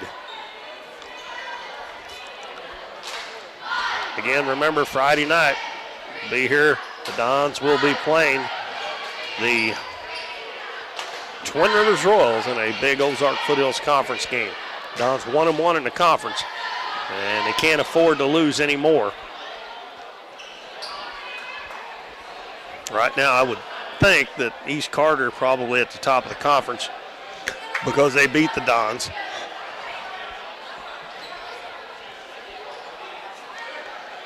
Okay, the Donettes bring Emily Davis in, Grayson Kirby, McKenna Monahan, Allison Skaggs, and Maddie Eddington. Michaela Little checked in during the timeout. Gets it into Colvin. Colvin to Greenwald. Back to Colvin. Takes the three. She hit one earlier. Out front to Little. Now to Casey. Casey dribbles one-timer, pass knocked away, loose on the floor, and it's picked up by Avery Casey. Hands the ball back to Little, and she got away with a double dribble. Now McKenna Monahan knocks it away from her to the back court. Monahan looking for somebody. Maddie Eddington comes down, goes up and under with a shot, and they're going to say she traveled. And I thought maybe she twisted her ankle a little bit there. Maddie already with knee problems really bad, got a big old brace on there and one of those compression sleeves on the other knee. Every time she goes down, you got to worry a little bit about her. Had a lot of knee troubles. 2:05 to go as Greenwald brings it into the front court. Gives it to Casey. Casey back to Greenwald. Greenwald open about 10 feet, didn't take it. Cross court pass, Little. Throws it in the lane. Ball knocked around, picked up by Little out near midcourt. Gives it to Colvin. She passes to Casey. Back to Colvin right through her hands, but she'll go get it. Casey, he gets it on the handoff. Dribbles to the free throw line. Out to Colvin. Back to Casey, head of the key. Dribbles to the baseline. She's cut off. Good defense by the Donette. Greenwald takes it down, puts it up no good. And Kirby had the rebound, fell to the floor, and she's going to be called for a travel. 52-25 Donettes. We got 1:20 to go in the game. We'll probably going to get off here quick. I'm not even sure I'm going to run down the scoring tonight because getting a little bit late, and I have to get up early in the morning. Little with the jumper, no good. Maddie Eddington with the rebound. Monahan got behind him again, and she lays it in. Well, she has got 7 quick points here since she come in the game. She just beats them down the floor. Pass up the floor is going to be picked up by Emily Davis. Nope, it's going to go off of Morgan Courtney's leg. Well, the Donettes get it with 1 minute to go. Emily Davis passes it up to Monahan. Monahan back to Davis. Davis in the corner. Kirby pass to Eddington. Eddington turns, shoots, and scores. Maddie Eddington with her first bucket.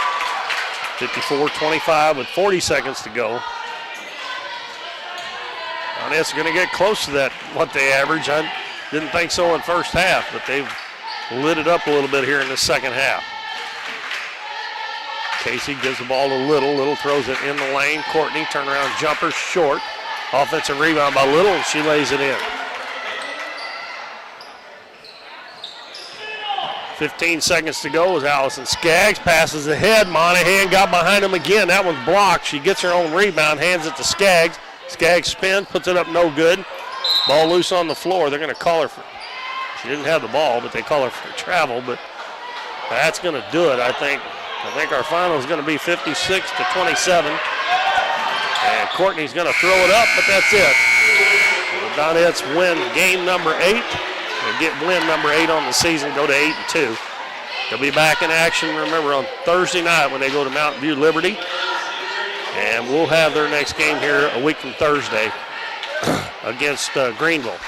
But we'll be back on Friday for the Dons and the Twin Rivers Royals. So the varsity girls win 56-27 and go to 8-2. So thank you for joining us tonight. Be sure to tune in again on Friday for the boys and the Twin Rivers Royals. This is Keith Mullen. Good night, everybody.